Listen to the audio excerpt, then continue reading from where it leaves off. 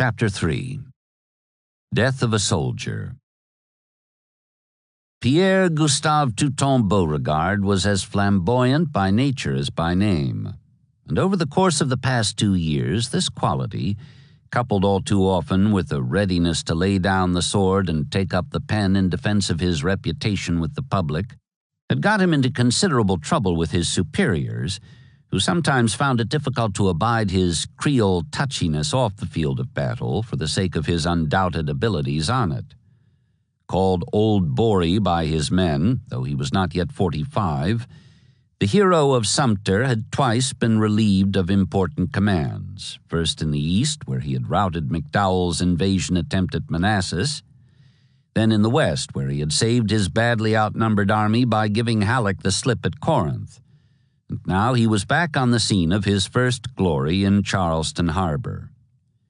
Here, as elsewhere, he saw his position as the hub of the wheel of war.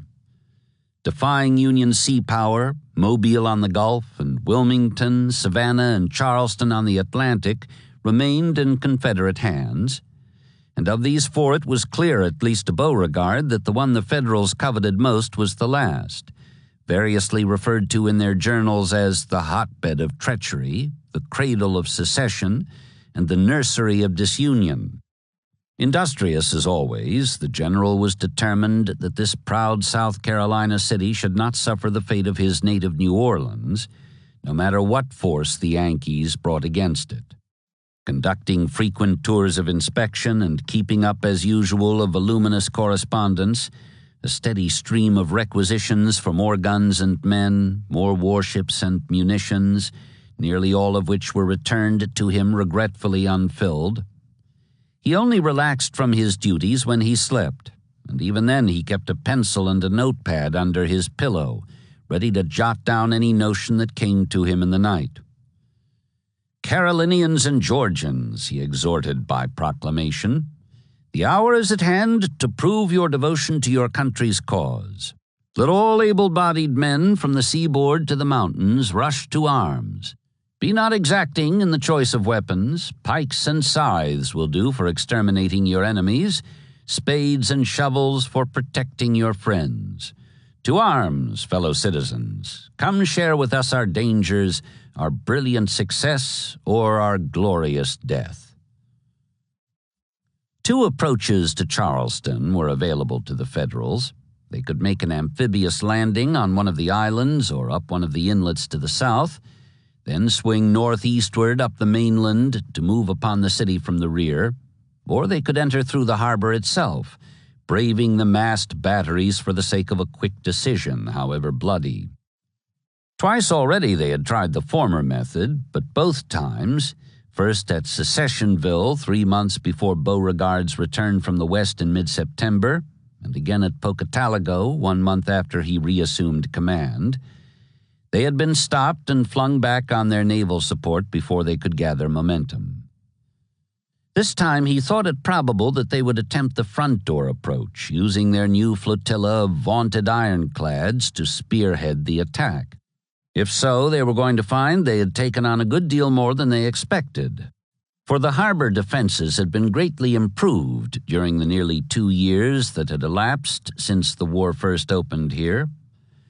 Fort Moultrie, Castle Pinckney, and Fort Sumter, respectively on Sullivan's Island, off the mouth of the Cooper River and opposite the entrance to the bay, had not only been strengthened, each in its own right, but now they were supported by other fortifications constructed at intervals along the beaches and connected by a continuous line of signal stations, making it possible for a central headquarters, itself transferable, to direct and consolidate their fire. First Beauregard, then Pemberton, and now Beauregard again, both accomplished engineers and artillerists, advised moreover by staffs of specialists as expert as themselves, had applied all their skill and knowledge to make the place as nearly impregnable as military science and Confederate resources would allow. A total of 77 guns of various calibers now frowned from their various embrasures, in addition to which the harbor channels were thickly sown with torpedoes and other obstructions, such as floating webs of hemp designed to entangle rudders and snarl propellers. Not content with this, the sad-eyed little Creole had not hesitated to dip into his limited supply of powder in order to improve the marksmanship of his cannoneers with frequent target practice. Like his idol Napoleon, he believed in a lucky star, but he was leaving as little as possible to chance, for which reason he had set marker buoys at known ranges in the bay, with the corresponding elevations chalked on the breeches of the guns. As a last-ditch measure of desperation to be employed if all else failed, he encouraged the organization of a unit known as the Tigers, made up of volunteers whose assignment was to hurl explosives down the smokestacks of such enemy ships as managed to break through the ring of fire and approach the fortress walls or the city docks. The ironclads might indeed be invincible. Some said so, some said not. But one thing was fairly certain. The argument was likely to be settled on the day their owners tested them in Charleston Harbor. This was not to say that Beauregard had abandoned all notion of assuming the offensive, however limited his means. He had at his disposal 2 homemade rams, the Palmetto State and the Chicora, built with funds supplied by the South Carolina legislature and the Ladies' Gunboat Fair. The former mounted an 80-pounder rifle aft and an 8-inch shell gun on each broadside, while the latter had 2 9-inch smooth bores and 4 rifled 32-pounders. Both were balky and slow, with cranky, inadequate engines and armor improvised from boilerplate and railroad iron. But as January drew to a close, the general was determined to put them to the test by challenging the blockade squadron off the Charleston bar. Orders were handed Flag Officer Duncan Ingram on the 30th, instructing him to make the attempt at dawn of the following day. Beauregard, meanwhile, had in mind a more limited offensive of his own to be launched against the 9-gun screw steamer Isaac Smith, which had been coming up the Stono River almost nightly to shell the Confederate camps on James and John's Islands. That night he lay in wait for her with batteries of field artillery, allowed her to pass unchallenged, then took her under fire as she came back down. The opening volley tore off her stack, stopped her engines, riddled her lifeboats, and killed 8 of her crew. Her captain quickly surrendered himself and his ship and the 94 survivors, including 17 wounded. Repaired and rechristened, the Smith became the Stono and served under that name as part of Charleston's miniature defense squadron, the rest of which was already on its way across the bay under cover of darkness, in accordance with Ingram's orders to try his hand at lifting the Union blockade. Palmetto State and Chicora, followed by 3 steam tenders brought along to tow them back into the harbor in case their engines failed, were over the bar and among the wooden-walled blockaders by first light.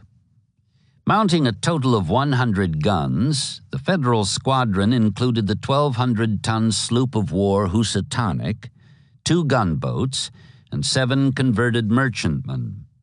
A lookout aboard one of these last, the 9-gun steamer Meridian, was the first to spot the misty outline of an approaching vessel. "She has black smoke," he shouted. "Watch, man the guns. Spring the rattle. Call all hands to quarters." This brought the captain out on deck, clad only in a pea-jacket. When he, too, spotted the stranger, nearer now, he cupped his hands about his mouth and called out, "Steamer ahoy! You will be into us. What steamer is that?" It was the Palmetto State, but for a time she did not deign to answer. Then, "Halloo," her skipper finally replied, and with that, the ram put her snout into the quarter of the Meridian and fired her guns. Flames went up from the crippled steamer. "Surrender," the rebel captain yelled up, "or I'll sink you." The only answer was a cloud of oily smoke shot through with steam. "Do you surrender?" he repeated. This brought the reply, "I can make no resistance. My boiler is destroyed." "Then do you surrender?" "Yes." So the Palmetto State backed off, withdrawing her snout, and turned to go to the help of the Chicora, which meanwhile had been serving the 10-gun sidewheel steamer Keystone State in much the same fashion. Riddled and aflame, the Federal hauled down her flag to signify surrender, then ran it up again and limped out to sea as the two rams moved off in the opposite direction. At the far end of the line, the Housatonic and the gunboats held their station, thinking the racket had been provoked by a blockade runner venturing out. By full daylight, the two improvised ironclads were back in Charleston harbor, their crews accepting the cheers of a crowd collected on the docks. Beauregard was elated by the double coup. Quick to claim that the blockade had been lifted, at least for a time, he took the French and Spanish consuls out to witness the truth of his words that the outer harbor remained in the full possession of the two Confederate rams. Not a Federal sail was visible, even with spyglasses. Next day, the blockaders were back again, presumably too vigilant now to permit him to risk another such attempt, but he did not admit that this detracted in the slightest from the brilliance of the exploit. He bided his time, still improving his defenses for the all-out attack which he believed was about to be launched. Already 6 monitors are in the waters of my department, concentrating about Port Royal, and transports with troops are still arriving from the north, he reported in mid-March. I believe the drama will not much longer be delayed. The curtain will soon rise. 3 more weeks went past before his prediction was fulfilled. Then, on Monday, April 6th, the day after Easter, it was also the first anniversary of Shiloh and within a week of the second anniversary of the opening of the war in this same harbor, not 6, but 9 brand-new Union ironclads, some single and some double-turreted, crossed the Charleston bar and dropped anchor in the channel, bringing their great 15-inch guns to bear on the forts and batteries Beauregard had prepared for their reception. The curtain had indeed risen. Rear Admiral Samuel DuPont had the flag. It was he who, back in early November of 1861, had conceived and executed the elliptical attack on Port Royal, thereby giving the North its first substantial victory of the war. And it was hoped by his superiors, his desk-bound superiors in Washington, that is, for he had no superiors afloat, that he would repeat the triumph here in Charleston harbor. Son of a wealthy New York importer and nephew of an even wealthier Delaware powder maker, the admiral was approaching 60, a hale, well-set-up aristocrat with a dignified but genial manner and a growth of luxuriant whiskers, describing a bushy U about his chops and under his clean-shaven mouth and chin, all of which combined to give at least one journalist the impression that he was one of the stateliest, handsomest, and most polished gentlemen I have ever seen. Gideon Welles admired him, too, up to a point. He is a skillful and accomplished officer, the secretary confided in his diary. Has a fine address, but is a courtier with perhaps too much finesse and management. This edge of mistrust was returned by the man who was its object. It seemed to DuPont, whose enthusiasm had been tempered by close association, that the Navy Department was suffering from an affliction which might have been diagnosed as ironclads on the brain. This had not always been the case, particularly in the days when John Erickson was trying to persuade the brass to give him authority for construction of the Monitor. Grudgingly, despite grave objections, they had finally let him go ahead with a contract which stipulated that he would not be reimbursed in case of failure.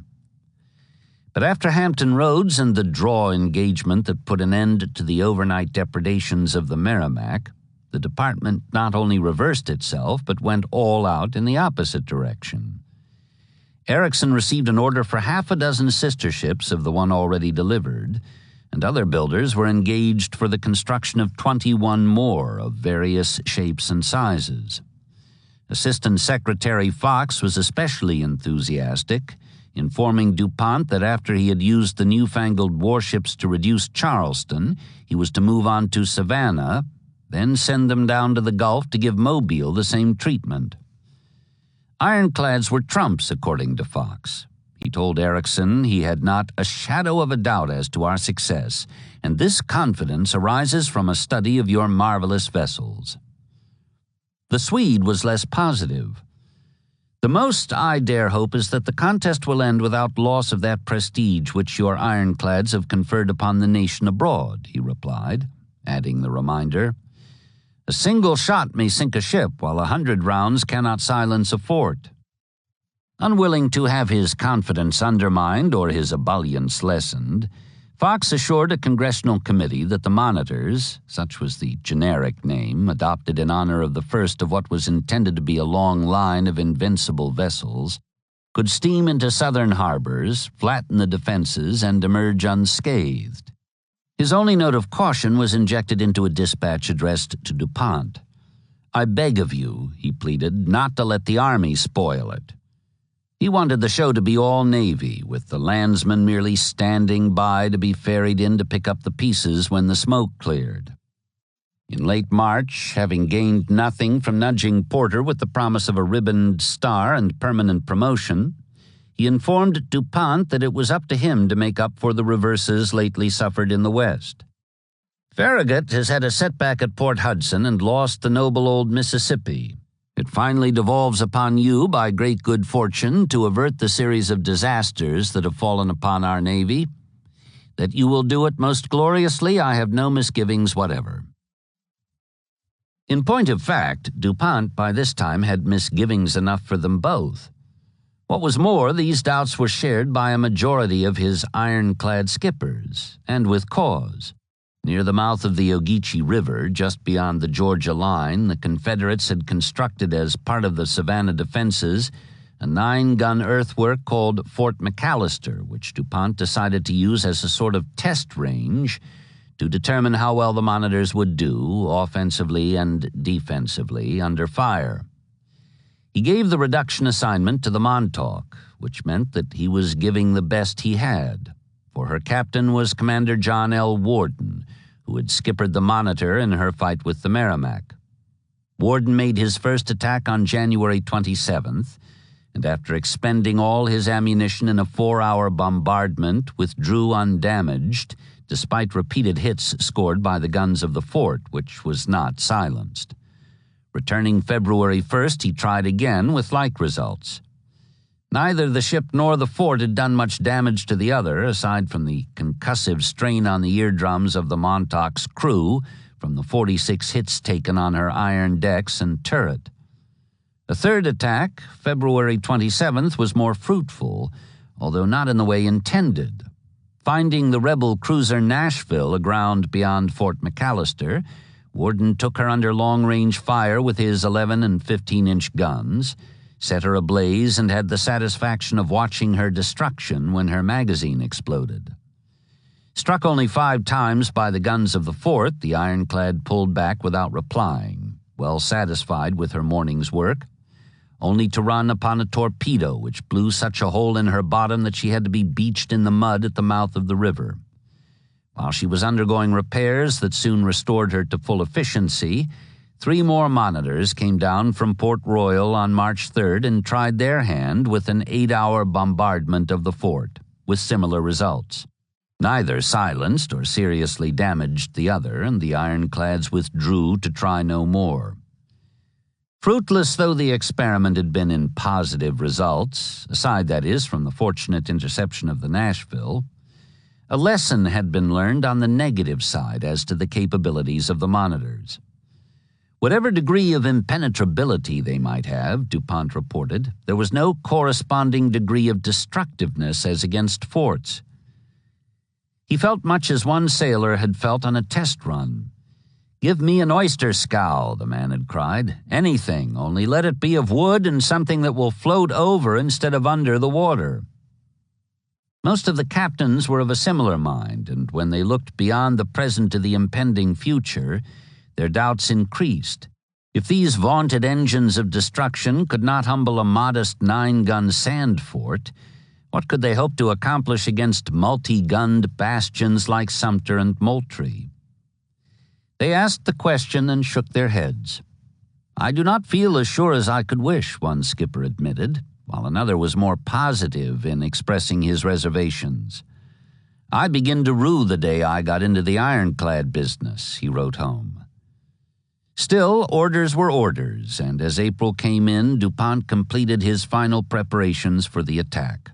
In addition to his flagship, the new Ironsides, a high-bulwarked 3,500-ton frigate whose ponderous armor and 20 heavy guns mounted in broadside made her the most powerful battleship in the world.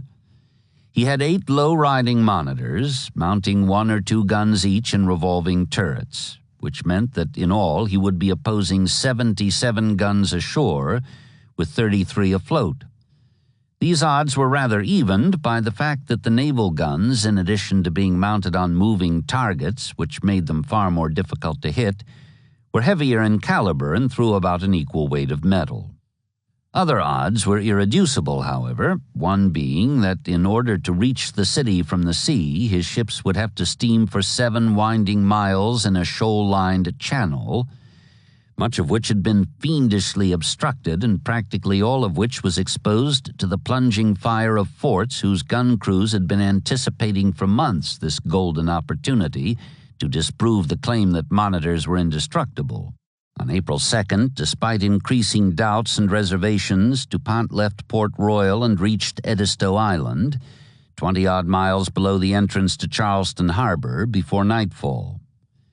There, the ships were cleared for action, the exposed armor of their decks and turrets covered over with slippery, untanned hides and their bulwarks slopped with grease to lessen the bite of enemy projectiles. That at least was the hoped-for effect when the vessels should come under fire. The more immediate result, however, was that they stank fearfully under the influence of the Carolina sun. On the 5th, Easter Sunday, they cleared north Edisto and crossed the Charleston Bar next morning. DuPont had intended to attack at once, but finding the weather hazy, which, as he said, prevented our seeing the ranges, he decided to drop anchors and wait for tomorrow in hopes that it would afford him better visibility.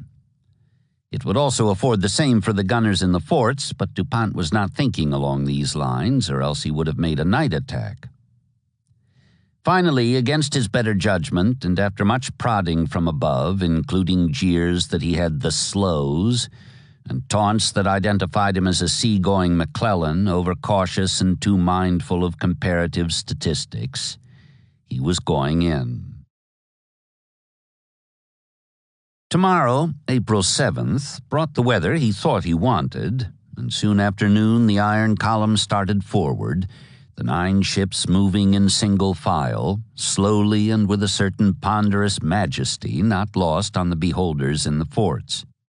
Originally, the admiral had intended to lead the way in the flagship, but on second thought he decided to take the center position from which signals could be better made to both ends of the line, so that the resultant order of battle was Weehawken, Passaic, Montauk, Patapsco, New Ironsides, Catskill, Nantucket, Nahant, Keokuk.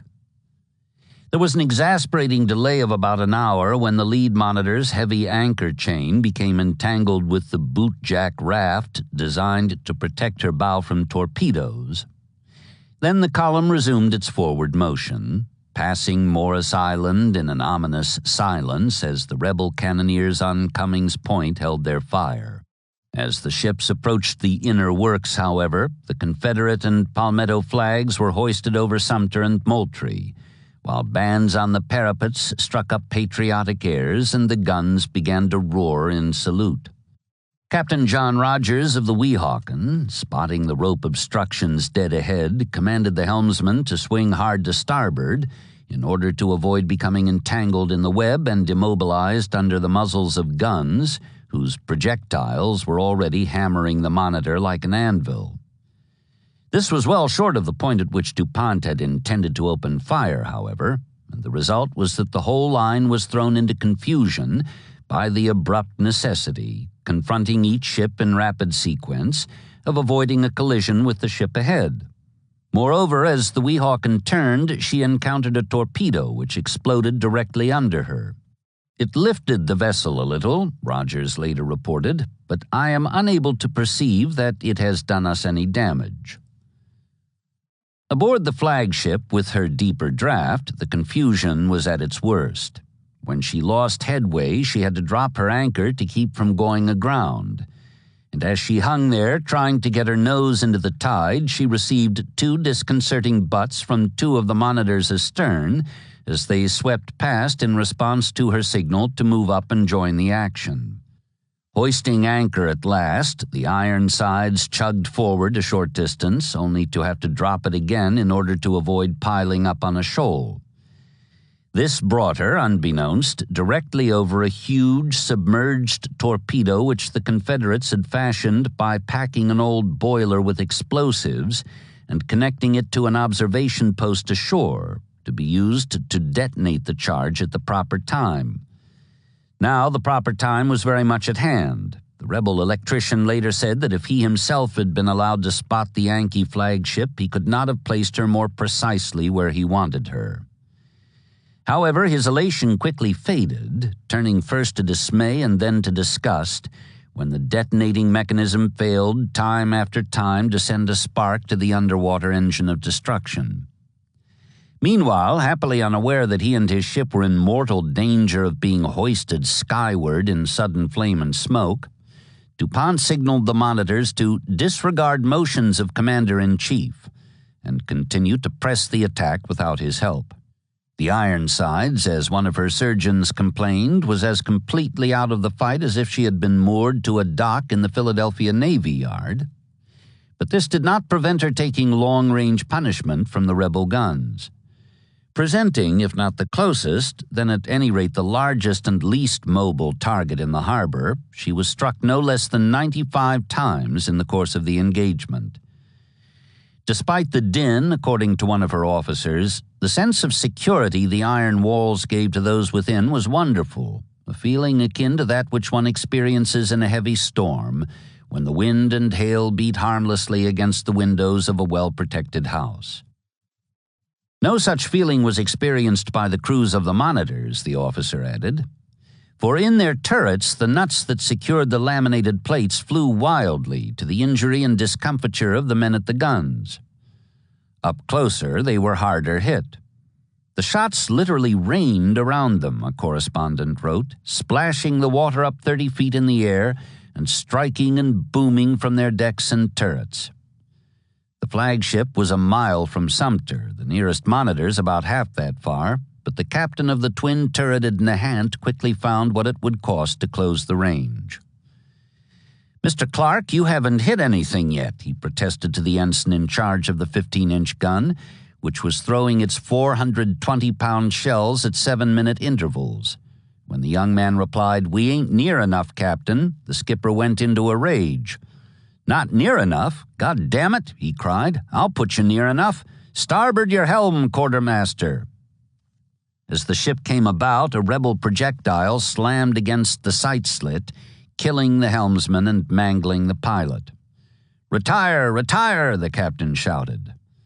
Others caught it as hard or harder, with similar results. Smokestacks perforated, turrets jammed, decks ripped up, guns knocked out of action. The only effect on the enemy a journalist could see, examining the brick northeast face of Sumter through his glasses, was that of increasing pockmarks and discolorations on the walls, as if there had been a sudden breaking out of cutaneous disease. But there was no corresponding slackening of fire from within the fort, whose cannoneers were jubilant over the many hits they scored. Frenzied at being kept from a share in the fun of pummeling the ironclads, Confederates locked in the Moultrie guardhouse screamed above the roar of the bombardment, "For God's sake, let us come out and go to the guns." After peering through the drifting smoke for about 2 hours, DuPont was told that it was nearly 5 o'clock. "Make signal to the ships to drop out of fire," he said quietly. "It is too late to fight this battle tonight. We will renew it early in the morning." Below decks, when the gun captains received word of this decision, they sent up an urgent request that they be allowed to fire at least one broadside before retiring. It was granted, and as the Ironsides turned to steam down the channel, an 8-gun salvo was hurled at Moultrie, the only shots she fired in the course of the engagement. This brought the total to an even 150 rounds expended by the flotilla, and of these, 55 were scored as hits. The Confederates, on the other hand, had fired 2,209, of which no less than 441 had found their mark, despite the fact that the targets had not only been comparatively small and moving, but had also been mostly submerged. That this was remarkably effective shooting, DuPont himself began to appreciate when the retiring monitors came within hailing distance of the flagship and he got a close-up look at their condition. The first to approach was the Keokuk, limping badly. Last in and first out, she had ventured nearest to Sumter's 44 guns, and she had the scars of 90 point-blank hits to prove it. She was riddled like a colander, one witness remarked, the most severely mauled ship one ever saw. That night, in fact, she keeled over and sank at her anchorage off Morris Island. Others also had been roughly handled. Weehawken had taken 53 hits, Nantucket 51, Patapsco 47, Nahant 36, Passaic 35, Catskill 20, and Montauk 14. In general, the damage suffered was in inverse ratio to the individual distance between them and the rebel guns, and none had been closer than 600 yards. The admiral's intention to renew the battle early in the morning was modified by the sight of his crippled monitors. 5 of the 8 were too badly damaged to be able to engage if ordered, and of these 5, 1 would sink before the scheduled time for action. Equally conclusive were the reports and recommendations of the several captains when they came aboard the flagship that evening. "With your present means," John Rogers advised, "I could not, if I were asked, recommend a renewal of the attack." The redoubtable Warden was no less emphatic. "After testing the weight of the enemy's fire and observing the obstructions," he reported, "I am led to believe that Charleston cannot be taken by the naval force now present, and that had the attack been continued today, it could not have failed to result in disaster." This gave DuPont pause, and pausing, he reflected on the risks. Here was no New Orleans, where the problem had been to run the fleet through a brief, furious gauntlet of fire in order to gain a safe haven above the forts and place a defenseless city under the muzzles of its guns. This was Charleston, whose harbor, in the words of a staff officer, was a cul-de-sac, a circle of fire not to be passed. The deeper you penetrated the circle, the more you were exposed to destruction from its rim. Moreover, as the admiral saw the outcome, even if he pressed the attack, in the end we shall retire, leaving some of our ironclads in the hands of the enemy, to be refitted and turned against our blockade with deplorable effect.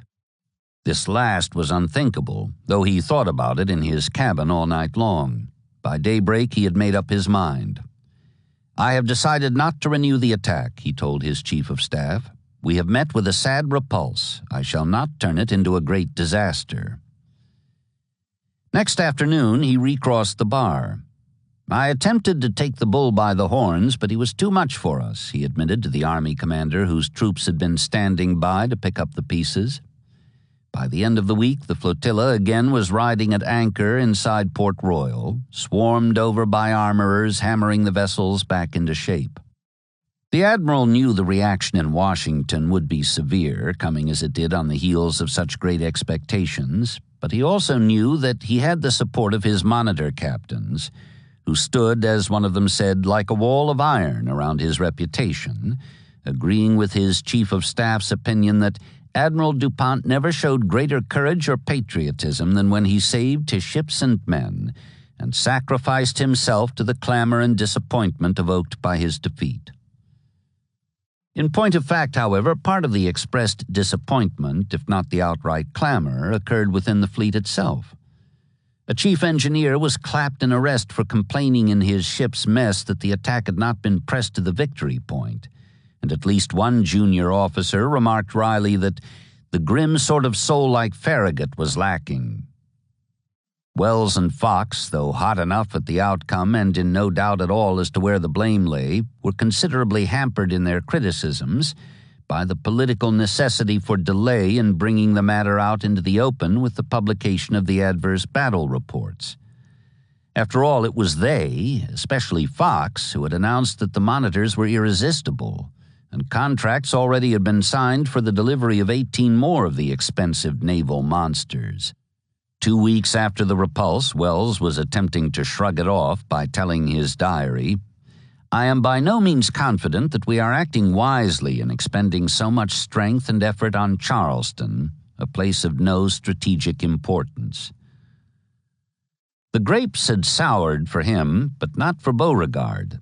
The Louisiana general's only regrets were that the boiler torpedo had not gone off beneath the Ironsides, and that the Yankees had slunk away without attempting a renewal of the assault, which he felt certain would have been even more decisively repulsed. In a congratulatory address to his troops, his enthusiasm knew no bounds. He spoke of the stranded, riddled wreck of the Keokuk, whose big guns now were part of the harbor defenses, and of the ignominious flight of her baffled coadjutors, whose defeat had re-inspired worldwide confidence in the ultimate and glorious triumph of the Confederate cause. In his official report to Richmond, though, for he had recently confided to a friend that from now on he was adopting a more restrained style in his dispatches, in order to counteract a rumor that he was prone to exaggerate his accomplishments, the little Creole, with his bloodhound eyes, his swarthy face, and his hair brushed forward in love locks at the temples, contented himself for the most part with factual observations.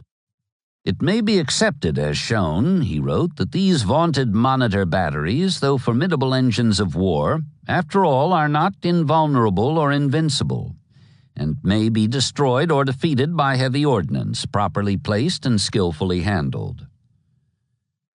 However, in the glow and warmth of congratulations being pressed upon him, including one that he had made Sumter a household word like Salamis and Thermopylae, he could not resist the temptation to add a closing flourish to the report. "My expectations were fully realized, and the country, as well as the state of South Carolina, may well be proud of the men who first met and vanquished the iron-mailed, terribly armed armada, so confidently prepared and sent forth by the enemy to certain and easy victory." 2.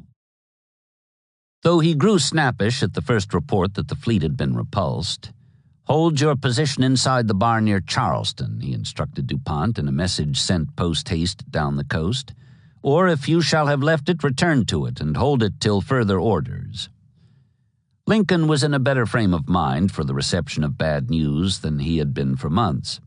The reason for this was that he had just returned from a 5-day Easter vacation, combined with a highly satisfactory inspection of the Army of the Potomac, whose tents were pitched along the Rappahannock in the vicinity of Falmouth. The visit was a heartening experience, not only because it showed him that the condition of the troops was excellent, but also because it abolished his main previous doubt as to the fitness of the man he had appointed as their commander. After saying, "Now there is Joe Hooker. He can fight. I think that is pretty well established," Lincoln had added, "But whether he can keep tavern for a large army is not so sure." If the trip down the bay had done nothing else, it had reassured the president on that score. Fighting Joe had taken hold with a vengeance, and the results were plain to see on the faces and in the attitude of the men. Fredericksburg and the Mud March, though the letters of the former were embroidered on the rippling blue of their regimental colors, were no longer even a part of their vocabulary. Hooker could indeed keep tavern. Within a week of his assumption of command, he jolted the commissary department by ordering the issue of rations expanded to include fresh vegetables and soft bread. He supervised a thorough cleanup of the unsanitary camps, shrinking the overlong sick lists in the process, and he instituted a liberal system of furloughs which, combined with a tightening of security regulations, did much to reduce desertion. "Ah, the furloughs and vegetables he gave," one infantryman still marveled years later. "How he did understand the road to the soldier's heart." In the midst of all this welcome reform, Army paymasters came down from Washington with bulging satchels and surprised the troops with 6 months' back pay. It was no wonder another veteran recalled that cheerfulness, good order, and military discipline at once took the place of grumbling, depression, and want of confidence. Idleness, that breeder of discontent, was abolished by a revival of the old-time grand reviews, with regiment after regiment swinging past the reviewing stand so that when the men executed the command "Eyes right," they saw their chieftain's clean-shaven face light up with pleasure at seeing their appearance improved by their diurnal spit and polish preparations. Unit pride, being thus encouraged, increased even more when Hooker, expanding the use of the so-called Kearney patch, a device improvised by the late Phil Kearney about this time last year to identify the men of his division in the course of their march up the York-James Peninsula, ordered the adoption of corps insignia of various shapes, cut from red, white, or blue cloth, thus indicating the 1st, 2nd, or 3rd Division, and stitched to the crown of the caps of the troops so that he and they could tell at a glance what corps and division a man was gracing or disgracing, on duty or off. Moreover, after the gruff and dish-faced Pope and the flustered and fantastically whiskered Burnside, Hooker himself, by the force of his personality and the handsomeness of his presence, infused some of the old McClellan magnetism into the reviving Army's ranks. Apollo-like, a Wisconsin major called the 48-year-old Massachusetts-born commander, and a visiting editor wrote of him as a man of unusually handsome face and elegant proportions, with a complexion as delicate and silken as a woman's. Another remarked along this same line that the general looked as rosy as the most healthy woman alive. Some claimed that this glow, this rosiness, had its origin in the bottle. The men themselves apparently took pride in the assertion. "Joe Hooker is our leader. He takes his whiskey strong," they sang as they set off on practice marches. While other dissenters from the prevalent chorus of praise, although admitting that the general was handsome and picturesque in the extreme, directed attention to what one of them called his fatally weak chin. Still others believed they detected inner flaws below the rosy surface. "He could play the best game of poker I ever saw," a former West Coast intimate recollected, "until it came to the point when he should go 1,000 better, and then he would flunk." But the harshest judgment of all came from a cavalry officer, Charles F. Adams, Jr. According to this son of the ambassador to England, the new commander was a noisy, low-toned intriguer, under whose influence Army headquarters became a place to which no self-respecting man liked to go, and no decent woman could go. It was a combination of barroom and brothel. Young Adams's own tone was exceptionally high, which made him something less than tolerant of the weakness of others, particularly the weaknesses of the flesh from which he himself apparently was exempt. But in support of at least a part of the accusation was the fact that from this time on, the general's surname entered the language as one of the many lowercase slang words for prostitute. As for the rest, however, a friend who was with him almost daily insisted that Hooker had gone on the wagon the day he took command. Headquarters might have some of the aspects of a barroom, as Adams said, but according to this observer, the general himself did not imbibe. The fact was, it did indeed appear that he, as well as the Army, had experienced a basic change of character. Much of his former bluster was gone. He had even acquired a dislike for his nom de guerre, though perhaps this was largely because the story was beginning to get around that he had come by it as the result of an error made in a New York composing room during the Peninsula Campaign, when a last-minute dispatch arrived from the front with additional news involving his division. "Fighting, Joe Hooker." The follow-up was tagged, indicating that it was to be added to what had gone before, but the typesetter dropped the dash and it was printed as a separate story under the resultant heading. The nickname stuck despite the general's objections. "Don't call me Fighting Joe," he said. "It makes the public think that I'm a hot-headed, furious young fellow accustomed to making furious and needless dashes at the enemy." Nor was this the only change in Hooker.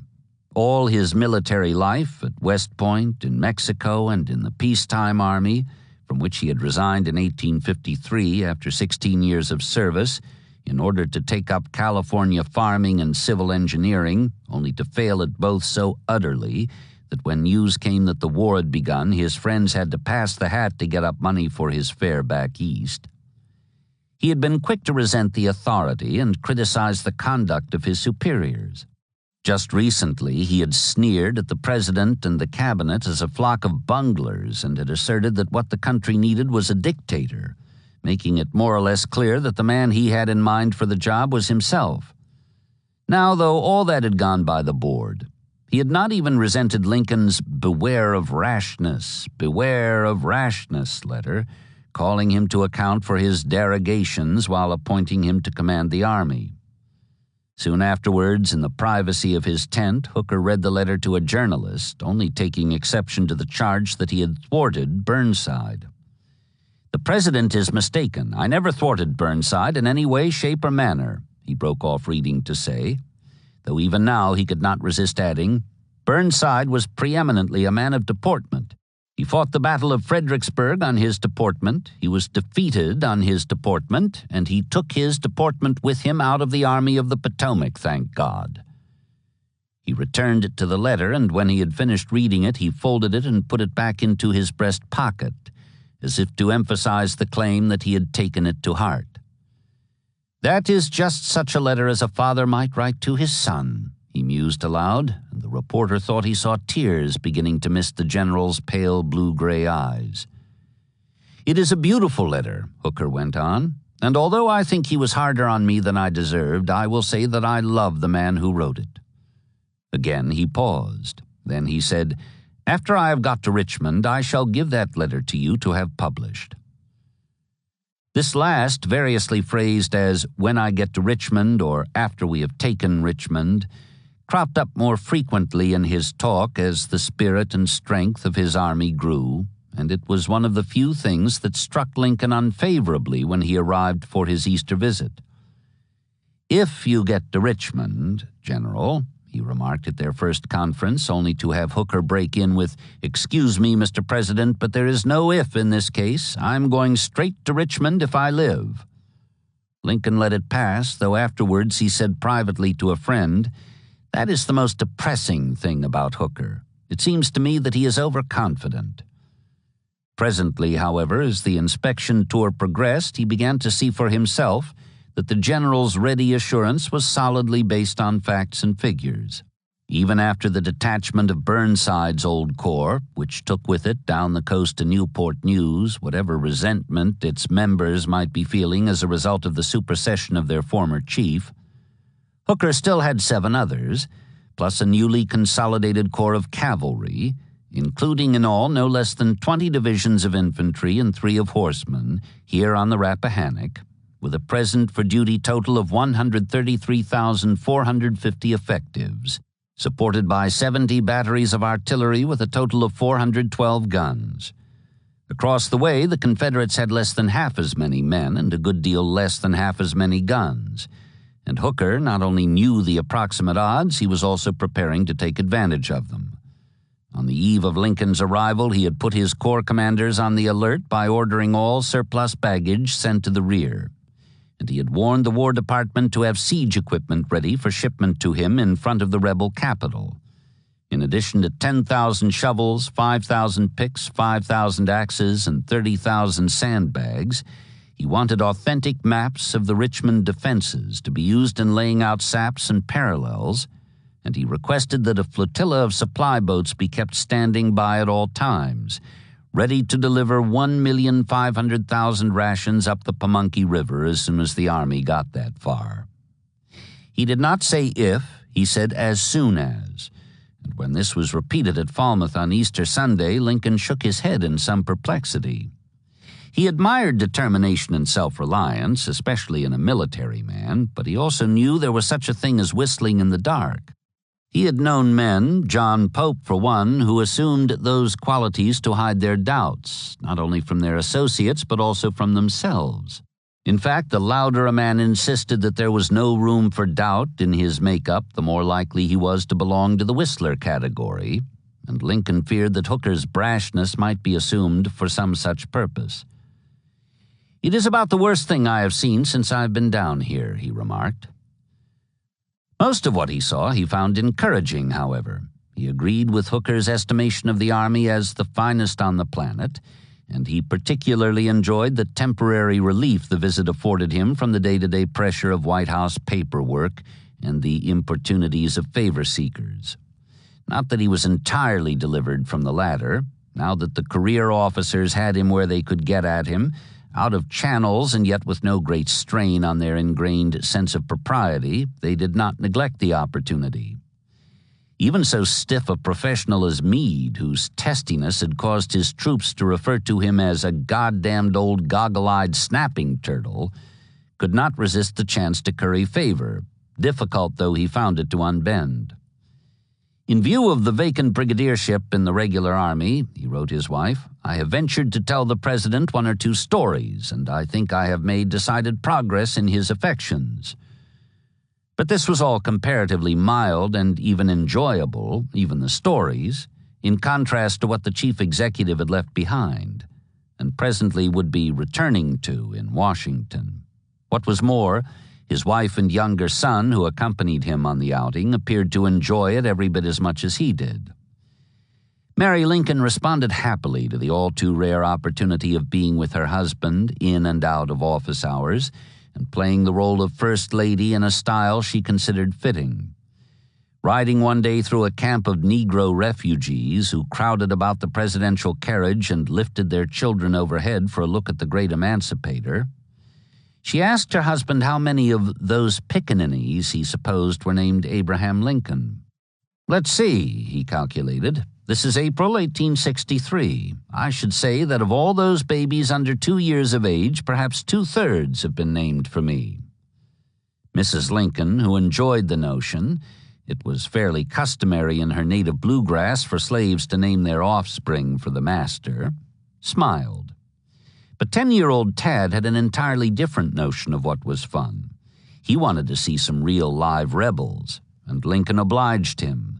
Proceeding one blustery morning to Stafford Heights, they looked across the Rappahannock and down into the ruined streets of Fredericksburg, where the Army had staged its 2-day carnival before crossing the Champaign Tract, to be brought up short in front of the sunken road at the foot of Marie's Heights. And to Tad's delight, they saw floating from the eaves of one of the town's few unwrecked houses the Stars and Bars.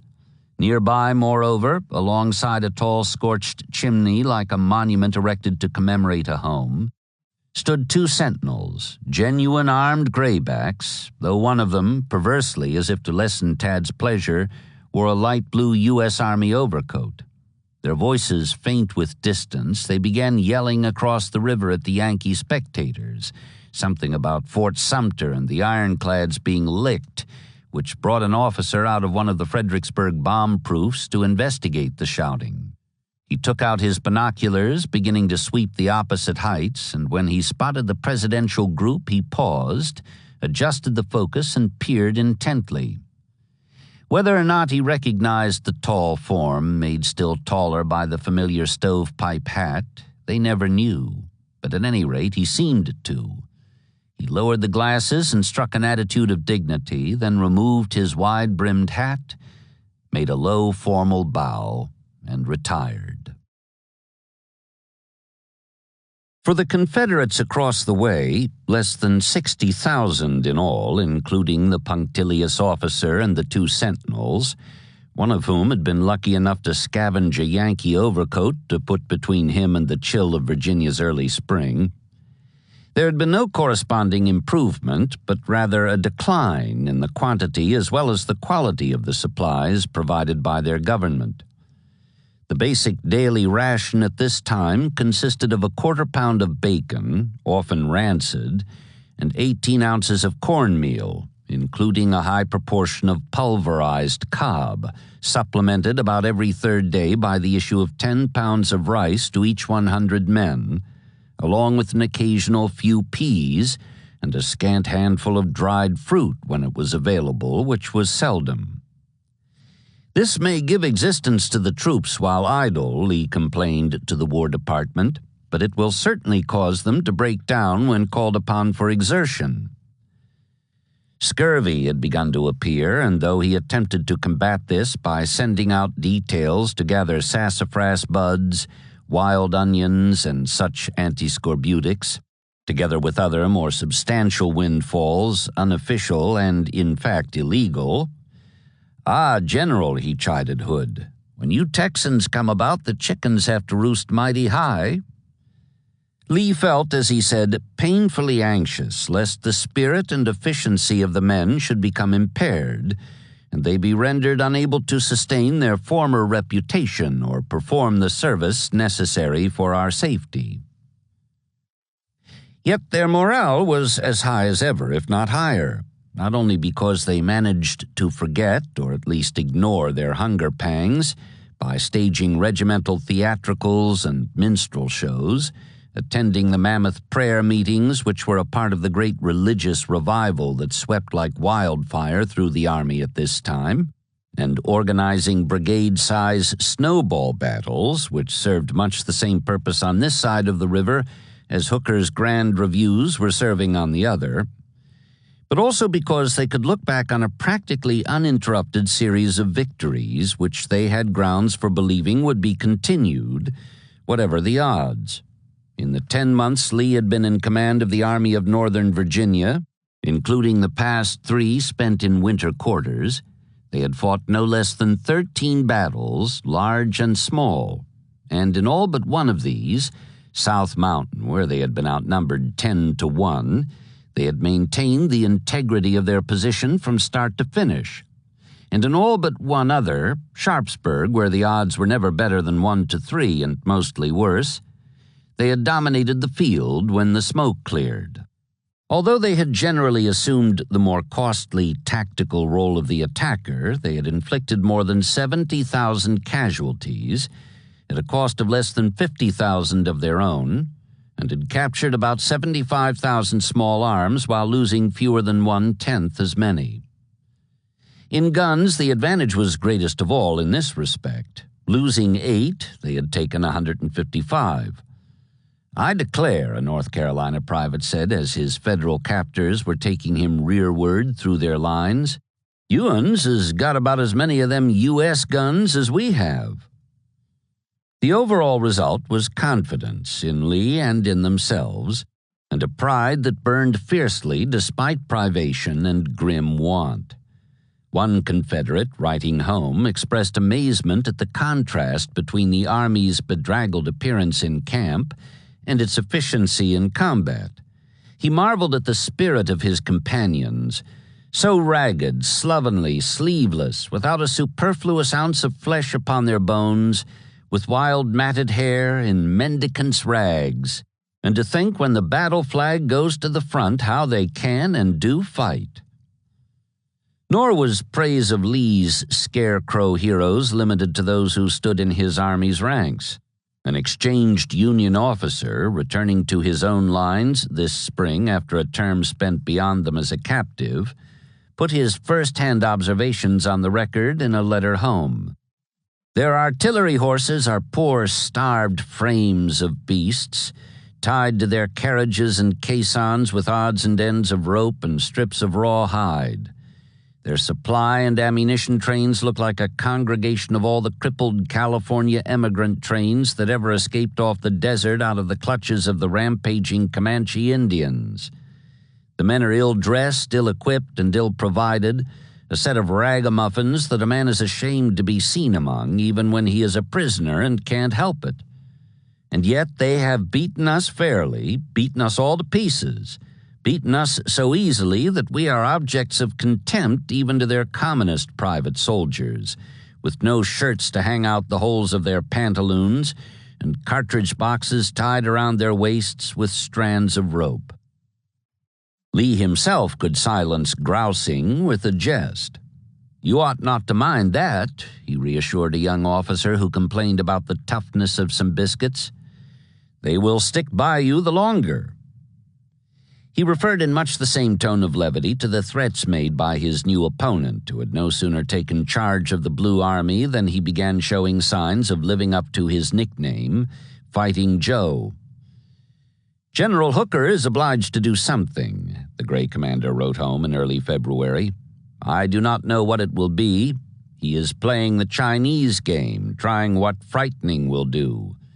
He runs out his guns, starts wagons and troops up and down the river, and creates an excitement generally. Our men look on in wonder, give a cheer, and all again subsides in statu quo ante bellum. When nothing came of all this show of force before the month was out, Lee expressed a wry impatience. "I owe Mr. F.J. Hooker no thanks for keeping me here," he told his wife. "He ought to have made up his mind long ago what to do." At the same time, though, he was warning subordinates that the Bluecoats would make every effort to crush us between now and June, and it will require all our strength to resist them. His confidence, while as firm as that of the men he led, did not cause him to ignore the present odds or the fact that if they continued to lengthen, they would stretch beyond endurance. Within a month of the destructive but fruitless repulse of the Federal host that ventured across the river in mid-December, he made his warning explicit in a dispatch to the Secretary of War. "More than once have most promising opportunities been lost for want of men to take advantage of them, and victory itself has been made to put on the appearance of defeat, because our diminished and exhausted troops have been unable to renew a successful struggle against fresh numbers of the enemy. The lives of our soldiers are too precious to be sacrificed in the attainment of successes that inflict no loss upon the enemy beyond the actual loss in battle." And he added, with a new note of bitterness which had come with the sack of Fredericksburg and the issuance of the Emancipation Proclamation, "In view of the vast increase of the forces of the enemy, of the savage and brutal policy he has proclaimed, which leaves us no alternative but success or degradation worse than death, if we would save the honor of our families from pollution and our social system from destruction, let every effort be made, every means be employed, to fill and maintain the ranks of our armies, until God in His mercy shall bless us with the establishment of our independence." Instead of an increase, what followed hard on the heels of this appeal was a drastic reduction of his fighting strength, beginning January 14th with the detachment of D.H. Hill to contest the further invasion of the crusty Tar-Heel general's home state, presaged by the Federals' mid-December advance on Goldsboro. Lee himself went to Richmond 2 days later to confer with Davis on this and other problems, but had to hurry back to the Rappahannock on the 18th, the eve of his 56th birthday, when the high-level Council of War was disrupted by news that Burnside's army was astir in its camps around Falmouth. As it turned out, all that came of this was the Mud March and Joe Hooker's elevation. Lee detached Robert Ransom's Demi Division, which had played a leading role in Longstreet's defense of the Sunken Road the month before, and sent it south to North Carolina, as he had agreed to do at the Interrupted Strategy Conference. Shortly afterwards, however, word came that Burnside's Old Corps had boarded transports at Aquia Landing and steamed down Chesapeake Bay to Hampton Roads. It seemed likely that these men were being returned to the scene of their year-old triumph below Norfolk, with instructions to extend their conquest eastward to the Weldon Railroad, Lee's vital supply connection with the factories and grain fields of Georgia and the Carolinas, or to Petersburg, whose fall would give them access to the back door of the capital itself. This two-pronged menace could not be ignored, whatever risk might be involved in attempting to contest it by a further weakening of the Rappahannock line. On February 15th, the dismemberment of Longstreet's corps was resumed. Pickett's division was hastened south to Richmond. Hood's followed 2 days later, accompanied by Old Peter himself, who was charged with the defense of the region beyond the James. These two divisions, combined with the troops already there, would give him 44,000 men in all, whereas the Federals had 55,000 on hand, exclusive of the corps that presumably was about to join them from Hampton Roads. It was at best a chancy business for the Confederates, north and south of their threatened capital, for even if these blue reinforcements arrived, as was expected momentarily, the command on the south side of the James would be no worse outnumbered than the one on the south side of the Rappahannock, now that more than a fourth of the latter's strength had been subtracted in favor of the former. All Lee could do in this extremity was urge Longstreet to be ready to hurry northward if possible. That is, if he could find a way to disengage without inviting the destruction of his command or the capture of Richmond. As soon as he got word that Hooker had left off playing the Chinese game and was on the move in earnest.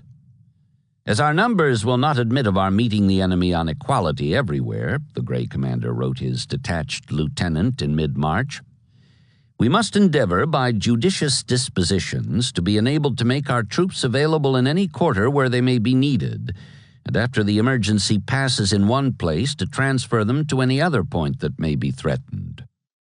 With fewer First Corps troops on hand than had departed, he was down to 58,800 effectives and 170 guns, to be used in opposing a good deal better than twice as many of both. He was almost precisely aware of his opponent's numerical preponderance, not only because of information he received from spies beyond the northern lines, but also because he read the northern papers, one of which was quite specific on the point. Quoting Hooker's medical director, this journal showed 10,777 men on the current sick list, and then went on to state that the sick-well ratio was 67.64 per 1,000. By computation, Lee arrived at a figure close to 160,000. Awesome though this total was, it was even a bit low. In late March, the federal commander, lumping teamsters, cooks, and other extra-duty personnel with all the rest, reported an aggregate present of 163,005. Against such odds, and with the knowledge that Hooker would choose the time and place of attack, Lee's only hope for salvation was superior generalship, his own and that of his chief subordinates, coupled with the valor of his soldiers and the increased efficiency of his army. To help achieve this last, he reorganized the artillery into battalions of 4 4-gun batteries each, 4 of which battalions were attached to each of the 2 corps, with 2 more in general reserve. His hope was that this arrangement, besides strengthening the close-up support of the infantry on the defensive, would provide the long arm with a flexibility that would permit a more rapid massing of fire from several quarters of the field at once, either for counter-battery work or for softening an enemy position as a prelude to attack. Whether such measures would produce the desired effect remained to be seen in combat, but another innovation required no testing, its effectiveness being apparent even to a casual eye.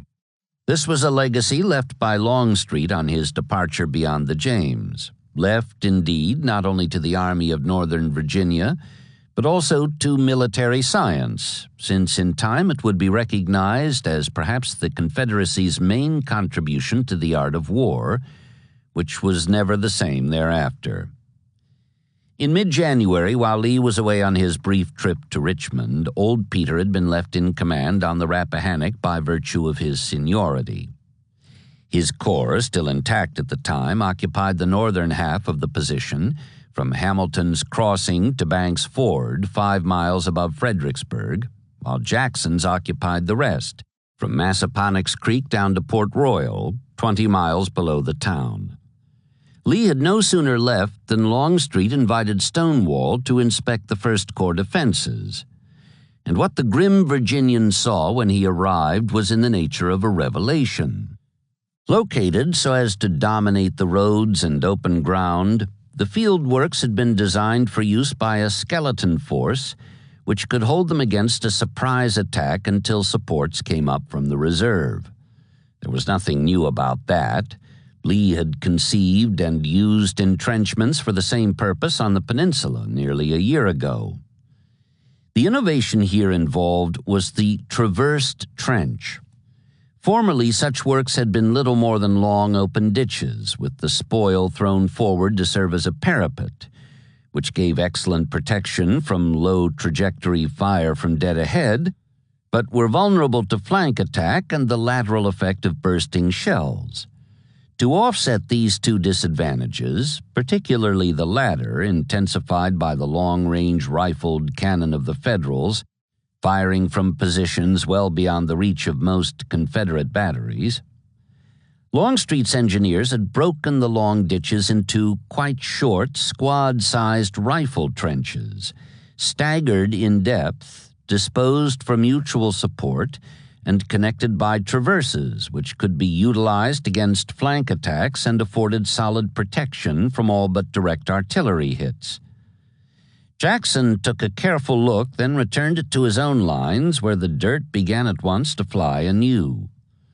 From such crude beginnings, fathered by the necessity for defending a fixed position against a greatly superior foe, grew the highly intricate field fortifications of the future.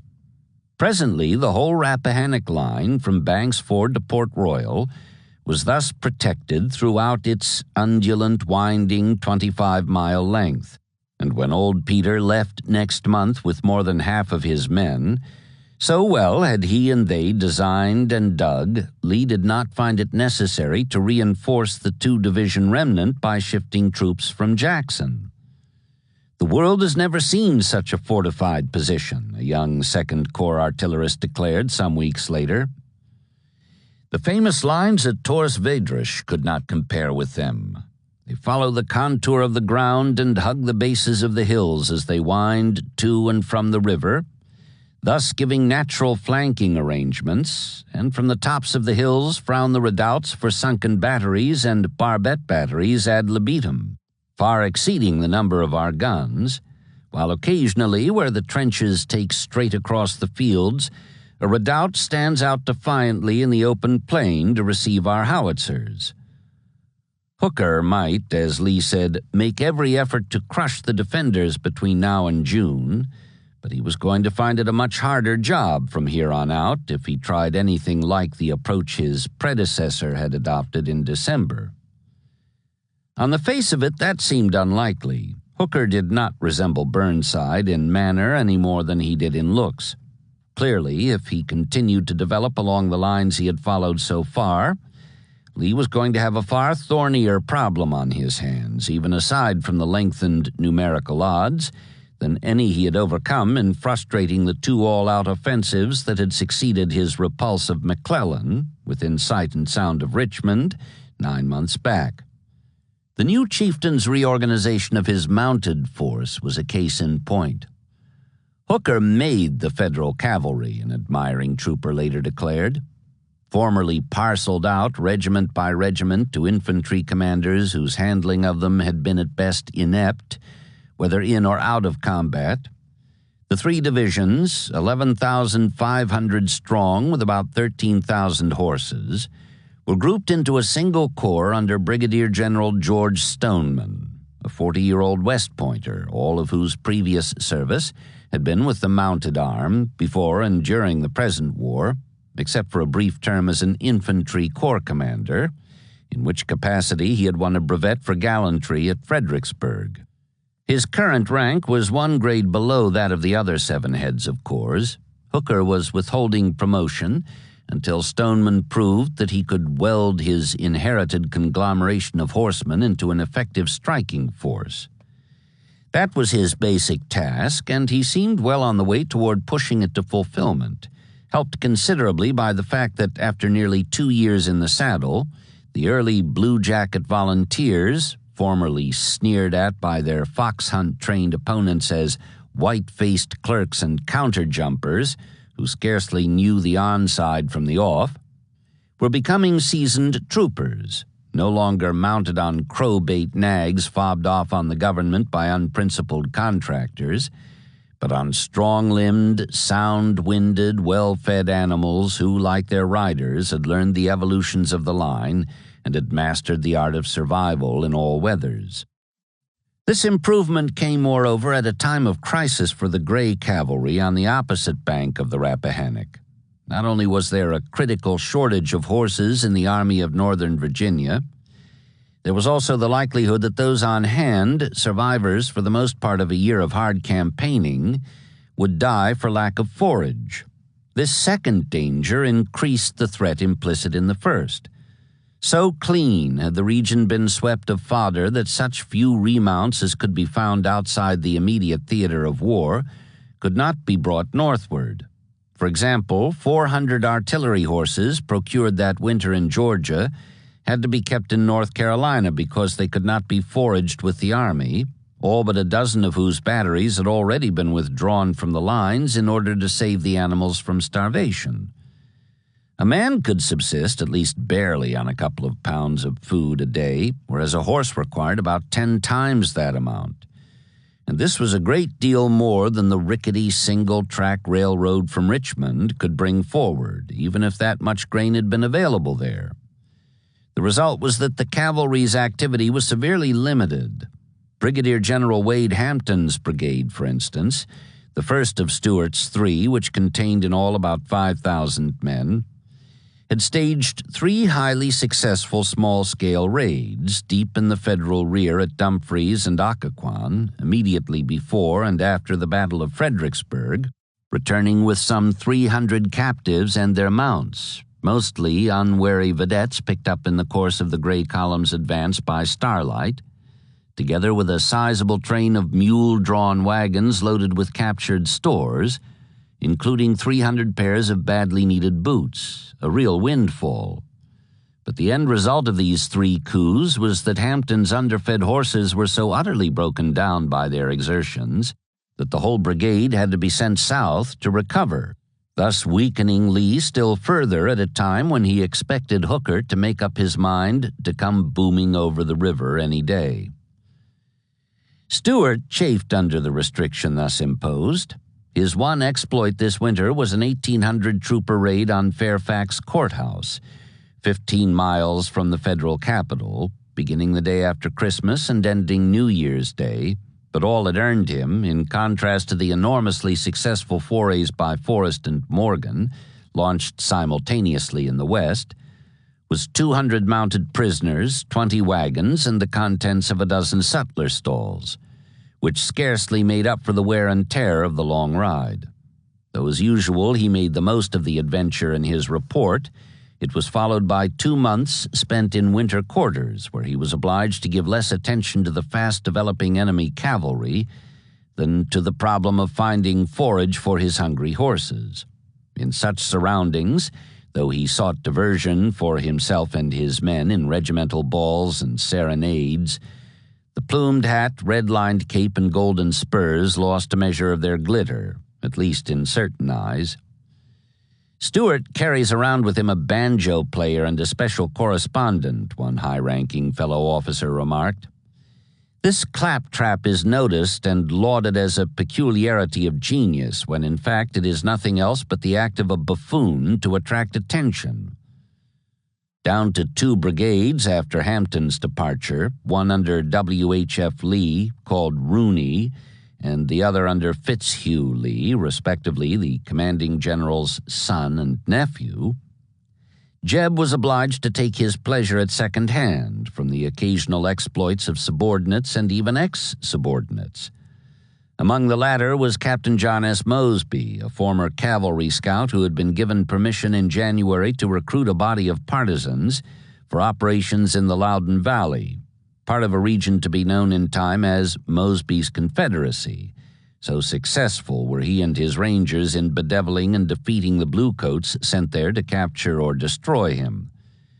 28 years old and weighing barely 125 pounds, the slim, gray-eyed Virginian first attracted wide attention by his capture at Fairfax on a night in early March of Brigadier General E.H. Stoughton, a Vermont-born West Pointer, together with 2 other officers, 30 men, and 58 horses.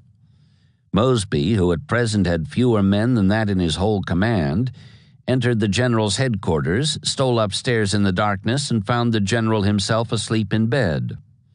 Turning down the covers, he lifted the tail of the sleeper's nightshirt and gave him a spank on the behind. "General," he said, "did you ever hear of Mosby?"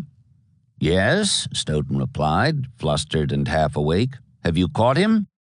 "He has caught you," Mosby said, by way of self-introduction, and got his captive up and dressed and took him back through the lines, along with virtually all of his headquarters guard, for delivery to Fitzhugh Lee the following morning at Culpeper. Fitz Lee, a year younger than the clean-shaven Mosby, though he disguised the fact behind an enormous shovel beard that outdid even Longstreet's in length and thickness, could appreciate a joke as well as the next man, and in this case he could appreciate it perhaps a good deal better, since he and the captive Vermonter had been schoolmates at the Point. Besides, he was in an excellent frame of mind just now, having returned the week before from a similar, though less spectacular exploit, involving still another fellow cadet of his and Stoughton's, New York-born Brigadier General W. W. Averill, who commanded the second of Stoneman's 3 divisions. Young Lee was sent by his uncle to investigate a rumor that Hooker was about to repeat McClellan's strategy by transferring his army to the peninsula. Crossing the Rappahannock well upstream at Kelly's Ford on February 24th, Lee's 400-man detachment pushed onto the Warrenton Post Road, then down it, penetrating the blue cavalry screen to the vicinity of Hartwood Church, 8 miles short of Falmouth. Here the Graybacks encountered their first serious opposition in the form of the 3rd Pennsylvania Cavalry, Averill's old regiment before his promotion to divisional command. Lee promptly charged and routed the Keystone troopers, capturing 150 of them at a cost to himself of 14 killed and wounded. Then, having secured the information he had come for, Hooker, whose headquarters were a scant half-dozen miles away by now, obviously was planning no such move as had been rumored. Lee successfully withdrew without further incident, leaving behind him a note for his former schoolmate, whose entire division had been turned out, along with 2 others of infantry, in a vain attempt to intercept the raiders and avenge the defeat of one of its best regiments. The note was brief and characteristic. "I wish you would put up your sword, leave my state, and go home," Fitz told his old friend, adding in reference to the speed with which the Bluecoats had retreated when attacked, "You ride a good horse, I ride a better. Yours can beat mine running." The close was in the nature of a challenge. "If you won't go home, return my visit and bring me a sack of coffee." Averill returned the visit within 3 weeks, and he took care to bring along a sack of coffee in his saddlebags. What was more, he repaid the call in force, splashing through the shallows of Kelly's Ford on the morning of March 17th with 3,000 troopers. Lee had fewer than 1,000 at the time, but his pickets put up such a scrap at the crossing that Averill, though he was pleased to have captured about 24 of them in the skirmish, persuaded himself that it would be wise to leave a third of his force there to protect his rear, thereby of his own accord reducing the odds to only a little better than 2-1. Also, being aware of his old schoolmate's impulsive nature, he halted about mid-morning, less than a mile beyond the river, dismounted his men, and took up a strong defensive position behind a stone wall crossing a pasture on the farm of a family named Brooks. Sure enough, at noon, Lee came riding hard from Culpeper and attacked without delay, his lead regiment charging dragoon style, 4 abreast. The result, as the defenders poured a hot fire from behind their ready-made breastworks, was a quick and bloody repulse. Averill cautiously followed it up, but was struck again 1 mile north with like results. While the Blue Riders held their ground, the Confederates crossed Carter's Run and reassembled, whereupon the 2 commands settled down to long-range firing across the creek, relieving the monotony from time to time with limited charges and countercharges, which did nothing to alter the tactical stalemate. This continued until about 5:30, when Averill, having learned from captured rebels that Stuart and his crack artillerist Pelham were on the field, decided that the time had come for him to recross the Rappahannock. "My horses were very much exhausted. We had been successful so far. I deemed it proper to withdraw." So he stated later in his report. However, before terminating the requested visit, he took care to observe the amenities by leaving the sack of coffee Lee had asked for, together with a note. "Dear Fitz, here's your coffee, here's your visit. How do you like it? Averill." The truth was, Fitz did not much like it. though he could and did claim victory on grounds that he had remained in control of the field after the enemy withdrew. This was not very satisfactory when he considered that the Federals could make the same claim with regard to every similar Confederate penetration, including his own recent raid on Hartwood Church and Stuart's dazzling raids the year before. Then, too, there was the matter of casualties. Suffering 133, Lee had inflicted only 78, or not much over half as many.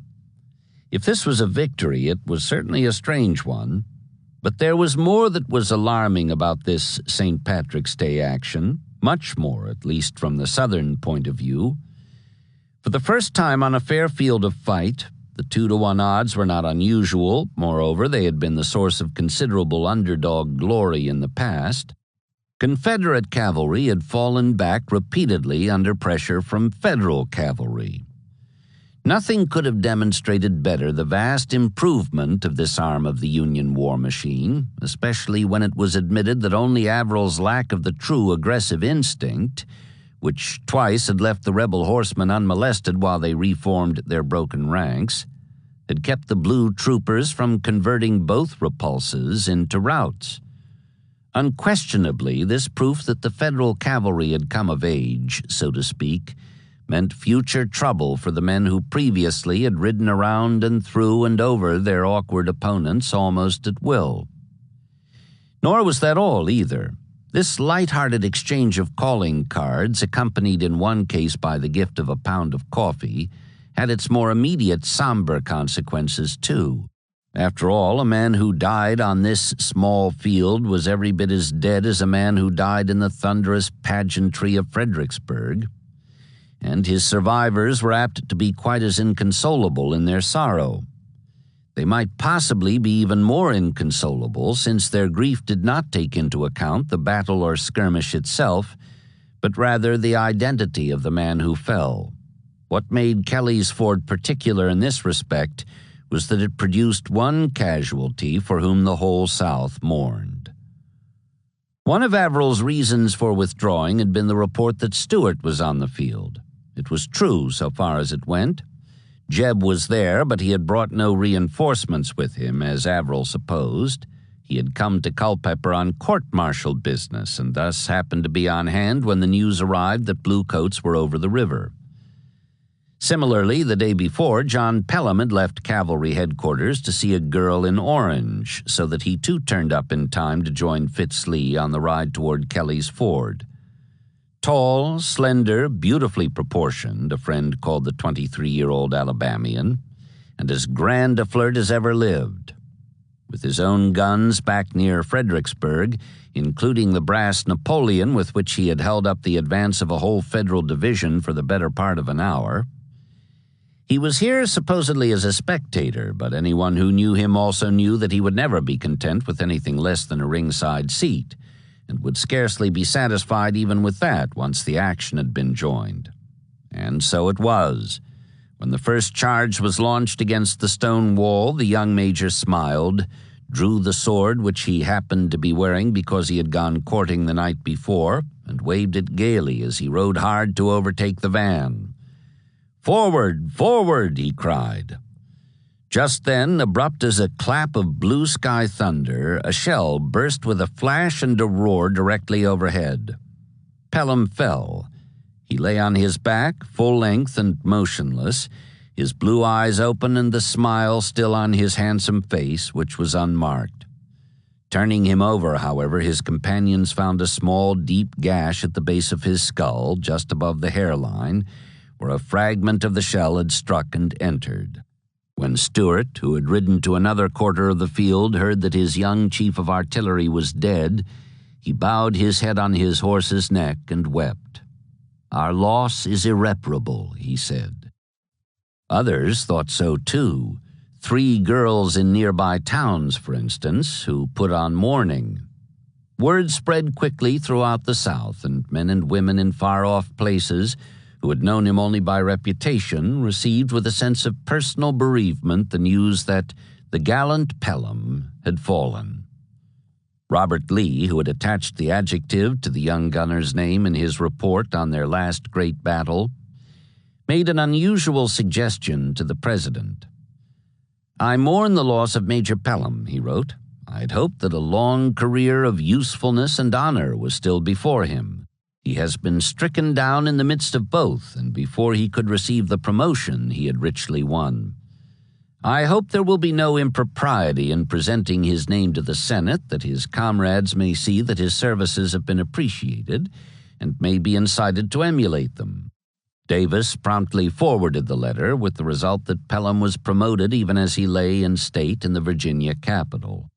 For once, the Senate had acted quickly, and the dead artillerist, who just under 2 years ago had left West Point on the eve of graduation in order to go with his native state, went home to Alabama as Lieutenant Colonel Pelham. At this time of grief, coupled with uncertainty as to the enemy's intentions, Lee fell ill for the first time in the war. A throat infection had settled in his chest, giving him pains that interfered with his sleep and made him testy during his waking hours. By the end of March, his condition was such that his medical director insisted that he leave his tent and take up quarters in a house at Yerby's on the railroad 5 miles south of Fredericksburg. He did so, much against his wishes, and complained in a home letter that the doctors were tapping me all over like an old steam boiler before condemning it. After the manner of most men unfamiliar with sickness, he was irritable and inclined to be impatient with those around him at such times, which in turn provoked his staff into giving him the irreverent nickname the Tycoon. But he never really lost the iron self-control that was the basis of the character he presented to the world. Once, for example, when he was short with his adjutant over some administrative detail, that officer drew himself up with dignity and silently defied his chief, whereupon Lee at once got hold of himself and said calmly, "Major Taylor, when I lose my temper, don't let it make you angry." Nor did his illness detract in any way from the qualities which, at the time of his appointment to command, had led an acquaintance to declare, "His name might be Audacity. He will take more desperate chances and take them quicker than any other general in this country, North and South." Confirmation of these words had come in the smoke and flame of the 7 days, in the 50-mile march around Pope with half of an outnumbered army, and in the bloody defense of the Sharpsburg Ridge with his back to a deep river. Yet nothing gave them more emphasis than his reaction now to the early April news that Burnside's old corps, after lingering all this time at Newport News, was proceeding west to join its old commander, who had been assigned to head the Department of the Ohio. This signified trouble for Johnston and Bragg in Tennessee, since it probably meant that these troops would reinforce Rosecrans. At Charleston, moreover, Beauregard even now was under what might well be an irresistible attack by an ironclad fleet, with thousands of bluecoats waiting aboard transports for the signal to steam into the blasted harbor and occupy the city. Lee's reaction to this combination of pressures, sick though he was, and faced with odds which he knew were worse than 2-1 here on the Rappahannock, was to suggest that if this bolstering of the Union effort down the coast and in the west indicated a lessening of the Union effort in the east, the Army of Northern Virginia should swing over to the offensive. Should Hooker's army assume the defensive, he wrote the Secretary of War on April 9th, the readiest method of relieving the pressure on General Johnston and General Beauregard would be for this army to cross into Maryland. The wretched condition of the roads, plus the cramping shortage of provisions and transportation, made such a move impossible at present, he added. But this is what I would recommend, if practicable. Such audacity, though ingrained and very much a part of the nature of the man, was also based on the combat-tested valor of the soldiers he commanded. He knew there was nothing he could ask of them that they would not try to give him, and he believed that with such a spirit they could not fail. Or, if they failed, it would not be their fault. There never were such men in an army before, he said this spring. They will go anywhere and do anything if properly led. And if his admiration for them was practically boundless, so too was his concern. His theory, expressed upon many occasions, a staff officer later wrote, was that the private soldiers, men who fought without the stimulus of rank, emolument, or individual renown, were the most meritorious class of the army, and that they deserved and should receive the utmost respect and consideration. Not one of them ever appealed to him without being given a sympathetic hearing, sometimes in the very heat of battle. And he turned down a plan for the formation of a battalion of honor because he did not believe there would be room in its ranks for all who deserved a place there. Quite literally, nothing was too good for them in the way of reward, according to Lee, and this applied without reservation. To him, they all were heroes. One day he saw a man in uniform standing near the open flap of his tent. "Come in, Captain, and take a seat," he said. When the man replied, "I'm no captain, General. I'm nothing but a private," Lee told him, "Come in, sir. Come in and take a seat. You ought to be a captain." Lincoln apparently felt much the same way about the enlisted men in blue. One correspondent observed that at the final grand review staged on the last full day of his Falmouth visit, the president merely touched his hat in return salute to the officers, but uncovered to the men in the ranks. Seated upon a short, thick-set horse with a docked tail, the tall civilian in the stovepipe hat and rusty tailcoat presented quite a contrast to the Army commander, who wore a dress uniform and rode his usual milk-white charger. A Maine soldier noticed Hooker's evident satisfaction as the long blue files swung past in neat array, and spoke of the conscious power shown on his handsome but rather too rosy face, whereas another from Wisconsin remarked that Mr. Lincoln sat his cob perfectly straight and dressed as he was in dark clothes. It appeared as if he was an exclamation point astride of the small letter M. He seemed oddly preoccupied with matters far removed from the present martial business of watching the troops pass in review. This was shown to be the case when he turned without preamble to Major General Darius N. Couch, the senior corps commander, and asked, "What do you suppose will become of all these men when the war is over?" Couch was somewhat taken aback. His mind had not been working along those lines, but he said later, "It struck me as very pleasant that somebody had an idea that the war would sometime end." 4 days of intimate acquaintance with the Army of the Potomac had indicated to Lincoln, despite the blusterous symptoms of overconfidence on the part of the man beside him on the big white horse, despite, too, the rumored repulse of the ironclads at Charleston, the loss of the Union foothold on Texas, the upsurge of guerrillas in Missouri, the apparent stalemate in Middle Tennessee, and Grant's long sequence of failures in front of Vicksburg, that the end of the war might indeed be within reach once Hooker decided the time had come for a jump-off. Morale had never been higher, the chief executive found by talking with the troops in their renovated camps and hospitals. Moreover, the reorganizational shake-up seemed to have brought the best men to the top.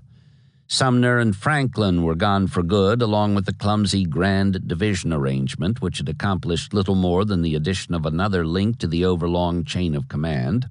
And of the 7 major generals now at the head of the 7 infantry corps, less than half, Couch, Reynolds, and Henry W. Slocum, had served in the same capacity during the recent Fredericksburg fiasco, while the remaining 4 were graduates of the Hard Knocks School of Experience, and therefore could be presumed to have achieved their current eminence on merit. Daniel E. Sickles, the only non-regular of the lot, had taken over from Stoneman after that officer's transfer to the cavalry. Meade had succeeded Dan Butterfield, who had moved up to the post of Army Chief of Staff. John Sedgwick had inherited the command of W.F. Smith, now in charge of Burnside's old corps on its way out to Ohio. Oliver O. Howard, who had lost an arm last year on the peninsula, had replaced Sigel when that general, already miffed because Hooker had been promoted over his head, resigned in protest because his corps, being next to the smallest of the 7, was incommensurate with his rank. Lincoln had known most of these men before, but in the course of the past 4 days he had come to know them better, with the result that he felt confident. More confident, at any rate, than he had felt before, as to the probable outcome of a clash between the armies now facing each other across the Rappahannock. In fact, his principal admonition in a memorandum which he prepared in the course of his visit, perhaps on this same April 9th of the final Grand Review, while Lee was recommending to his government that the Army of Northern Virginia swing over to the offensive in order to break up the menacing Federal combinations, was that our prime object is the enemy's army in front of us, and is not Richmond at all unless it be incidental to the main object. Having observed from Stafford Heights the strength of the rebel fortifications, he did not think it would be wise to take the disadvantage of attacking Lee in his entrenchments, but we should continually harass and menace him so that he shall have no leisure or safety in sending away detachments. If he weakens himself, then pitch into him.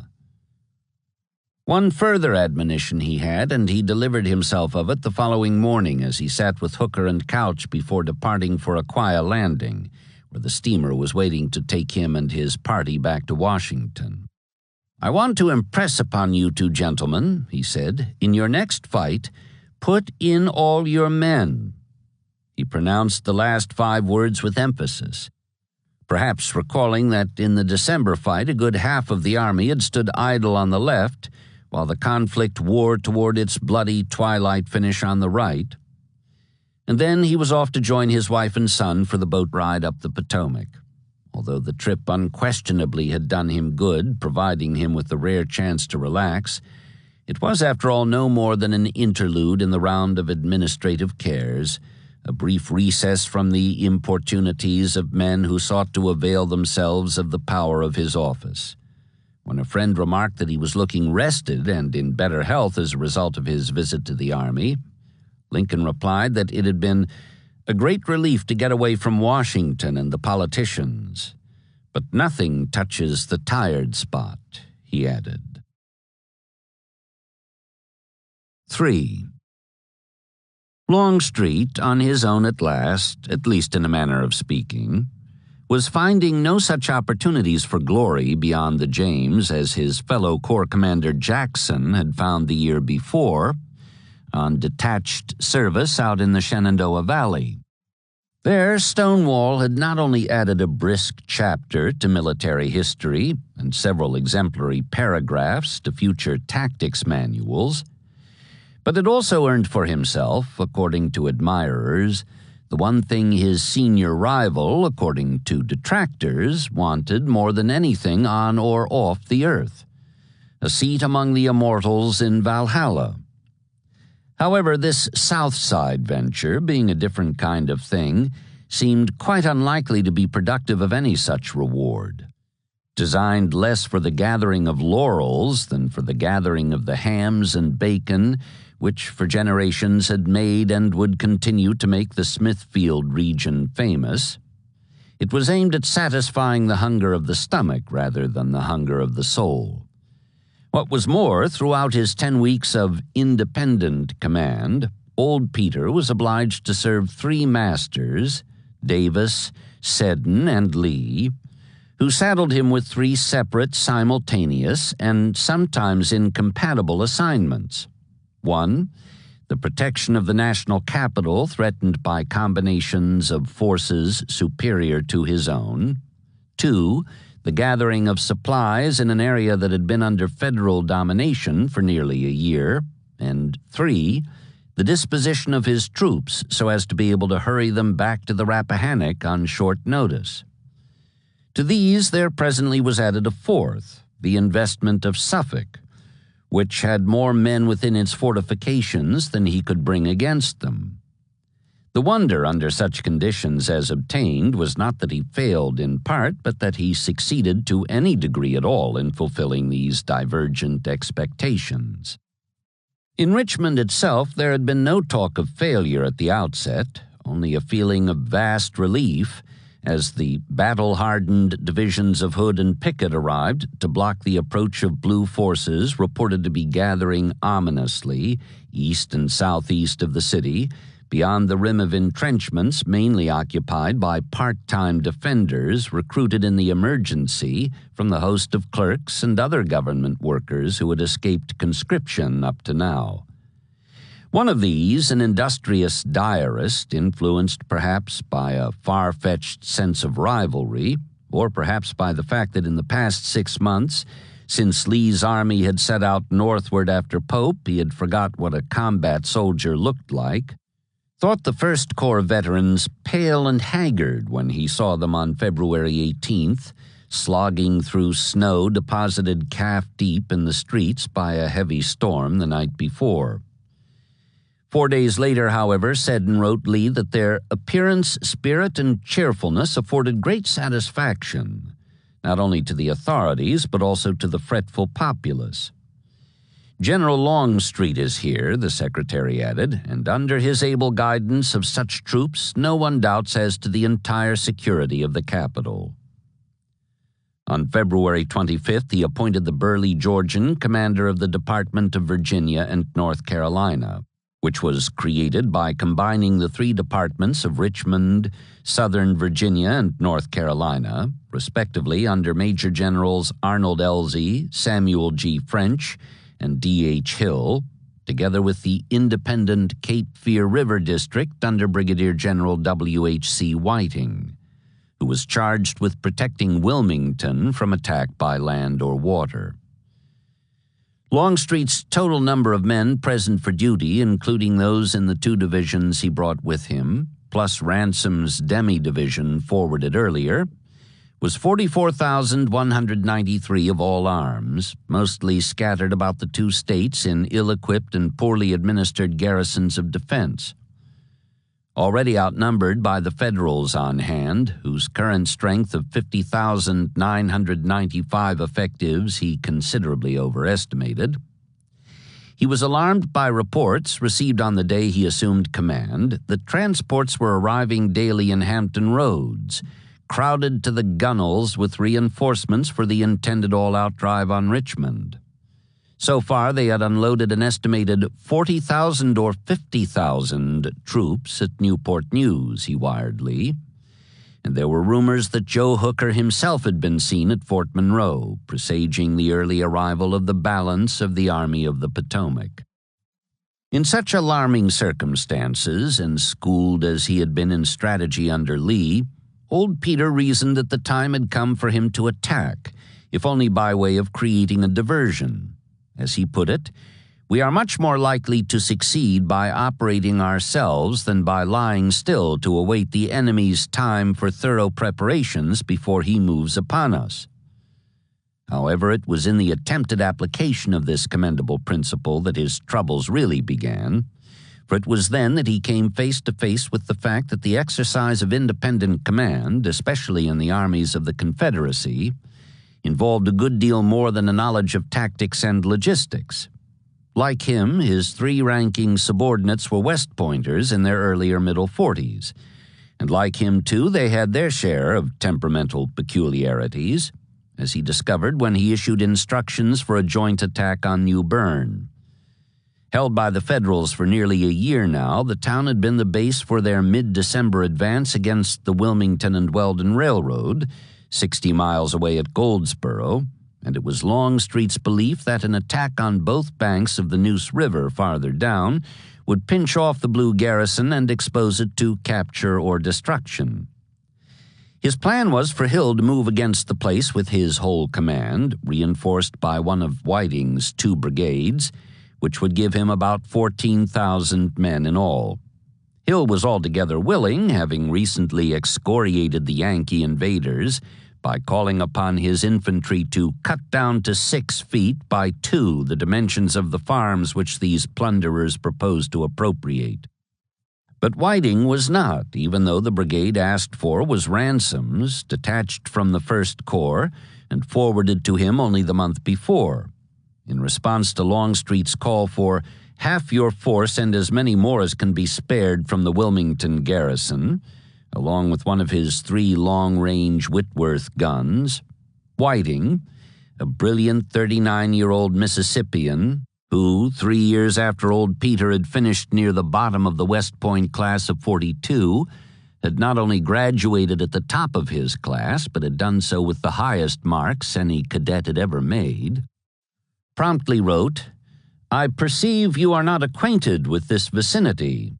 So far from considering myself able to spare troops from here, I have applied for and earnestly urged that another brigade be sent here immediately.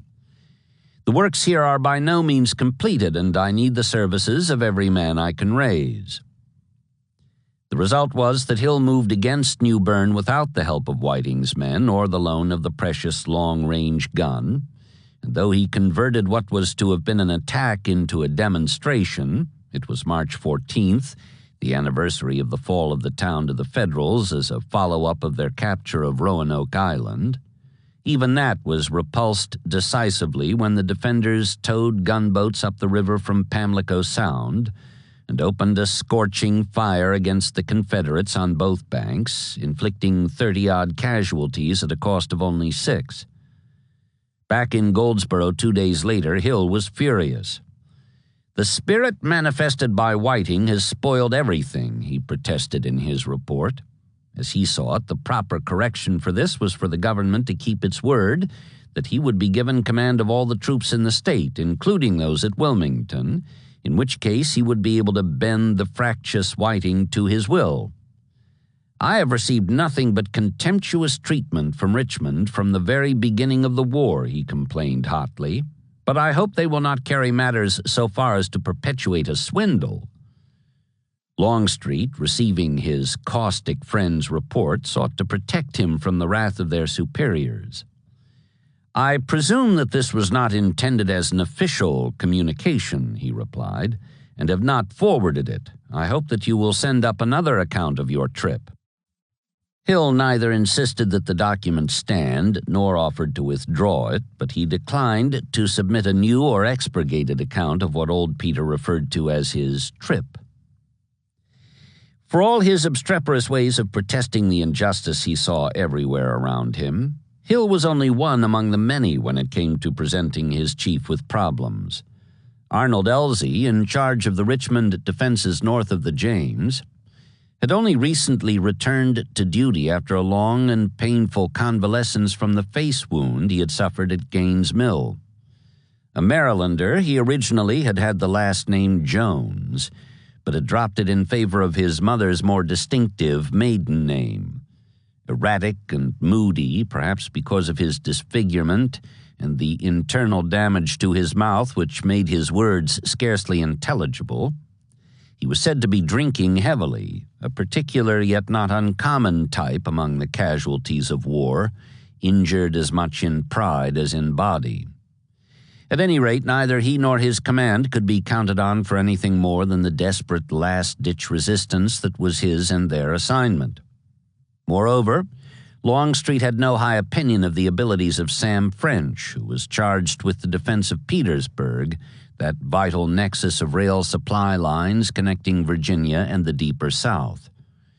A New Jersey-born adoptive Mississippian and a veteran of the Mexican War, French had attained high rank without distinction in the field of the present conflict, and old Peter had the usual combat officer's prejudice in this and other such cases he encountered when he crossed the James. Because of Lee's policy of quietly getting rid of men he found unsatisfactory, not by cashiering them but by transferring them to far or adjoining theaters where he considered their shortcomings would cost their country less, Longstreet might have thought he was back with the old Army of the Potomac, as it had been called before the advent of Lee and its transfiguration into the Army of Northern Virginia. So familiar were the faces of many of the officers he found serving under him when he took over his new department. All too many of those faces reflected failure, and all too many others identified men who were inexperienced in combat. Not that there appeared to be any considerable need for such experience just now. Foraging operations were in full swing, with commissary details scouring the countryside and sending back long trains of wagons heavily loaded with hams and bacon, side meat, salted fish, and flour and cornmeal, all of which were plenteous in the region. Increasingly, as the Federals failed to press their rumored drive on Richmond, the removal of such badly needed stores was becoming the prime concern of the department commander and his troops. On March 17th, their work was interrupted by a dispatch from Lee. Bluecoats were over the Rappahannock at Kelly's Ford. Longstreet was to hurry north with Hood and Pickett to help drive them back. Before he could obey, however, the order was countermanded. The threat had been no more than a cavalry raid. The enemy troopers had retired.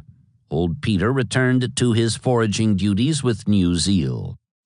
Now that the nearer counties had been picked clean, he wanted to move eastward into those beyond the Blackwater and Chowan rivers, out of reach for the past year because of the Union occupation.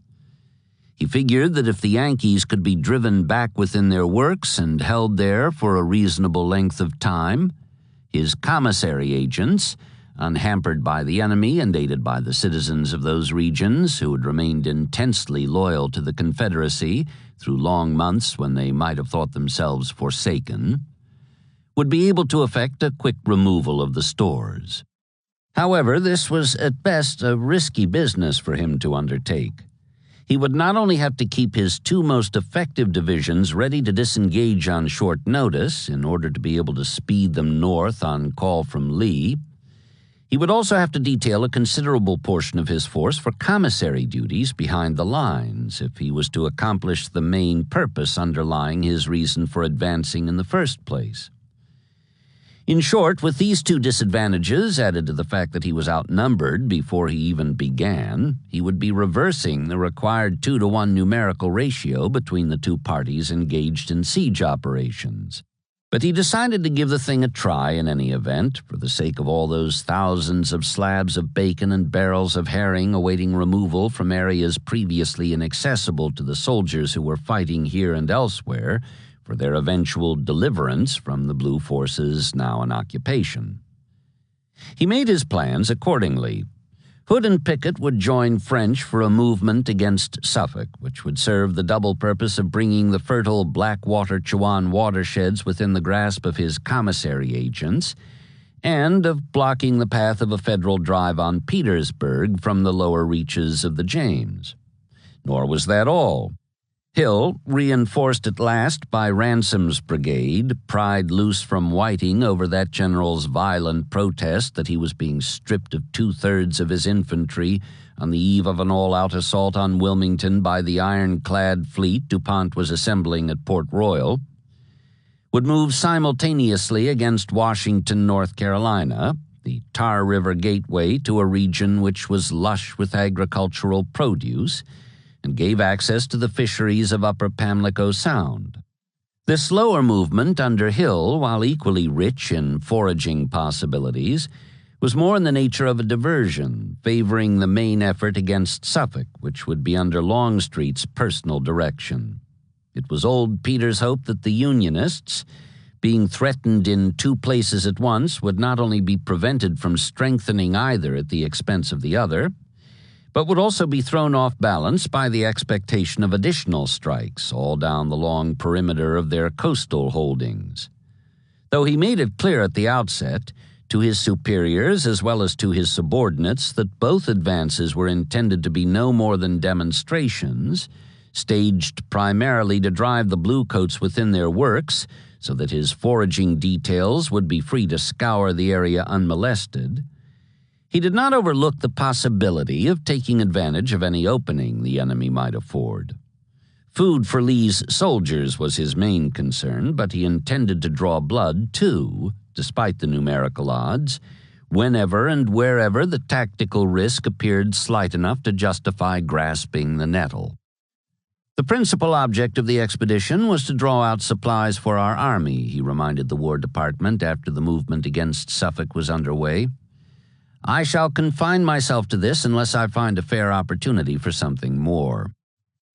Hill took off first, however, advancing so rapidly from Goldsboro that on March 30th he had Washington invested before the Federal Department commander, Major General John G. Foster, had a chance to reinforce its 1,200-man garrison. With 10 times that many troops on hand, the Confederates would have little trouble keeping the defenders penned up, but Hill did not believe their capture would be worth the casualties he would suffer in an assault. Consequently, while his foragers were busily rounding up hogs and cattle, he continued to hover about the place, making threatening gestures from time to time in the face of highly accurate fire from gunboats anchored off the town. His chief worry was that Foster, one of Burnside's 3 aggressive brigadiers in last year's smashing attack on Roanoke Island, would order an advance against his rear by the Union force at New Bern, only 30 miles away. As the siege progressed through the first week in April, he vibrated with alternate emotions of jubilation and despair, much to the confusion of Longstreet, who scarcely knew what to make of his lieutenant's fluctuant dispatches. "Up to the 2nd instant," he replied from Petersburg on April 7th, apparently in something of a daze, "you gave me no reason to hope that you could accomplish anything. Then came your letter of the 2nd, which was full of encouragement and hope. After your letter of the 2nd came one of the 4th, which I believe was more desponding than your previous letters. Your letter of the 5th revives much hope again." Old Peter was understandably confused, but in point of fact Hill was doing much better than he knew or would admit. Not only were large quantities of supplies moving swiftly back to Goldsboro for forwarding to Richmond and the Rappahannock line, but Foster was reacting exactly as the Confederates had hoped he would do to their pretense of great strength and earnestness. Drawing in his horns in expectation of being struck next at almost any point in his department, he left Hill's commissary agents a clear field for exploitation. "I am confident," he warned Halleck on Easter Sunday, "that heavy operations will be necessary in this state, and that the most desperate efforts are and will continue to be made to drive us from the towns now occupied." At any rate, Longstreet's main concern was centered presently on matters closer at hand than Hill's pendulum swings from gloom to elation down on the banks of the Tar. On April 9th, the day Lee recommended an advance into Maryland as the best Confederate strategy for contesting the overall Union menace, east and west, and also the day Hooker staged the last of the grand reviews in honor of Lincoln's Falmouth visit, First Corps troops moved out of their camps near Petersburg and took up the march southeastward in the direction of the lower Blackwater crossings less than 20 miles from Suffolk, which the Federals had been fortifying ever since they occupied it formally in September. 2 divisions were quartered there now under Major General John J. Peck and Brigadier General George W. Getty, with a combined total of 21,108 effectives. Hood, Pickett, and French had 20,192 between them, but Peck, estimating the rebel strength at 40,000 to 60,000 men, reacted much as Foster had done 10 days ago to Hill's advance on Washington. Calling in all his detachments from the surrounding countryside, he skirmished briefly along the Blackwater to gain time for a concentration, then fell back on Suffolk, where he buttoned himself up tightly. While his troops were at work improving the entrenchments, he notified his superiors at Fort Monroe and Washington that he was prepared to fight to the last man, despite the enemy's great preponderance of artillery as well as other branches. Longstreet moved up deliberately. On April 11th, he invested the town, taking the Bluecoats under fire from the opposite bank of the Nansemond River, while extending his right southward all the way to Dismal Swamp. Behind this long concave front, which he held with a minimum number of men in order to provide details for his all-important foraging operations, commissary officers were soon busy purchasing everything in sight that a man could eat or wear. Long trains of wagons, piled high with goods and forage, soon were grinding westward amid a din of cracking whips, ungreased axles, and teamster curses. After unloading at newly established dumps along the Petersburg and Norfolk Railroad, They returned eastward, rattling empty across the muddy landscape for new loads. Day and night, to Longstreet's considerable satisfaction, as well as to that of the hungry men on the Rappahannock, whose rations improved correspondingly, the shuttle work continued. Supplies appeared inexhaustible in this region, scarcely touched by war till now. Meanwhile, by way of keeping up the bluff, the troops on line were demonstrating noisily, as if in preparation for an assault on the blue entrenchments across the way. Although the duty was mostly dull, there were occasional incidents that provided all the excitement a man could want and more. For instance, there was the affair at Fort Huger, an old Confederate redoubt constructed originally as part of the Suffolk defenses, but abandoned by the Federals when they took over. As it turned out, they showed wisdom by this action. On April 16th, French moved 5 guns and 3 companies of infantry into the fort on the far left of his line, intending to deny enemy gunboats the use of the adjoining Nansemond River. 3 nights later, however, 6 companies of Connecticut infantry crossed the river, a quarter of a mile upstream, and swooped down in a surprise attack that captured the works, along with all 5 of the guns and 130 officers and men. Joined before dawn by the other 4 companies of their regiment, they held the place all the following day and returned to their own lines after dark, taking along the captured men and guns. Longstreet had scarcely had time to absorb the news of this setback when he heard from Hill that the Washington siege had been abandoned on the same day Fort Huger was occupied by French. 2 weeks had sufficed for the removal of most of the stores from the region, so that when, at the end of that span, the Federals succeeded in running in 2 ships to replenish the supplies of the garrison, Hill decided the time had come for him to withdraw.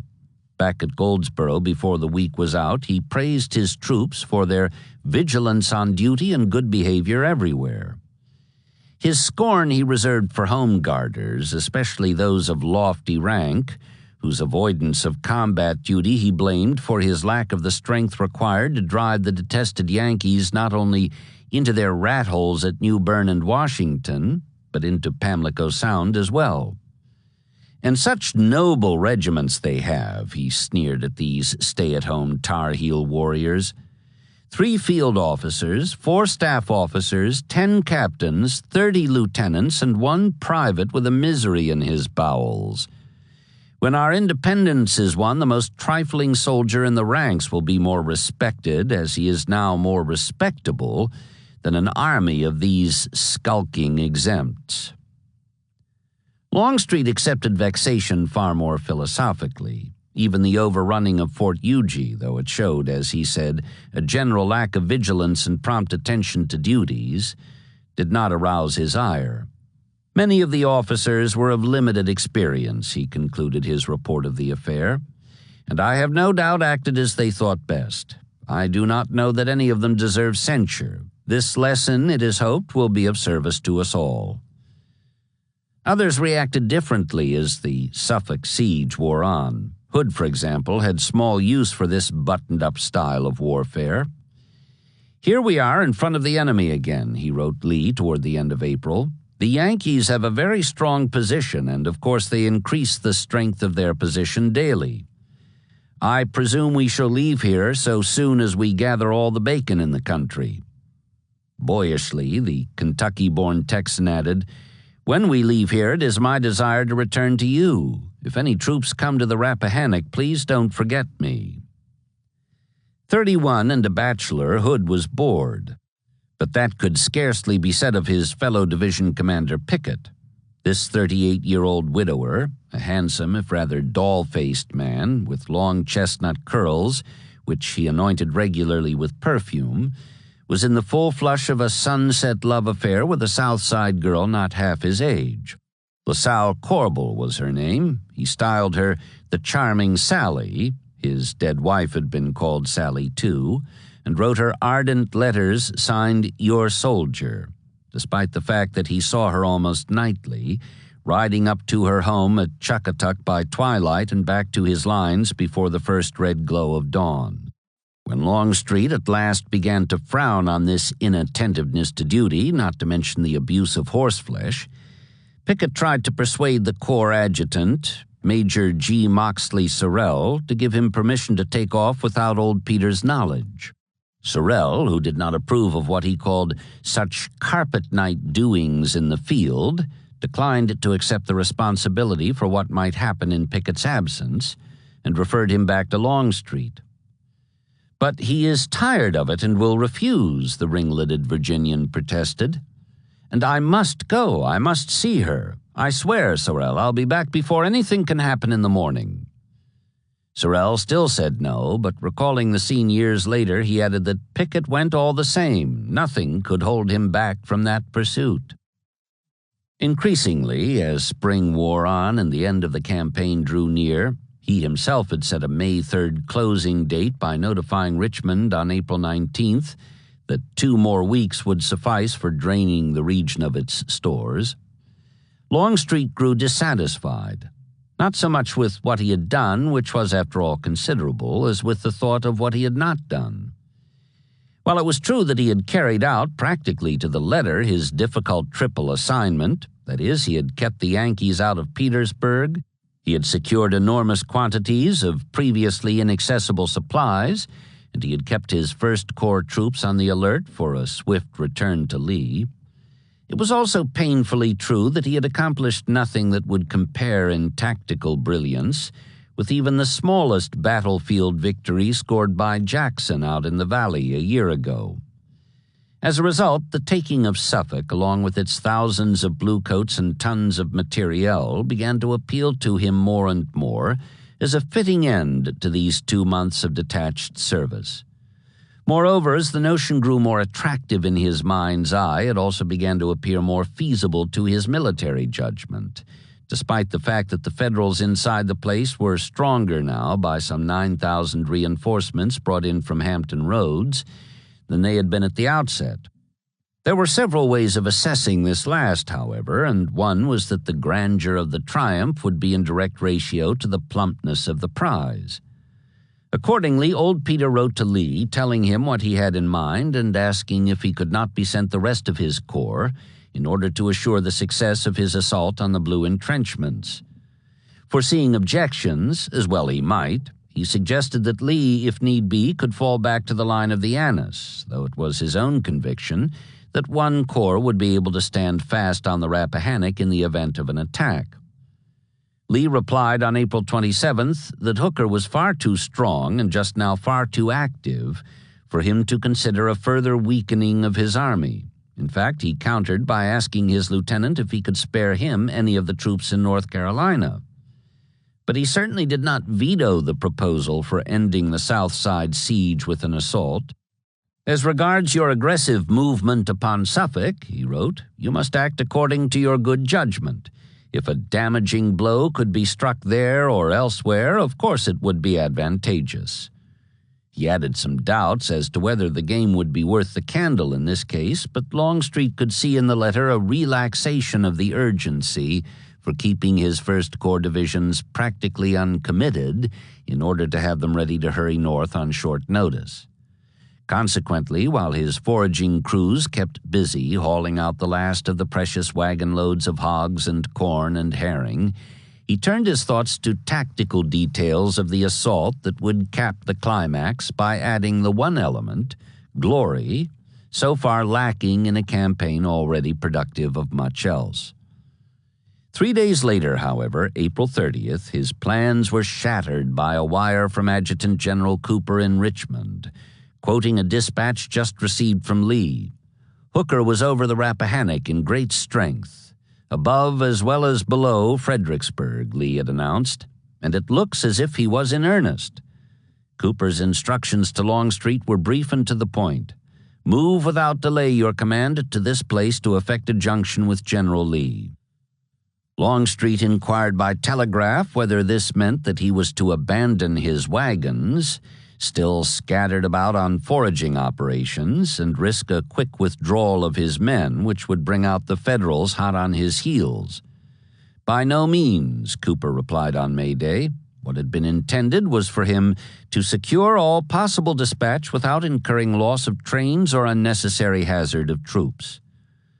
Having thus avoided going off half-cocked, old Peter turned to the always difficult task of designing a disengagement. After the wagons had been called in and sent rearward, orders were issued on May 2nd for all the troops to withdraw from the entrenchments the following evening and retire westward under cover of darkness, burning bridges and felling trees in their wake to discourage pursuit. This came off on schedule, and after some sharp skirmishing by rearguard elements, the whole command was across the Blackwater by sundown of the 4th. Leaving French to defend that line, Hood and Pickett moved to Petersburg next day. Dawn of the 6th found them on the march for the James, leg-weary but eager, and Longstreet himself was in Richmond before noon, making preparations to speed both divisions northward by rail for a share in the great battle reportedly still raging along the near bank of the Rappahannock. All this ended the following day, however, when he received a wire from Lee. The emergency that made your presence so desirable has passed for the present, so far as I can see, and I desire that you will not distress your troops by a forced movement to join me, or sacrifice for that purpose any public interest that your sudden departure might make it necessary to abandon. 4. Go forward and give us victories, Lincoln had written. And that was what Hooker had in mind when he crossed the Rappahannock. Nor was that all. I not only expected victory, he would recall when the smoke had cleared, I expected to get the whole rebel army. That this had indeed been his intention was confirmed by his chief of staff, who also declared in retrospect that the real purpose of the campaign had been to destroy the army of General Lee where it then was. Earlier, on the eve of committing what he called the finest body of soldiers the sun ever shone on, Fighting Joe had expressed his resolution in terms that were even more expansive. "My plans are perfect," he announced, "and when I start to carry them out, may God have mercy on Bobby Lee, for I shall have none." Just what those plans were he was not saying, even to those whose task it would be to translate them into action. In point of fact, however, they were influenced considerably by the man who had preceded him in command. In addition to having demonstrated the folly of launching headlong attacks against prepared entrenchments which, incidentally, had been enormously strengthened and extended since December, Burnside had explored, at least on paper, several other approaches to the problem of how to prise the rebels loose from their works and come to grips with them in the open, where the advantage of numbers would be likely to decide the issue in favor of the Union.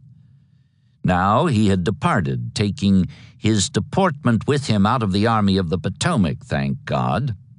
But Hooker could remember how the lush-whiskered general had stressed the need for secrecy and then proceeded to talk with all and sundry about his plans, with the result that his opponent's only surprise had been at his foolhardiness. So the new commander, who by ordinary was anything but a close-mouthed man, profited in reverse from his predecessor's example. He kept his plans to himself. Not that he did not have any. He did indeed, and he did not care who knew it so long as the particulars remained hidden. These too had been inherited, however, for the most part. Originally, like Burnside on the eve of his bloody mid-December commitment, Hooker had planned to cross the Rappahannock well below Fredericksburg. But this had two serious disadvantages. It would uncover the direct route to Washington, which he knew would distress Lincoln, and it would have to be announced to the Confederates in advance by the laying of pontoons. Upstream, on the other hand, the river narrowed and was comparatively shallow. There were fords in that direction, Banks Ford 5 miles above the town, and United States Ford 7 miles farther west, behind which he could mass and conceal his troops in order to send them splashing across in a rush that would smother the South Bank Gray outpost detachments, thus forcing Lee to face about and meet his assailants without the advantage of those formidable entrenchments. This had been Burnside's intention in the campaign that ground to a soggy halt in January. But Hooker, by waiting for the advent of fair weather, had greatly reduced the likelihood of the movement's coming to any such premature and ignominious end. Besides, there would be tactical embellishments designed to increase the Federal chances for an all-out victory. Principal among these was a plan for taking advantage of the recently demonstrated improvement of the Blue Cavalry. With Stoneman outnumbering Stuart better than 3-1, just over 11,500 sabres opposed to just under 3,500, it was Hooker's belief that if his troopers crossed the river in strength, they would be able to have things pretty much their own way in the Confederate rear. Damage to Lee's communications and supply lines, coupled with strikes at such vital points as Gordonsville and Hanover Junction, might throw him into sudden retreat, in which case the Federal infantry coming down on the run from the upstream crossings would catch him in flight, strung out on the roads leading southward, and destroy him. No one so far in this war had been able to throw Lee into such a panic, it was true, but the reason for this might be that no one had dared to touch him where he was tender. At any rate, Hooker thought it worth a try, and he had his adjutant general draw up careful instructions for Stoneman. His entire corps, less one brigade but accompanied by all 22 of its guns, was to cross Rappahannock Bridge 30 miles above Fredericksburg, not later than 7 a.m. on April 13th, for the purpose of turning the enemy's position on his left, throwing the cavalry between him and Richmond, isolating him from his supplies, checking his retreat, and inflicting on him every possible injury which will tend to his discomfiture and defeat. Lest there be any doubt that the cavalry chief was to be vigorous in his treatment of the fleeing Lee, the adjutant then broke into what might one day have become the model for a pre-game Rockney pep talk. If you cannot cut off from his column large slices, the general desires that you will not fail to take small ones. Let your watchword be fight, fight, fight, bearing in mind that time is as valuable to the general as rebel carcasses. Stoneman and his 10,000 chosen troopers, along with their 22 guns and a train of 275 wagons containing enough additional food and forage to sustain them for 9 days beyond the lines, were poised for a crossing at the specified hour. One brigade had already forded the river a few miles above Rappahannock Bridge, with instructions to come sweeping down and clear out the rebel horsemen watching from across the way. But as the 3 divisions stood to their mounts, awaiting the order that would send them about their task of cutting slices large and small from Lee's retreating column, rain began to patter and then to drum, ominously reminiscent of the downpour that had queered the mud march.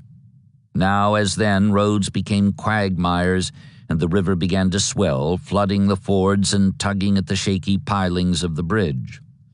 Stoneman decided to wait it out. Recalling the brigade that had crossed, he wired headquarters that his rolling stock was stalled. Hooker replied that he was to shuck his guns and wagons and proceed without them. Stoneman said he would, and set dawn of the 15th as his new jump-off time. Then the wire went dead. Hooker, having promised to keep the president posted on the progress of the movement, struck an optimistic note in a dispatch sent to Washington on that date. I am rejoiced that Stoneman had 2 good days to go up the river and was able to cross it before it had become too much swollen. If he can reach his position deep in the enemy rear, the storm and mud will not damage our prospects.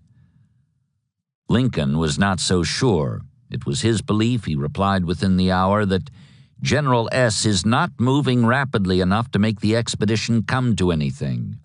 He has now been out 3 days, 2 of which were unusually fair weather, and all 3 without hindrance from the enemy, and yet he is not 25 miles from where he started. To reach his point, he still has 60 to go, another river, the Rapidan, to cross, and will be hindered by the enemy. By arithmetic, how many days will it take him to do it? I greatly fear it is another failure already." His fears were confirmed the following day when a courier reached Falmouth with a letter from upstream. "I cannot say what has been the state of affairs away from this vicinity," Stoneman wrote, "but here, at the hour of my last dispatch, the condition of things may be judged of when I tell you that almost every rivulet was swimming, and the roads next to impassable for horses or pack mules. The railroad bridge has been partly carried away by the freshet. The river is out of its banks and was still on the rise a few hours ago. My dispatch, setting a new date for the crossing, was based upon the expectation that we were to be favored with a continuation of fair weather. It certainly was not predicated upon the expectation of being overtaken by one of the most violent rainstorms I have ever been caught in." There was much else by way of explanation and excuse, including the news that 3 men and several horses had been drowned that morning while attempting to cross what had been a nearly dry stream bed the day before. But the gist of the long letter came about midway. The elements seemed to have conspired to prevent the accomplishment of a brilliant cavalry operation. Hooker was disappointed. He told Stoneman to stay where he was, keep up his reserve supply of rations, and be ready to take off southward as soon as the roads and rivers will permit. However, the rain showed no sign of a real let-up. For nearly 2 weeks it kept falling, with only a few fair days mixed in to mock the Army's immobility. And all this time Hooker was champing at the bit, anxious to put his troops in motion for the kill. As the days went by, his bitterness increased. He began to doubt that Stoneman and the cavalry were up to carrying out the mission he had assigned them. He began, in fact, to see room for improvement in the plans he had called perfect. Since he had the Confederates outnumbered better than 2 to 1, as he knew by reports from the excellent intelligence service he had established as part of his staff, he had a rare chance to attack them front and back with separate columns, each of which would be superior to the gray mass clamped between them. Instead of 10,000 cavalry, he would put 60,000 infantry and artillery in Lee's immediate rear, blocking his retreat while the other 60,000 pounded his front and the troopers far in his rear slashed at his lines of supply and communication. Isolated and surrounded, prized out of his entrenchments and grievously outnumbered, Lee would be pulverized. Hooker would get the whole army. It was a pleasant thing to contemplate, not only because of its classic tactical simplicity, but also because it would involve what might be called poetic justice, a turning of the tables on the old fox who so often had divided his own army, but without the advantage of numbers, in hopes of destroying the very soldiers who now were about to destroy him. What was more, as Hooker pored over his maps to plan the logistical details of the proposed envelopment, he found that the terrain seemed made to order for just such a maneuver. Banks' Ford was stoutly defended from across the way, the rebels having honeycombed the dominant South Bank heights with trenches that formed the left flank anchor of their line, and U.S. Ford was guarded nearly as heavily by an entrenched outpost detachment. Besides which, the recent rains had swollen them both well past wading depth, so that his previous design to seize them in a sudden splashing rush was now impractical. On the other hand, Kelly's Ford, 15 miles above the junction of the Rappahannock and the Rapidan, which occurred just over a mile above U.S. Ford, was lightly held, unfortified, and comparatively shallow. Although crossing there would call for a long approach march and would involve another river crossing when the column reached the Rapidan, the advantages greatly outweighed the drawbacks. For one thing, Kelly's Ford was far enough out beyond the enemy flank to give hope that with luck the march and perhaps both crossings could be accomplished before the Rebs knew what was afoot. And for another, it would afford a covered approach along excellent roads traversing a wooded region known locally as the Wilderness to within striking distance of the Confederate rear. Moreover, as the column moved eastward along the south bank of the Rappahannock, it would uncover both U.S. and Banks Fords, which would not only shorten considerably its lines of supply and communication, thereby making it possible for the two halves of the Blue Army to reinforce each other quickly if an emergency arose in either direction, but would also give the flankers, in the case of the bank's forward defenses, control of high ground that dominated much of the present rebel line of fortifications. Lee would be obliged to come out into the open whether he wanted to or not. All this sounded fine to Hooker. Admittedly, he was about to engage in the risky business of dividing his army in the presence of the enemy, but Lee had proved on more than one occasion that the profits more than justified the risk, even though he had done so with the numerical odds against him, whereas with Hooker it would be the other way around. It was this last that gave him substantial reason to hope for the canny which so far, and for all his vaunted skill in battle, had eluded Lee. Translating theory into action, Fighting Joe sent orders on April 26th for the corps of Slocum, Howard, and Meade to march for Kelly's Ford at sunrise the following morning. They were to be in position there not later than 4 p.m. of the 28th, at which time they were to head south for the Rapidan, cross that river at Ely's and Germanna Fords, and take the roads leading southeast to the Orange Turnpike, then proceed due east along it to a position covering a crossroads hamlet called Chancellorsville, 8 miles west of Lee's line and less than half that far from the ragged eastern rim of the wilderness. Couch, minus Gibbon's division, which could not be moved just yet because its Falmouth camp was in plain view of the enemy on Marie's Heights, was to march at dawn of the 29th to a position in the rear of Banks Ford and stand ready to throw pontoons for a crossing as soon as Slocum's advance flanked the rebels out of the trenches across the way. Meanwhile, with 60,000 Federal soldiers marching against the Confederate rear, the corps of Sedgwick, Reynolds, and Sickles, aggregating another 60,000, would move down to the riverbank south of Fredericksburg, near the point of Franklin's Crossing in December, where they would establish a West Bank bridgehead on the 29th for the purpose of demonstrating against Lee's front, thus distracting his attention from what would be going on behind him and keeping him in doubt as to where the heaviest blow would fall. Stoneman would add to the confusion by striking first at the Virginia Central Railroad, then eastward along it to the Richmond, Fredericksburg, and Potomac, where he was to harass and slow down the Gray Army if it attempted to escape the jaws of the Blue Vice by falling back on its threatened capital. Still mindful of the need for secrecy, Hooker enjoined the generals with the upstream column to regard the destination of their commands as strictly confidential. Apparently his left hand was to be kept from knowing what his right hand was about, but he lifted the veil a little by telling Sedgwick, who was in charge of the downstream column, to carry the enemy works at all hazards in case Lee detached a considerable part of his force against the troops operating west of Fredericksburg. Whether the main attack would be delivered against the enemy's front or his rear, that is, by Sedgwick's 60,000 or by Slocum's, remained to be seen. At the critical moment, probably on the 30th, but certainly by May Day, Hooker would ride to Chancellorsville, make his estimate of the situation, and then, like an ambidextrous boxer, swing with either hand for the knockout. The upstream march began on schedule, Monday, April 27th, despite a slow drizzle that threatened to undo the good which 3 days of fair weather had done the roads.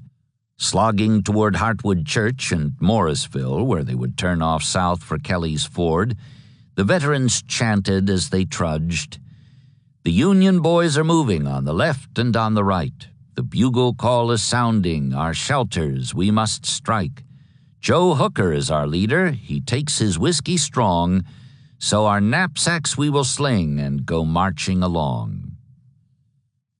Sweating under 50 to 60 pounds of weight, which included 8 days' rations, a pair of blankets, a thick wool overcoat, and 40 rounds of ammunition each, they interpreted the word sling as they saw fit, shedding knapsacks by the roadside to be gleaned by civilian scavengers, ready finders the Army called them, who moved in their wake and profited from their prodigality.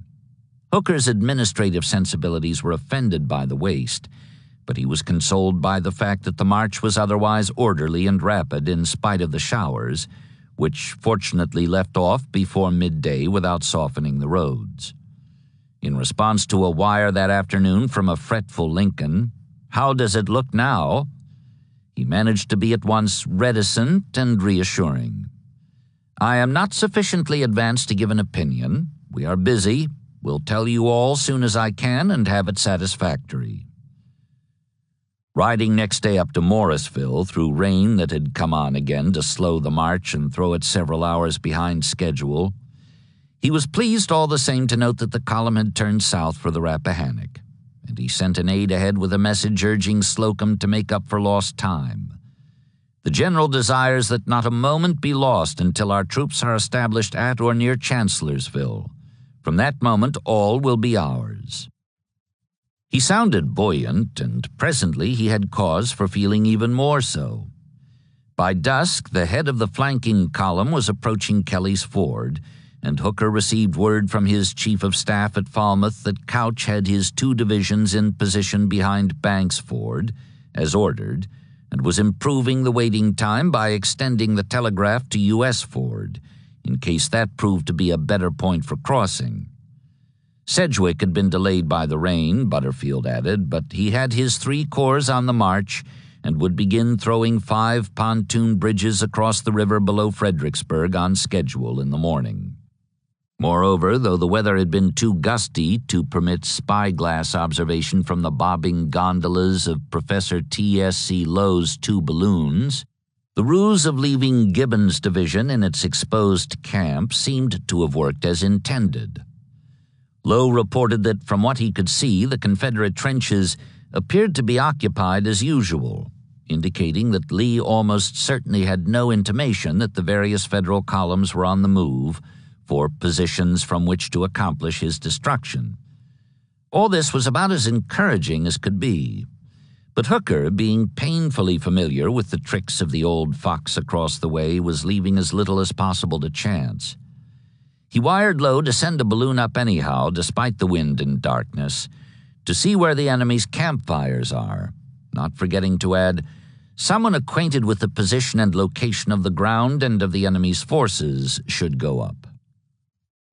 By the time the professor, the title was complimentary, his official designation was Chief of Aeronauts, Army of the Potomac, and his basic uniform was a voluminous linen duster, got a balloon up into the windy night for a look at the rebel campfires, Howard's corps was over the Rappahannock, crossing dry shod on a pontoon bridge just completed by the engineers, and had taken up a position on the south bank to guard against a surprise attack while the other 2 corps were crossing.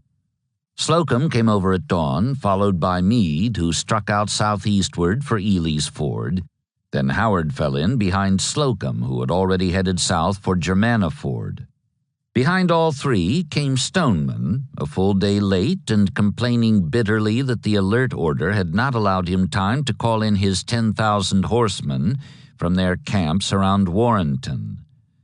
He set out for Raccoon Ford, 10 miles west of Germanna, for a descent on the Virginia Central in the vicinity of Louisa Courthouse, leaving Hooker a single 1,000-man brigade of 3 slim regiments to accompany the infantry on the march, and another 500 troopers to guard the deserted North Bank camps and installations.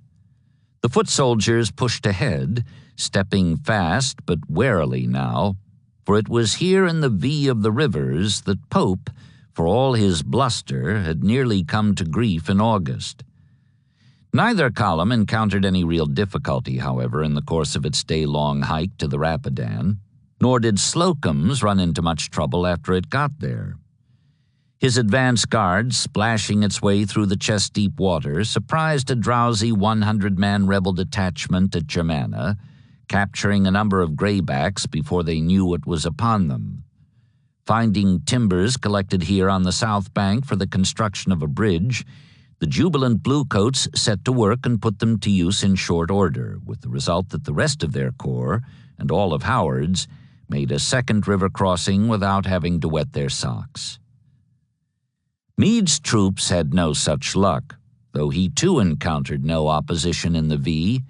His march to Ely's was longer than Slocum's to Germanna, and he found no bridge materials awaiting him at its end. Coming down to the fort at sunset, the advance guard plunged across the cold, swift-running Rapidan, chased off the startled pickets on the opposite bank, and set to work building fires to light the way for the rest of the corps approaching the crossing in the dusk. Regiment by regiment, the three road-worn divisions entered the foam-flecked, scrotum-tightening water and emerged to toil up the steep south bank, which became increasingly slippery as the slope was churned to gumbo by the passage of nearly 16,000 soldiers, all dripping wet from the armpits down. Once across, they gathered about the fires for warmth, some in good spirits, some in bad, each arriving cluster somewhat muddier than the one before, but all about equally wet and cold. By midnight, the last man was over. Low in the east, the late-risen moon, burgeoning toward the full, had the bruised orange color of old gold, and while all around them the whippoorwills sang plaintively in the moon-drenched woods, the men lay rolled in their blankets, feet to the fire, catching snatches of sleep while awaiting the word to fall back into column. Meade had them on the go again by sunup of the last day of April, still marching southeast, but now through an eerie and seemingly God-forsaken region. The wilderness, it was called, and they could see why. Mostly a tangle of second-growth scrub oak and pine, choked with vines and brambles that would tear the clothes from a man's back within minutes of the time he left the road. It was interrupted briefly at scattered points by occasional small clearings, whose abandoned cabins and sag-roofed barns gave proof, if such was needed, that no amount of hard work could scratch a living from this jungle. To make matters worse, rebel cavalry slashed at the column from time to time, emerging suddenly from ambush, then back again, apparently for the purpose of taking prisoners who would identify their units. Meade did not like the look of things any better than the men did. He rode with the van and set a rapid pace, wanting to get them out of here, and for once they were altogether willing. Chancellorsville was less than half a dozen miles from the ford, and though it was still a good 3 miles short of open country where he could deploy his troops and bring his guns to bear, he remembered that Hooker had said that once the flankers were established in that vicinity, all will be ours. Arriving about an hour before noon, still without having encountered anything more than token resistance from the enemy cavalry and none at all from the famed hard-marching rebel infantry, he found that for all its grand-sounding name, the Crossroads hamlet, if it could be called even that, consisted of nothing more than a large multi-chimneyed brick and timber mansion, with tall, slim pillars across its front supporting a double-decked veranda, and 3 or 4 outbuildings scattered about the quadrants of the turnpike intersection. There was, however, a 100-acre clearing, which seemed expansive indeed after what he had just emerged from and would re-enter when he moved on. And there were also 4 ladies, of various ages and in bright spring dresses, who likewise were a relief of sorts despite their show of pique at having to receive unwelcome guests. At any rate, Meade's spirits rose as he waited for Slocum and Howard, whose troops had the longer march today. Much that he previously had not understood, mainly because of Hooker's refusal to give out details of his plan. "It's all right," had been his usual and evasive reply to questions from commanders of all ranks. Suddenly became much clearer to Meade, now that he was within a half-day's march of Lee's rear without its having cost him anything more than the handful of men gobbled up by the graybacks in the course of his plunge through the heart of the wilderness. Now that he believed he saw the whole design, his dourness gave way to something approaching exultation. By 2 o'clock, when Slocum arrived at the head of his 2-corps column, Meade was fairly beside himself. "This is splendid, Slocum," he cried, displaying an exuberance that seemed all the more abandoned because it was so unlike him. Hurrah for old Joe! We are on Lee's flank, and he doesn't know it." What he wanted now, he added with no slackening of enthusiasm, was to push on eastward without further delay, at least another couple of miles before nightfall, and we'll get out of this wilderness. Slocum felt much the same way about it, but while they talked, a courier arrived with a dispatch signed by Butterfield, relaying an order from Hooker. The general directs that no advance be made from Chancellorsville until the columns are concentrated. He expects to be at Chancellorsville tonight. Somewhat crestfallen and nearly as puzzled now as he had been before he saw what he had believed was the light, Meade went about the business of getting his troops into bivouac. Slocum and Howard were doing the same when presently at about 4:30, and true to his word, Fighting Joe himself came riding up on his big white horse, cheered lustily by the men along the roadside, and explained the logic behind the restraining order.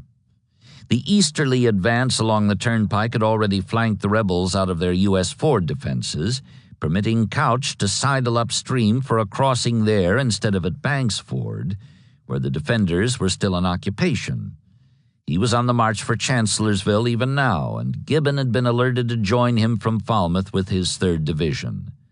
This would put 4 whole corps in the Confederate rear, as had been intended from the start.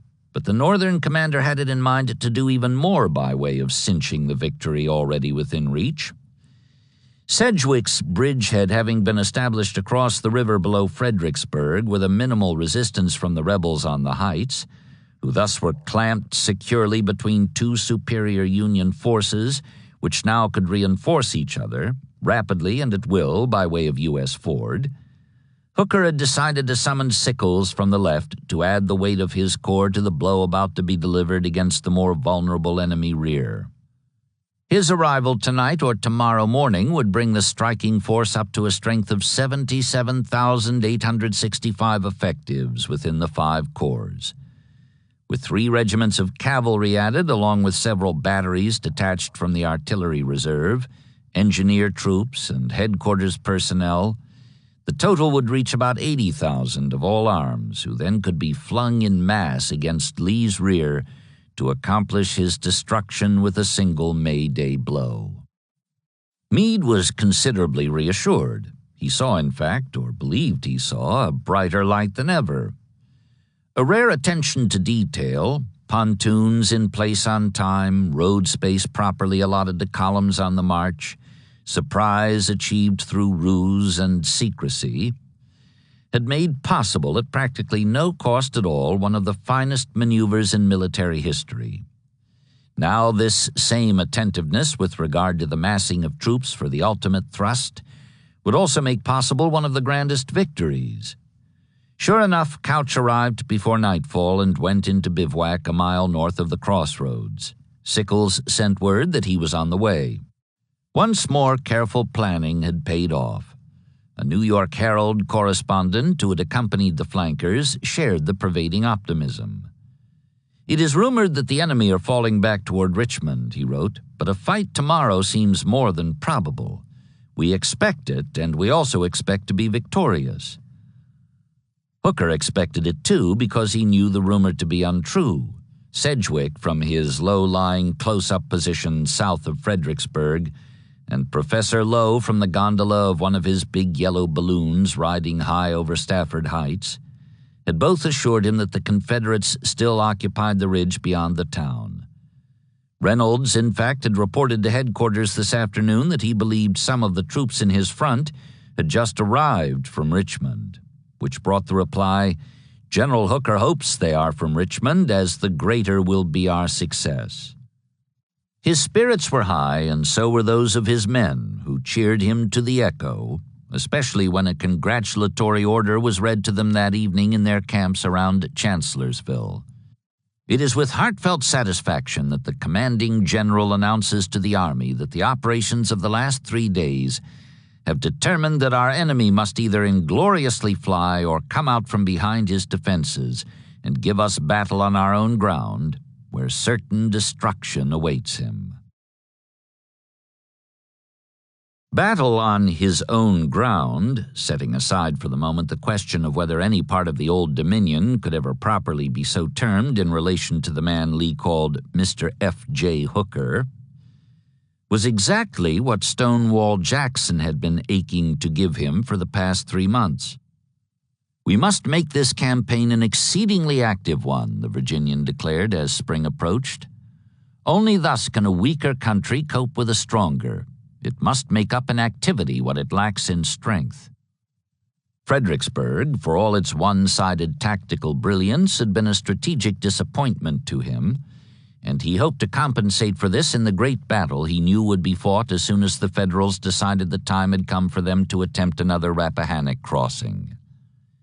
"My trust is in God," he said quietly, seated one day in his tent and musing on the future. But then, anticipating the hour when the blue host would venture within his reach, his patience broke its bounds, and he rose bristling from his chair, eyes aglow. "I wish they would come," he cried. These past 3 months had been perhaps the happiest of his military life. In fact, despite his eagerness to interrupt any or all of them with bloodshed, February, March, and April, following as they did his 39th birthday in late January, had been idyllic, at least by Jacksonian standards.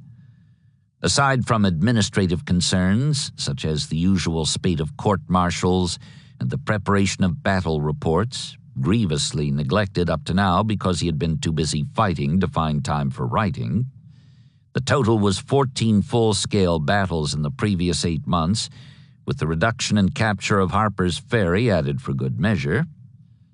His principal occupation was prayer and meditation, relieved from time to time by evenings of unaccustomed social pleasure. His quarters, an office cottage on the grounds of a Moss Neck estate, were comfortable to the point of lavishness, which prompted Jeb Stuart to express mock horror at the erstwhile Presbyterian deacon's evident fall from spirituality. And Lee himself, in the course of a particularly fine meal featuring oysters, turkey, and a waiter decked out in a fresh white apron, taunted the high-ranking guests and their host with the remark that they were merely playing at being soldiers. They should come and dine with him, he said, if they wanted to see how a real soldier lived. Stonewall took the raillery and the chiding in good part, at once flustered and delighted. But the best of the idyll came at its close. The last 9 days, beginning April 20th, were spent with the wife he had not seen in just over a year, and the 5-month-old daughter he had never seen at all. He had moved by then back into his tent near Hamilton's Crossing, which did much to reduce the Calvinistic twinges. "It is rather a relief," he said, "to get where there will be less comfort in a room." But for the occasion of the long-anticipated visit, he accepted the hospitality of the Yerby House, in which Lee had stayed for a time under doctor's orders, and was given a large room with no less than 3 beds where he could be alone with his wife and get to know the baby. Outside duty hours, the couple took walks in the woods and along the heights overlooking the Fredericksburg plain, whose December scars were beginning to be grassed over. It was the happiest of times for them both. The days went by in a rush, however, for there in full view across the way were the enemy guns and the yellow observation balloons, reminders that the idyll was likely to have a sudden end. And so it was. Dawn, Wednesday, April 29th, booted feet on the stairs, and a knock at the bedroom door. "That looks as if Hooker were crossing," Jackson said. He drew on some clothes and went out, was gone 10 minutes, and then returned to finish dressing. The visit was over, he told Anna as he buckled on his sword. He would come back if he could, but if he could not, he would send an aide to see her to the train. After a last embrace and a last long look at the baby, he was gone. Presently, the staff chaplain arrived to tell her the general would not be coming back. While she was packing, she began hearing the rattle of musketry from down by the river. It grew louder behind her all the way to Guinea Station, where she boarded an almost empty train for Richmond. Lee expressed even less surprise when an aide sent by Jackson came into his tent before sunup to give him the news.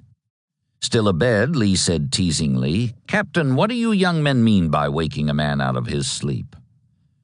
Hooker had thrown his pontoons near the site of the lower December crossing, the aide replied. He was over the river in force. "Well, I thought I heard firing," Lee said, "and I was beginning to think it was time some of you young fellows were coming to tell me what it was all about. You want me to send a message to your good general, Captain? Tell him that I am sure he knows what to do. I will meet him at the front very soon." Shortly afterwards, peering through rifts in the early morning fog, he saw for himself that the Federals had one bridge down and others under construction, all near the point now known as Franklin's Crossing, just over a mile below the town. They did not attempt an advance across the plain, but seemed content to stay within their bridgehead, at least for the present, covered by the long-range guns on Stafford Heights. Resisting the temptation to attack while the buildup was in progress, Lee decided to make his defense along the ridge as he had done in December.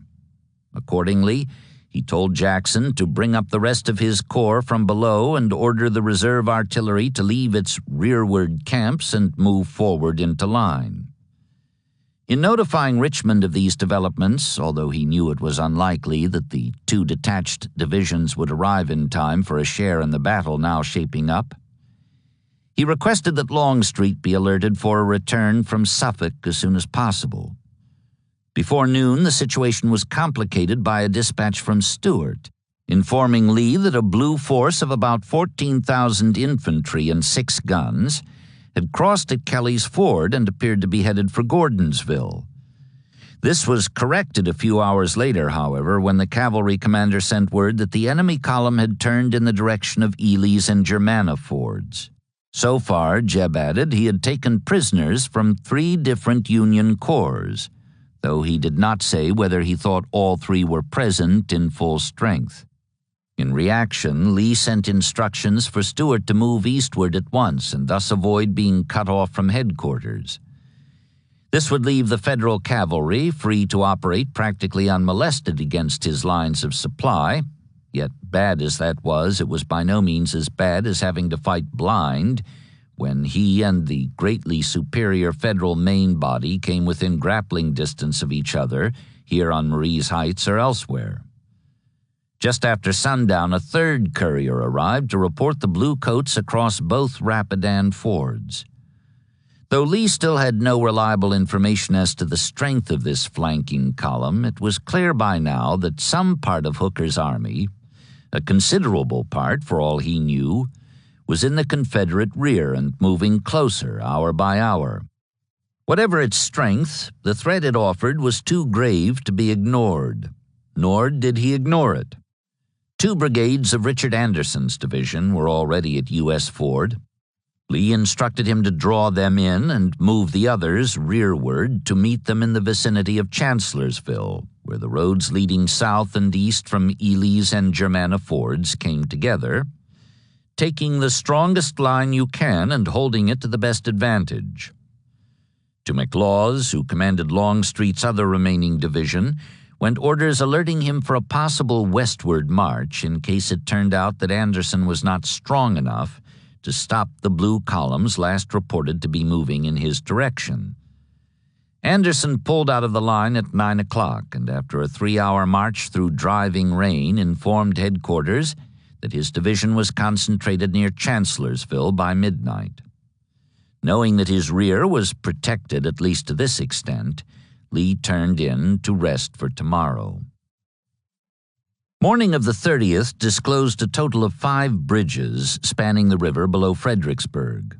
Though the Bluecoats had enlarged their west bank foothold, they showed no disposition to advance.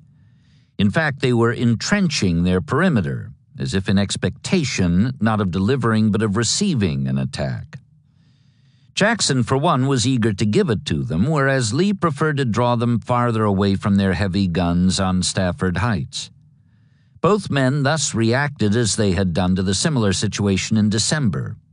But this time Lee offered to defer to his lieutenant's judgment. "If you think you can effect anything," he said, "I will give orders for the attack." While Stonewall went about conducting a more thorough examination of the bridgehead, preparatory to moving against it, Lee received another cavalry report that the Federals were advancing eastward from Germanna Ford along the Orange Turnpike, while a substantial train of wagons and artillery was across Ely's Ford with a heavy infantry escort following in the wake of the column that had crossed at that point the night before. A little later, it was now past noon, Anderson sent word that he had taken up a good defensive position east of Chancellorsville, along the near fringe of the Wilderness, and was preparing to resist the Blue advance. So far, all he had seen of the enemy were cavalry outriders, he added, but he thought he was going to need support when the infantry came up.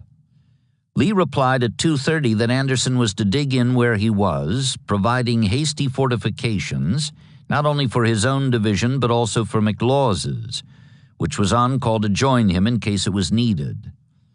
"Set all your spades to work as vigorously as possible," Lee urged, and sent him some engineers to assist in drawing his line, as well as a battalion of artillery from the reserve. Then he turned back to see how Jackson was doing. The fact was, Jackson was not doing so well, at least by his own interpretation. A careful reconnaissance had shown the enemy bridgehead to be stronger than he had supposed. He regretfully admitted that an assault would be unwise. Lee took out his binoculars for a better look at the bluecoats massed on the plain below and on the heights beyond the river. He took his time evaluating reports while he peered. There was by now much disagreement among his officers as to whether Hooker was planning to deliver his heaviest blow from upstream or down. Presently, however, Lee returned the glasses to their case and snapped it shut with a decisive gesture. "The main attack will come from above," he said. Having made this estimate of the situation, he proceeded to act on it with an urgency required by the fact that a farther advance by the Federals approaching his rear would put them between him and Richmond, in which case he would have no choice except to retreat. He might have to do so anyhow under the menace of Hooker's skillful combinations, but he was determined, now as always, to yield no ground he saw any chance of holding. His decision, then, announced in orders which he retired to his tent to write and issue soon after nightfall, was to turn on the rearward Union column with the preponderance of his badly outnumbered army, leaving a skeleton force to defend his present position against a possible frontal assault by the blue mass on the plain. Early's division of Jackson's corps drew the latter assignment, reinforced by a brigade from McLaws's, whose other 3 brigades were to proceed at once to join Anderson in the entrenchments he was digging 4 miles east of Chancellorsville. Jackson was to follow McLaws's with his remaining 3 divisions at daylight tomorrow morning and make arrangements to repulse the enemy. This would give Lee a total of 45,000 troops, plus Stuart when he came up, to block the path of the enemy columns moving eastward through the Wilderness, and barely 10,000, including the artillery reserve, to hold the Fredericksburg Ridge, which by tomorrow would have become his rear. The risks were great, but perhaps no greater than the odds that led him to accept them. At any rate, if it came to a simultaneous fight in both directions, he would have the advantage of interior lines, even though he would have gained it by inviting annihilation. McLaws's pulled back at midnight, leaving Barksdale's Mississippians behind for a possible repetition of their mid-December exploit. Early spread his lone division all up and down the 5-mile stretch of entrenchments from Marie's Heights to Hamilton's Crossing, mindful of Lee's admonition that he was to keep up a bristling pretense of strength and aggressive intentions. Jackson, told to move at daylight, was on the march by 3 a.m. Riding ahead of his troops, he arrived soon after sunrise at Tabernacle Church, the left flank anchor of Anderson's newly established line, which McLaws's was busy extending northward to the vicinity of Dewerson's Mill, covering Banks Ford. His instructions were to make arrangements to repulse the enemy, and to Stonewall this meant, quite simply, to attack him.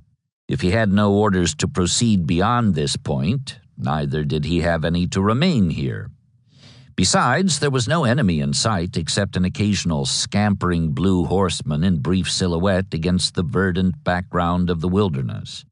Before he could repulse the enemy, he would have to find him, and the obvious way to find him would be to go where he was. Reportedly 4 miles dead ahead at Chancellorsville. So he told Anderson and McLaws to leave off digging and get their men in motion. He would go forward with them. If they ran into trouble up ahead, and it was clear by now that trouble was what they definitely were going to find in that direction, his 3 divisions would soon be up to lend support. It was about 11 o'clock of a fine May Day morning by the time they got their troops into march formation and set out, preceded by clouds of skirmishers. The advance was by 2 main roads, the turnpike on the right and the plank road on the left. McLaws took the former, Anderson the latter, accompanied by Jackson himself. Almost as soon as they entered the green hug of the wilderness, McLaws made contact with the enemy advancing on the turnpike. At 11:20, the first gun of the meeting engagement boomed. Then others began to roar in that direction. Jackson's instructions were for both divisions to keep pushing west until they ran into something solid. Presently, he received a dispatch from Stewart, who was near at hand. "I will close in on the flank," Jeb wrote, "and will help all I can when the ball opens. May God grant us victory." Stonewall replied, "I trust that God will grant us a great victory." But, he added, by way of showing what he had in mind to reinforce his trust, "Keep closed on Chancellorsville." Hooker, too, had started forward at 11 o'clock, so that the meeting engagement occurred about midway between Chancellorsville and Tabernacle Church. Sickles having come up that morning, the Northern commander was set to throw a 5-corps Sunday punch. This was no time for wild blows, however, and he made his preparations with the same concern for detail as before. Slocum would advance along the plank road on the right, supported by Howard. Meade would take the left along the turnpike, supported by Couch. Sickles would remain in general reserve, on call to add the extra weight that might be needed in either direction. Nor was Fighting Joe committing the amateur's gaffe of forgetting he had another hand to box with. Orders had gone the previous evening to Sedgwick. It is not known, of course, what effect the advance will have upon the enemy, and the general commanding directs that you observe Lee's movements with the utmost vigilance, and should he expose a weak point, attack him in full force and destroy him. This was made even more specific by instructions sent to Sedgwick as the advance got underway. No matter whether the rebels weakened their Fredericksburg line or not, he was to threaten an attack in full force at 1 o'clock and to continue in that attitude until further orders. Let the demonstration be as severe as can be, Hooker added, but not an attack. Unless, of course, the enemy afforded a real opening, in which case the earlier instructions would obtain, and Sedgwick would go for a left-hand knockout. Slocum and Meade stepped off smartly, much encouraged by a circular prescribing the order of march and closing, "After the movement commences, headquarters will be at Tabernacle Church." It sounded as if Hooker meant business this time. Also, it made considerable tactical sense, for the turnpike and the plank road, after branching off from one another at Chancellorsville, converged near that objective. Out of the woods at last, the 2 lead corps would be concentrated for the final lunge, supported by Howard, Couch, and Sickles, who would follow close behind. For more than half the distance, however, these 2 main wilderness arteries diverged, with the result that as the 2 columns moved eastward, hemmed in by the dense jungle of stunted trees and brambly underbrush, they lost contact with each other. As an additional complication, Meade had 1 division on the pike and 2 on the river road, which curved northward to outflank the rebel entrenchments at Banks Ford, so that here, too, contact was quickly lost. 2 miles from its crossroads starting point, out of touch with Slocum on the right and the rest of its own corps on the left, The division on the turnpike came under fire from enemy skirmishers as it plodded up a long slope, whose crest would bring the eastern rim of the wilderness in view. It so happened that this division, commanded by Major General George Sykes, could lay substantial claims to being the sturdiest in the Army of the Potomac, two of its 3 brigades being composed exclusively of U.S. regulars, while the third was made up of battle-hardened New York volunteers who had stood fast on Henry Hill and thereby saved the fleeing remnant of Pope's army from utter destruction at Bull Run. As steady now as then, they went smoothly into attack formation and drove the rebel skirmishers back to the crest of the low ridge. There, however, they came upon the Confederate main body, long gray lines of infantry supported by clusters of guns that broke into a roar at the sight of bluecoats. Calling a halt, Sykes sent back word that he was badly in need of help. Then, as the gray mass started forward, overlapping both of his open flanks, he began a rearward movement down the pike, dribbling casualties as he went. What would be known as the Battle of Chancellorsville had opened. Couch was already coming up with Major General Winfield S. Hancock's division, which he threw into the line at once to stabilize the situation preparatory to resuming the advance. Before this last could be accomplished, however, a courier arrived with orders from Hooker. Withdraw both divisions to Chancellorsville. Couch was amazed. Here he was, as he later said, with open country in front and the commanding position, yet his chief was telling him to retire. Sykes and Hancock were equally puzzled. They too wanted to push ahead in accordance with the original instructions. With their approval, Couch sent an aide to inform Hooker that the situation was under control, and the troops were about ready to continue their drive along the pike. Off to the right, a mounting bank of smoke and the rumble of guns told them that Slocum was likewise engaged, and seemed to be holding his own, while Meade's other 2 divisions apparently had encountered no resistance at all on the left. But within half an hour the aide returned with a peremptory repetition of the order: pull back to Chancellorsville without delay. Couch considered outright disobedience. Brigadier General G.K. Warren, chief engineer of the Army, urged him to adopt just such a course, while he himself rode back to explain its advantages to Hooker. He spurred rearward, but as soon as he left, Couch's West Point inculcated instinct for obedience took over. Complying with the order to retire, he withdrew the 2 divisions, first Sykes, then Hancock. The disengagement had been completed, except for 2 rear guard regiments still in line, when a third message arrived from Hooker: hold on until 5 o'clock. Evidently, Warren had stated his case persuasively, but Couch by now was disgusted. Tell General Hooker he is too late, he replied testily. The enemy are already on my right and rear. I am in full retreat. In point of fact, his right was more seriously threatened than he knew. Slocum, followed as closely by Anderson as Couch himself was being followed by McLaws, had already fallen back down the plank road in accordance with similar instructions from headquarters. Meade, too, was backtracking by now, but unpursued, having encountered nothing substantial in the way of resistance on the left. As a result, he was even more astounded than Couch had been at receiving the order to withdraw.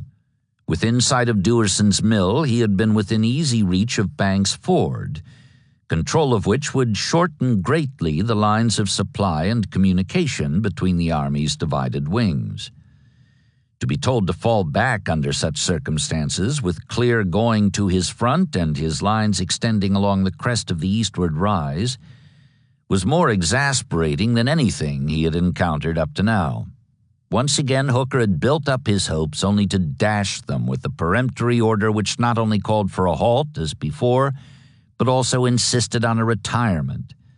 Meade was furious. If he thinks he can't hold the top of a hill, how does he expect to hold the bottom of it? The Pennsylvanian stormed as he complied with the instructions to fall back. That was about 2 o'clock. All 3 corps commanders were hard put to understand what had come over Fighting Joe in the scant 3 hours since they had set out from the crossroads they now were under orders to return to. At the outset, with the announcement that his headquarters would be leapfrogged 4 miles forward while the movement was in progress, he had seemed confident of delivering a knockout blow. Then, suddenly, at the first sputter of musketry on the turnpike, he had abandoned all his aggressive intentions and ordered everything back for a defense of Chancellorsville, deep in the wilderness. Why? They did not know, but already they were beginning to formulate theories which they and others down the years would enlarge on. For one thing, that excellent intelligence section back at Falmouth was hard at work, forwarding information disturbing enough to jangle the nerves of the steadiest man alive. According to one rebel deserter brought in for interrogation the night before, Longstreet's whole corps had left Suffolk, presumably by rail, and had gone to Culpeper, which would place it directly in rear of the Union flanking column and scarcely a day's march away. The prisoner added that Lee said it was the only time he should fight equal numbers, which, if true, was alarming in the extreme, considering all the old fox had been able to accomplish with inferior numbers in the past. Another deserter, from New York State originally, an intelligent man, Butterfield commented, avowed that Hood's division was already with Lee. He knew this, he said, because he had asked the troops as they passed along. One of the two informers must be lying, at least so far as Longstreet's location was concerned. Indeed, both might be lying. It was not unusual for the Confederates to send out bogus deserters to confuse an opponent with misleading information.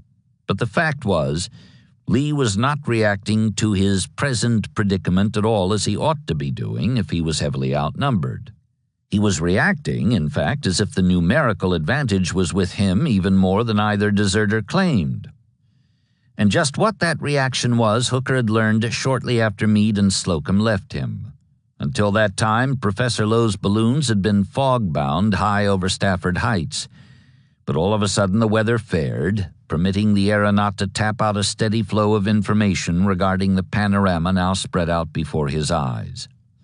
He could see various rebel columns in motion, he wired Hooker at 11 o'clock. But the largest of these was moving on the road toward Chancellorsville. This tallied with the intelligence summation forwarded shortly thereafter by Butterfield.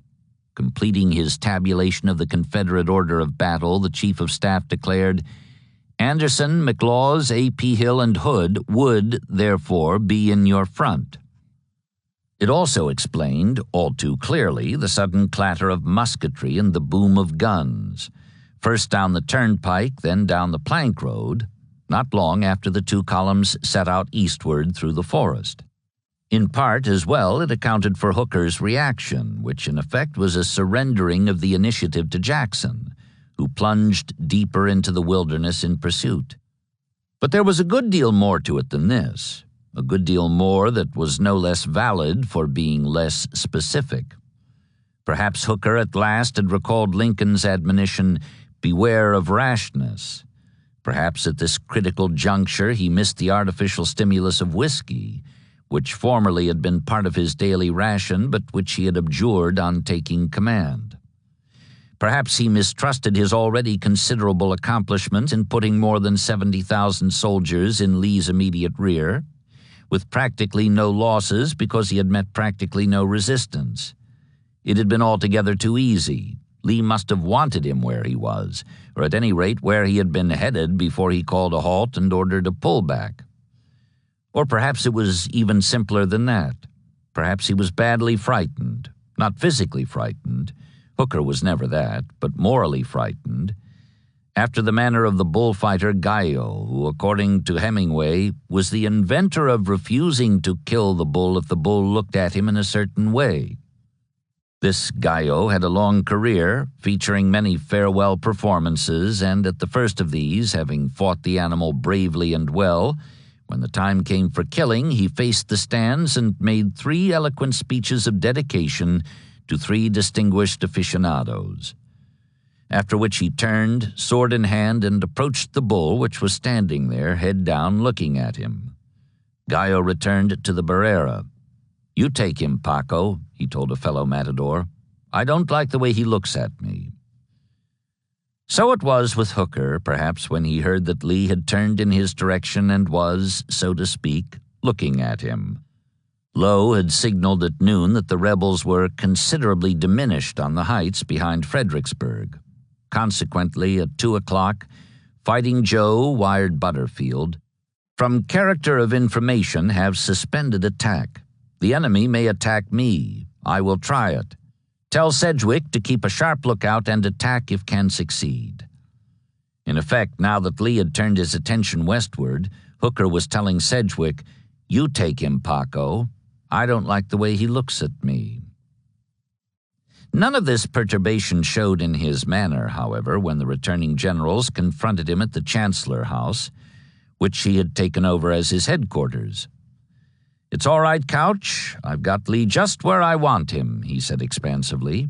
"He must fight me on my own ground."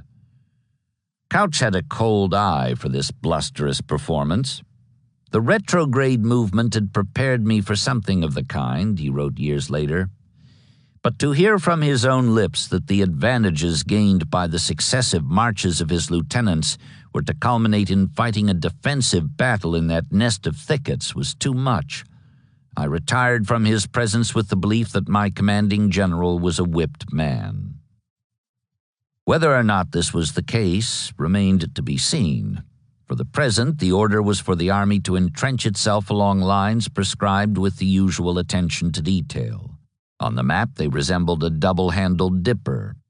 Couch and Slocum, with 2 divisions each in the vicinity of Chancellorsville — Gibbon had stayed at Falmouth after all — formed the cup, bulging south of the crossroads to include some comparatively high ground known as Fairview. The cup was just over a mile wide at the rim, tapering slightly toward the base, and just under a mile deep.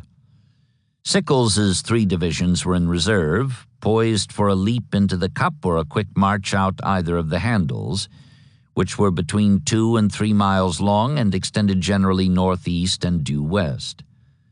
Meade's 3 divisions connected the eastern lip of the cup with the Rappahannock, his left resting on a bend of the river south of U.S. Ford, which thus was covered.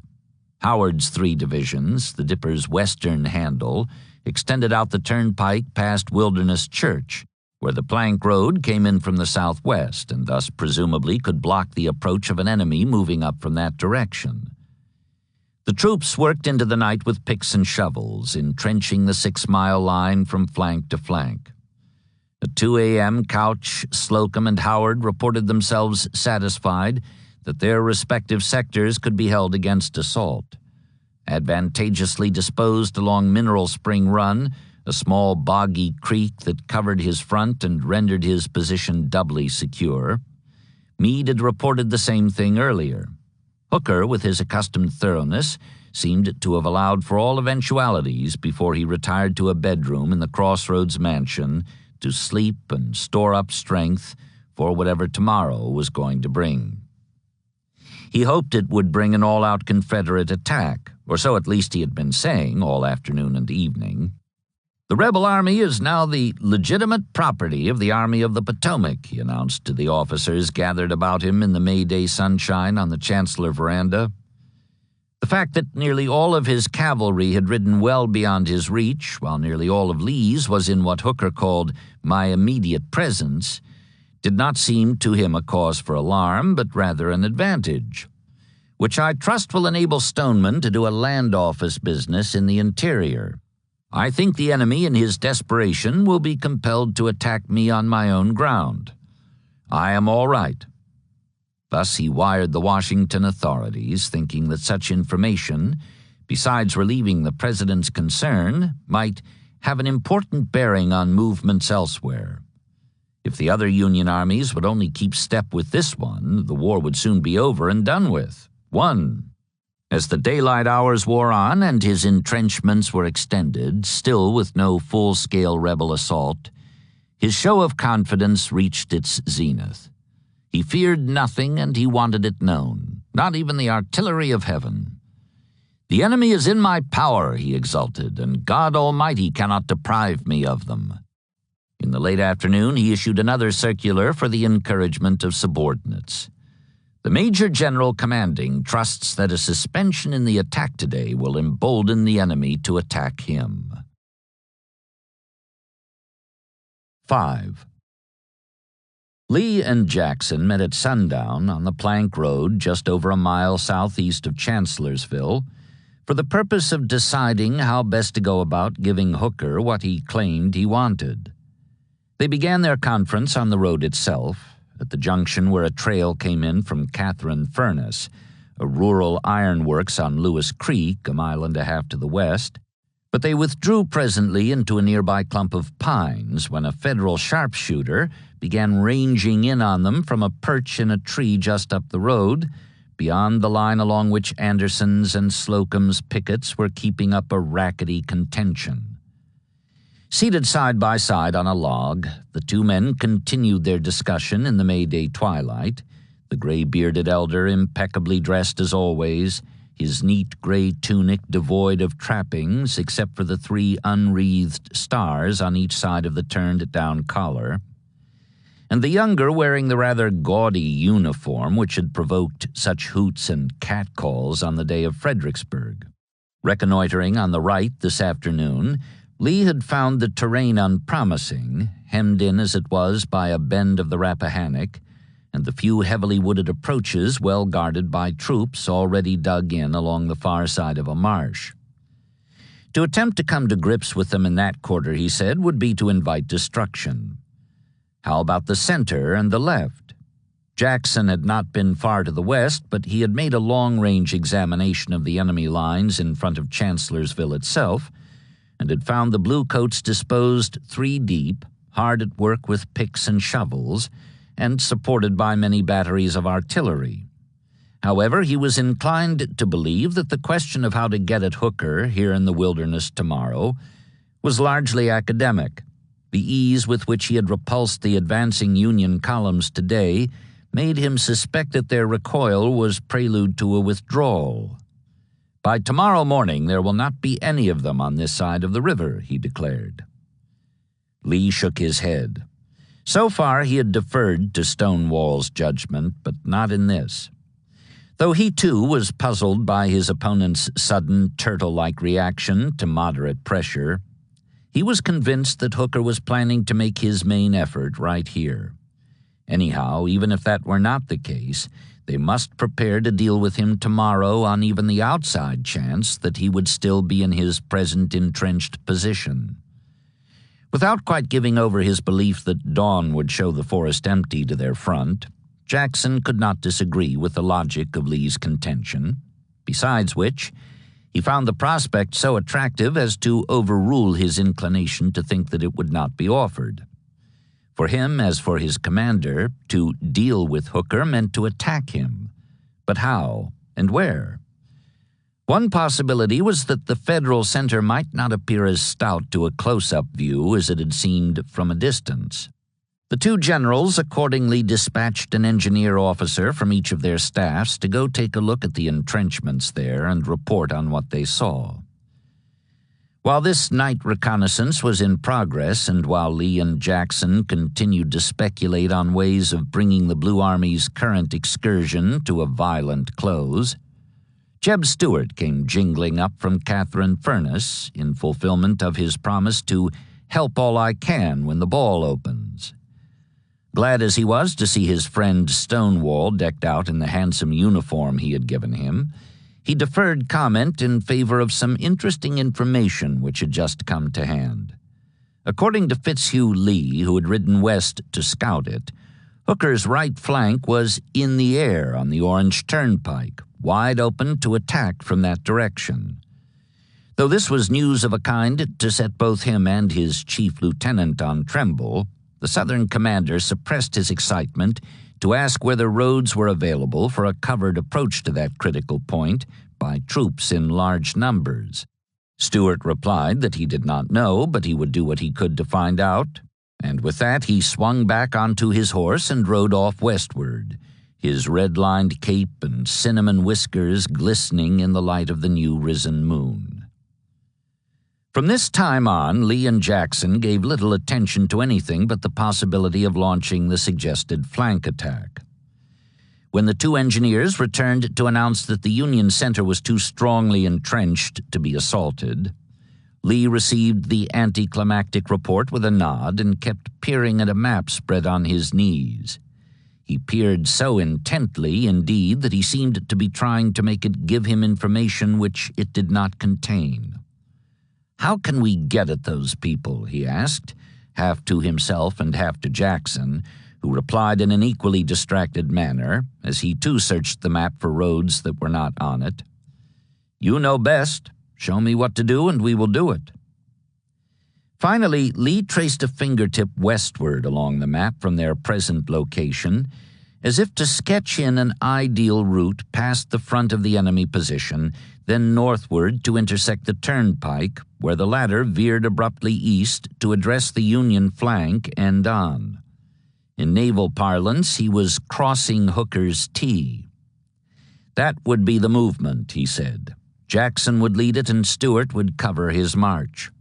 Smiling, Jackson stood erect and saluted.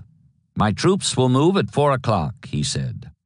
In his eagerness, he not only seemed unable to remain seated, he also seemed to have forgotten his prediction that Hooker would clear out before sunup. Lee checked him with a reminder. If there was any doubt about this next morning, he said, Jackson could open from an exposed position with a couple of guns, then judge by the response as to whether the Blue Army was still behind its wilderness fortifications. There was much to be done between now and sunrise, especially by Jackson, to whom Lee had left the choice of a route, the composition of the force to be employed, and the decision as to when and in what manner the flank attack would be delivered. But what both men needed for the present, at the close of a strenuous day and on the eve of what promised to be an even more strenuous morrow, was a few hours' sleep. Again, especially Jackson, who had demonstrated on several occasions, the 7 days for one, that without at least a minimum of profound rest, he would be reduced to a state of somnambulism. They lay down where they were, in separate quarters of the grove, spreading their saddle blankets on the pine needles for a bed and using their saddles for a pillow. Both were soon asleep, but Lee was wakened presently by an officer he had sent to look into conditions on the turnpike to the north. "Ah, Captain, you have returned, have you?" he said, and he sat up slowly. "Come here and tell me what you have learned on the right." It was the same young man from Jackson's staff who had wakened him 2 mornings ago to tell him Hooker was crossing. J.P. Smith was his name, a divinity student before the war. He hesitated, in awe of the general whose massive features and gray beard looked so imposing in the moonlight. But as he leaned forward, the seated man put an arm about his shoulder and drew him down by his side while he finished his report. Lee thanked him and then, still retaining his grip, began to chide him by saying that he regretted that Smith and the other young men about General Jackson had not done a better job today of locating and silencing an enemy battery that had held up the advance. Young men nowadays, he declared in the accents of Nestor, were a far remove from the young men of his youth. The captain, seeing, as he later said, that the general was jesting and disposed to rally me, broke away from the hold Lee tried to retain on his shoulder. As he moved off through the moonlit pines, he could hear the Virginian laughing heartily there in the wilderness, where many men now sleeping would be laid in their graves tomorrow and the next day and the next, blue and gray alike, as a result of instructions he had given just before he himself lay down, in apparently excellent spirits, to rest for what he knew was coming with the dawn. When Lee woke, he saw the gaunt figure of Jackson bending over a small fire a courier had built. Rising, he joined him, and the two sat on a couple of hardtack boxes the Federals had left behind the day before. It was already past 4 o'clock, the hour set for the column to move out, but Jackson explained that he was awaiting the return of his staff chaplain, who once had had a church hereabouts and was familiar with the region. For this reason, he had sent him, together with a skilled cartographer, to explore the roads leading west from Catherine Furnace and then north to the Plank Road, up which he expected to make his strike. The two sat talking, warming their hands at the meager fire, until the glimmer of dawn showed the staff officers returning from their scout. Major Jedediah Hotchkiss, the cartographer, approached the generals and spread his map on another hardtack box, which he placed between them. It was obvious from his manner, before he said a word, that he had found the route he had been seeking, and as he spoke, he traced it on the map. First, due west to the furnace, then due south, away from the enemy, along a trail that gradually turned back west to enter the Brock Road, which ran northward to the Plank Road and the Turnpike. However, he explained that the column must not turn north at this point, since that would bring it within sight of a federal signal station at Fairview, but south again for a short distance to another road leading north and paralleling the Brock Road, which it rejoined a couple of miles above in some heavy woods, just short of its junction with the Plank Road. That way, practically the entire route, some 10 miles in length from their present position and firm enough throughout to support wagons and artillery, would be screened from the eyes of enemy lookouts. Completing his exposition, Hotchkiss looked from one to another of the generals, both of whom kept their eyes fixed on the map for what seemed to him an inordinately long time. Finally, Lee spoke, raising his head to look at his lieutenant. "General Jackson, what do you propose to do?" Jackson put out his hand and retraced, with a semicircular motion of his wrist, the route just drawn. "Go around here," he said. Lee kept looking at him. "What do you propose to make this movement with?" he asked, and Jackson promptly replied, "With my whole corps." Now there was a pause while Lee absorbed the shock the words had given him. "What will you leave me?" he asked. The question was rhetorical. He already knew the answer. But Jackson answered it anyhow, as readily as before. "The divisions of Anderson and McLaws." This meant that he would have better than 30,000 soldiers off to the rear and on the flank, necessarily out of contact with the enemy and the rest of his own army for most of the day, while Lee would be left with scarcely half as many troops planted squarely across the path of a greatly superior blue host, which might resume its forward movement at any minute. However, having weighed the odds, which had to include the by no means improbable chance that Hooker might learn what was afoot and react accordingly, the Southern commander made and announced his decision. "Well, go on," he said. While they talked, the sun had reddened the east, and now it broke clear, fiery above the treetops back toward Fredericksburg, where Early was facing odds almost as long as Lee's would be when the flanking column left. Jackson informed his chief that the march would be led by D.H. Hill's old division, now under Brigadier General Robert Rhodes. Next would come his own old division, commanded by its senior brigadier, Raleigh Colston. A.P. Hill's division would bring up the rear. He would take all his artillery with him, dispersed along the column, and depend on Stuart to cover his advance. Lee took notes on this, then retired to write the necessary orders while his lieutenant went about making preparations to move out. As Jackson rode past one brigade camp, the lounging veterans rose to cheer him, but seeing what one of them later called battle in his haste and stern looks, they merely gazed at him and wondered what exertion he was about to require of them. The preliminary dispositions were a time-consuming business, involving the extraction of some units already committed, but at last they were completed.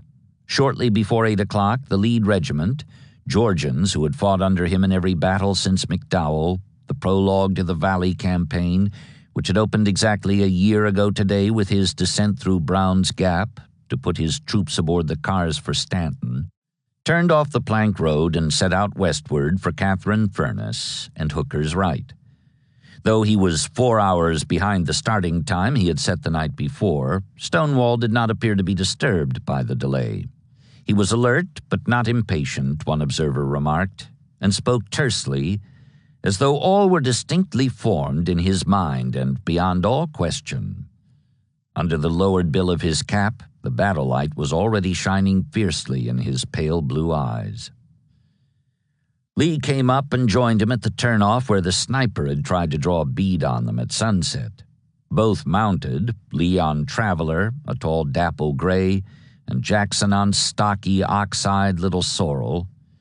They spoke briefly against a background of skirmish fire, which had begun to sputter along the 2-mile front now occupied exclusively by Anderson and McLaws, with just over 15,000 troops between them.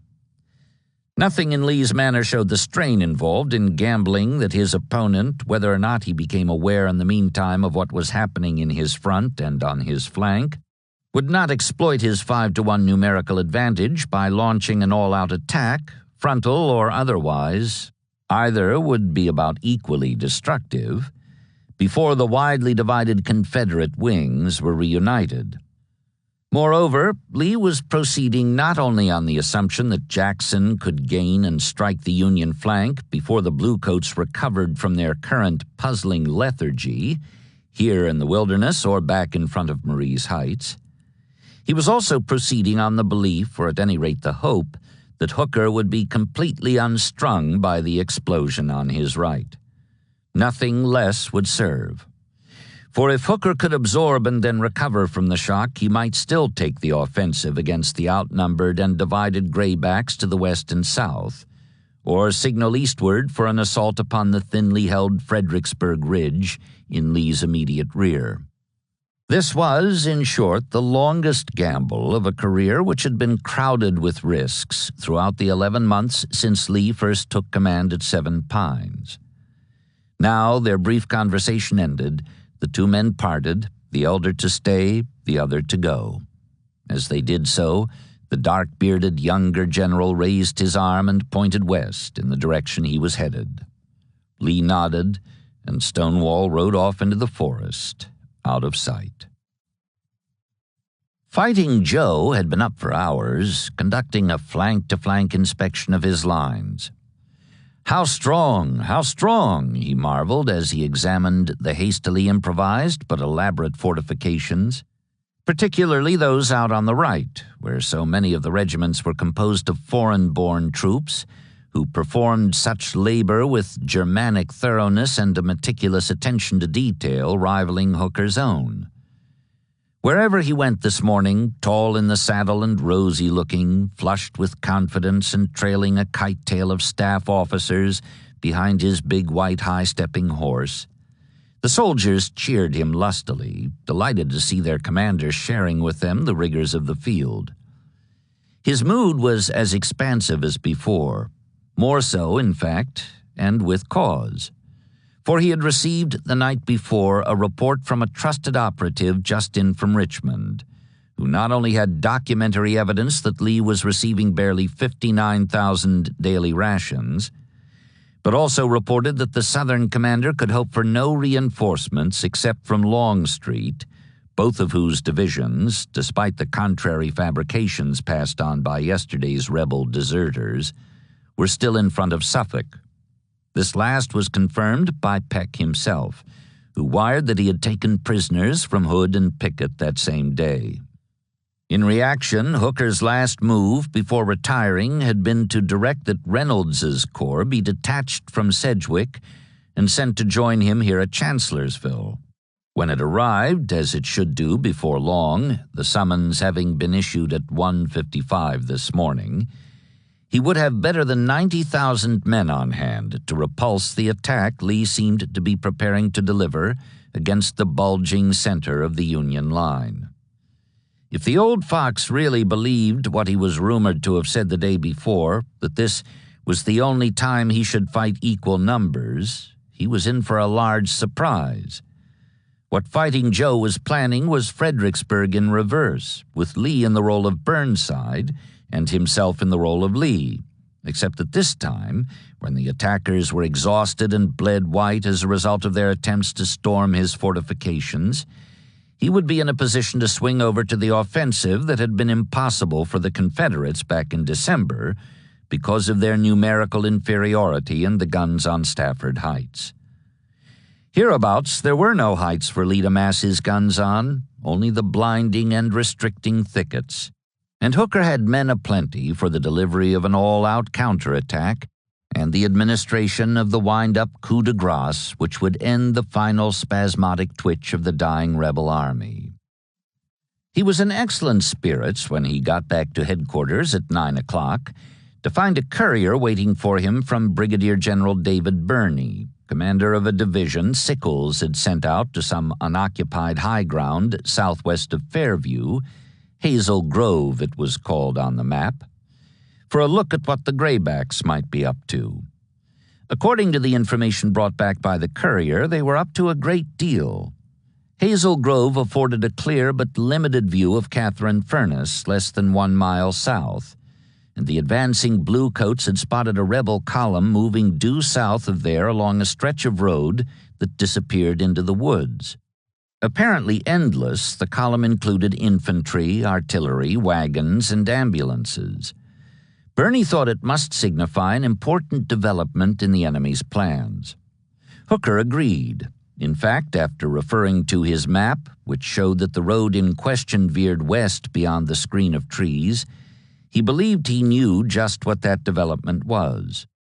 The Confederates were in retreat, probably on Gordonsville, where Stoneman must have struck by now, severing one of their 2 main supply lines. However, on the off chance that Lee was attempting at this late date to come up with something out of his bag of tricks, Hooker decided it would be wise to warn Howard of what was going on, and he sent him a message advising him to be vigilant in protecting the western flank. "We have good reason to suppose that the enemy is moving to our right. Please advance your pickets for purposes of observation as far as may be safe to obtain timely information of their approach." He might have followed to see for himself that his instructions were carried out, but presently a dispatch arrived from Howard, sent before his own had been received, stating that he too had sighted the rebel column moving westward on a road parallel with this, and adding of his own accord, "I am taking measures to resist an attack from the west." It was clear that Howard required no supervision to assure that he did his duty. He had performed it before he was even told what it was, thereby leaving Hooker free to concentrate on the question of pursuit. In this connection, he thought again of Sedgwick, who had been kept by a faulty telegraph connection from getting yesterday's instructions until the hour was too late for an attack. First Sickles and now Reynolds had been detached from the downstream force, but Sedgwick's was the largest corps in the Army. With Gibbon's division still available at Falmouth, he had close to 30,000 effectives, plus the support of the long-range guns on Stafford Heights. And though Professor Lowe had reported earlier that a hard wind was bumping him around so much he could not use his telescope, the headquarters intelligence section informed Hooker that only Early's division remained on the Fredericksburg Ridge. Accordingly, he directed Butterfield to pass the word along to Sedgwick and authorize him to attack if there was a reasonable expectation of success. Meanwhile, Hooker kept his staff busy preparing orders designed to put the whole army on Lee's trail if he still appeared to be in retreat next morning. A circular issued at 2:30 instructed corps commanders to load up with forage, provisions, and ammunition so as to be ready to start at an early hour tomorrow. By the time this was distributed, reports had begun to come in from Sickles, who had been given permission at noon to advance with 2 divisions to investigate the movement Birney had spotted from Hazel Grove. He sent back word that he had pierced the rebel column near Catherine Furnace, capturing men and wagons, but that practically all of it had moved westward beyond his reach by now. Hooker took fire at this, his confidence soaring. Lee was unquestionably in full retreat, intending to follow the heavily escorted train with the Confederate main body. At 4:30, the jubilant Federal commander wired Butterfield to order Sedgwick to throw his entire force across the river, capture Fredericksburg and everything in it, and vigorously pursue the enemy. Previous instructions had been discretionary, and so were these, but Hooker made it clear that a fine opportunity lay before him. "We know that the enemy is fleeing, trying to save his trains," he added. Two of Sickles's divisions are among them. As might have been expected with the rebel column filing through the woods to the Army's front, there was a good deal of excitement along the outpost lines. Couriers and even unit commanders began to turn up at the Chancellor House with frantic, sometimes near hysterical warnings of an impending flank attack. Staff officers had all they could do to keep some of them, especially one persistent artilleryman with the lowly rank of captain, who claimed to have ridden out and seen the Graybacks massing, from bothering Hooker himself with their perturbations. When these men finally could be made to understand that the High Command was already aware of the alleged danger and had taken steps to meet it in case it developed, they returned to their units, most of them feeling rather sheepish at having presumed to believe they knew more than their superiors. Others, however, remained unconvinced, particularly those through whose ranks the rebel prisoners had been taken rearward after their capture near Catherine Furnace. They were Georgians, hale-looking men in neat butternut clothes, and for the most part they seemed cheerful enough considering their plight. They had come over, they replied to taunts, to help eat up them 8-day rations. But some were surly and in no mood to be chided. Told by a bluecoat, "We'll have every mother's son of you before we go away," one snapped back, "You'll catch hell before night." Another was more specific as to how calamity was to be visited upon them and by whom. "You think you've done a big thing just now," he said, "but wait till Jackson gets around on your flank." This seemed to its hearers well worth passing on to headquarters, but when they went there to report it, they were told to return to their outfits. Lee was in retreat, no matter what the butternut captives said, and Hooker was making plans even now for an orderly pursuit. Far out on the right flank, as the shadows lengthened toward 5 o'clock and beyond, Howard's men were taking it easy. They had seen no action so far in the campaign, but that was much as usual. They had seen little real action anywhere in the war, save for a great deal of marching and counter-marching, and were in fact a sort of stepchild corps, collectively referred to by the rest of the army as a bunch of Dutchmen. Indeed, nothing demonstrated more conclusively Hooker's lack of concern for his western flank than the fact that he had posted these men here. Mostly New Yorkers and Pennsylvanians, large numbers of them were immigrants, lately arrived and scarcely able to speak English. Hessians, their enemies called them, with a contempt dating back to the days of the Revolution. Schurz, Steinwehr, and Schimmelpfennig were 3 of their generals, while their colonels had names such as von Gilsa, Krzyzanowski, Einsiedel, Dacroth, and Schlumbach. Howard himself was by no means popular with them, despite his sacrifice of an arm to the cause and a record of steady progress up the ladder of command. After his maiming a year ago at Fair Oaks, he had returned to lead a brigade at Antietam and a division at Fredericksburg, both with such distinction that now, to the considerable displeasure of men whose proudest boast had been "I fights mit Siegel," and who rather illogically put the blame for their hero's departure on his successor, he had a corps. He had had it, in fact, exactly a month today. But in his anxiety to make good, he not only had borne down hard on discipline, he also had tried to influence the out-of-hours activities of his troops by distributing religious tracts among them. The latter action was resented even more than the former, for many of the men were freethinkers, lately emerged from countries where the church had played a considerable part in attempting their oppression, and they drew the line somewhere short of being preached at, prayed over, or uplifted. The result of all this and more was that army life was not a happy one for them or their commander, whose ill-concealed disappointment at their reaction to his attempt to play the role of Christian soldier only served to increase their mistrust and dislike of him, empty sleeve and all. Today was one of the better days, however, with a minimum of work, no drill whatsoever, and a maximum of rest. Extended for more than a mile along the turnpike west of Dowdall's Tavern, an oversized cabin just east of the junction where the plank road came in from the southwest. They lounged behind the elaborate southward-facing breastworks Hooker himself had admired. Like his chief, Howard was convinced that he was onto the rebel strategy, which seemed to him to be designed to cover a retreat with a pretense of strength and boldness. He, too, rejected various cries of wolf, including those from an outpost major who sent back a stream of frantic messages from beyond the flank, all patterned after the first at 2:45. "A large body of the enemy is massing in my front.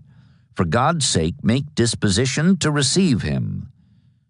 At the outer end of the entrenched line, 2 guns were posted hub to hub on the pike itself, facing west, and 2 regiments of infantry, not over 900 men in all, were disposed at right angles to the road, strung out northward from the point where the guns were posted. These 2 regiments and guns were all the flank protection Howard had provided, after notifying Hooker that he was taking measures to resist an attack from the west. But he considered them ample, since nothing could approach him from that direction except along the turnpike, covered by the 2 guns, or through a tangle of second-growth timber and briery underbrush, which he had pronounced impenetrable. Moreover, there was a half-mile stretch of unoccupied ground between his left and Slocum's right, marking the former position of his 1 reserve brigade, which had been detached in the mid-afternoon and still had not returned from its mission of guarding Sickles's flank in the course of his advance from Hazel Grove. This gap was critical. Though it went unnoticed, or at any rate unfilled, it meant that if anything struck Howard a hard enough blow from the west, he would be in much the same predicament as a man attempting to sit on a chair he did not know had been removed. That, or something like that, was what happened.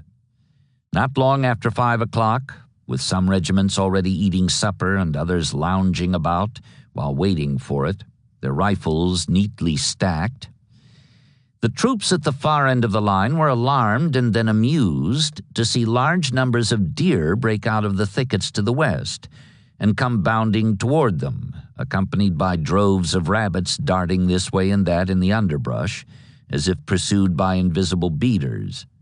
The men cheered and hallooed, waving their caps at the startled forest creatures, until presently something else they heard and saw froze the laughter in their throats.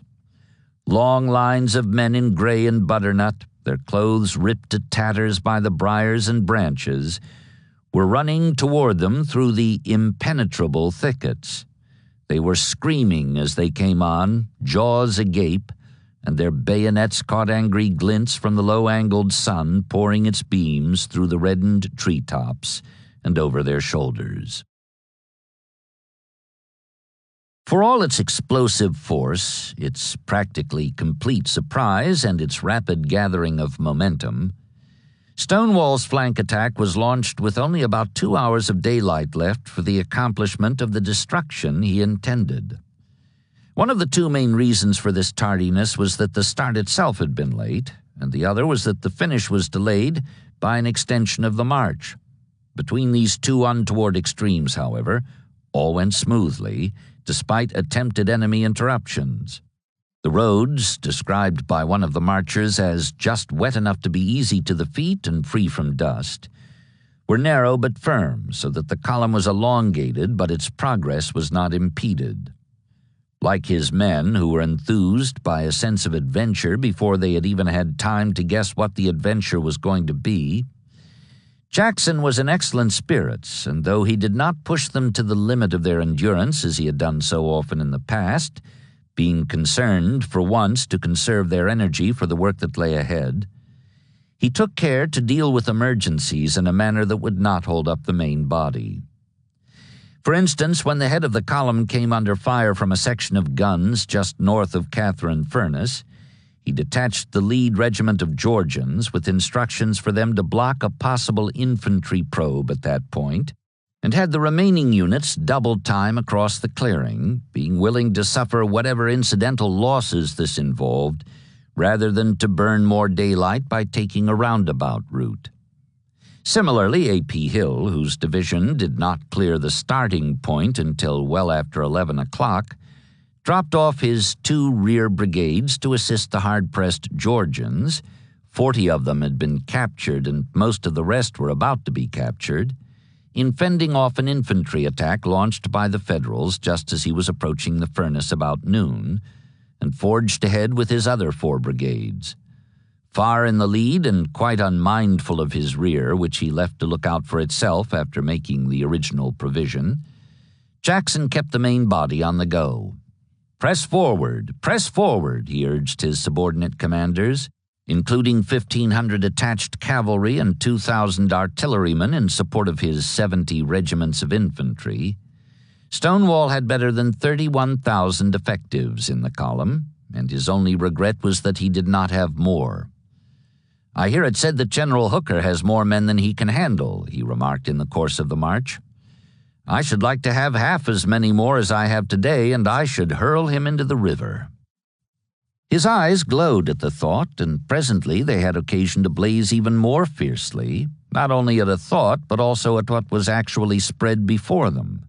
About 2 o'clock, as he approached the Orange Plank Road, the intended objective, up which he expected to turn the column northeastward for an attack that would strike the Orange Turnpike just west of Dowdall's Tavern, where Hooker's flank presumably was anchored, he was met by Fitz Lee, who approached from the opposite direction, drew rein alongside Little Sorrel, and announced with a barely suppressed excitement that explained his lack of ceremony, "General, if you will ride with me, halting your column here out of sight, I will show you the enemy's right."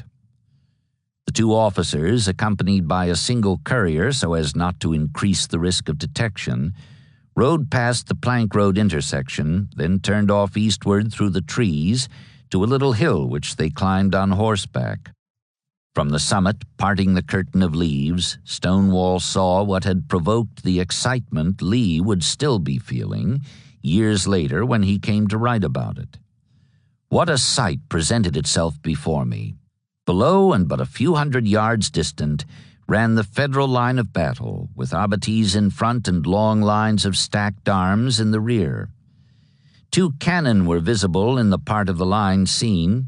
The soldiers were in groups in the rear, laughing, smoking, probably engaged here and there in games of cards and other amusements indulged in while feeling safe and comfortable, awaiting orders. In rear of them were other parties driving up and butchering beeves. As he observed the peaceful scene, Jackson's mind was on a different kind of butchery.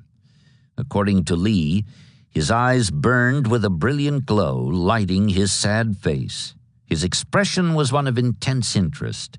His face was colored slightly with the paint of the approaching battle, and radiant in the success of his flank movement. The salient fact was that Hooker's flank was as completely in the air as had been reported the night before, but that an attack up the Plank Road, such as had been intended, would strike it at an angle about midway rather than end on, which would not do. Correction of this, however, called for a 2-mile extension of the march in order to get beyond the farthest western reach of the Union entrenchments and approach them on the perpendicular. That meant a further delay of at least an hour, to which of course would be added the time required to form the 3 divisions for assault.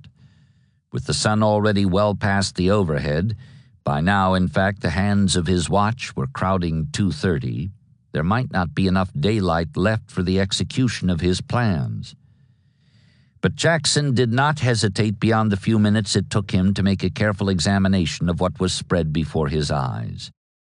Seeing his lips moving as he looked at the enemy soldiers down below, Lee assumed that he was praying. If this was so, there was no evidence of it in his voice as he turned to the courier and snapped out an order for him to take back to the head of the column, halted on the Brock Road to await instructions. "Tell General Rhodes to move across the Plank Road, halt when he gets to the old turnpike, and I will join him there." The courier took off.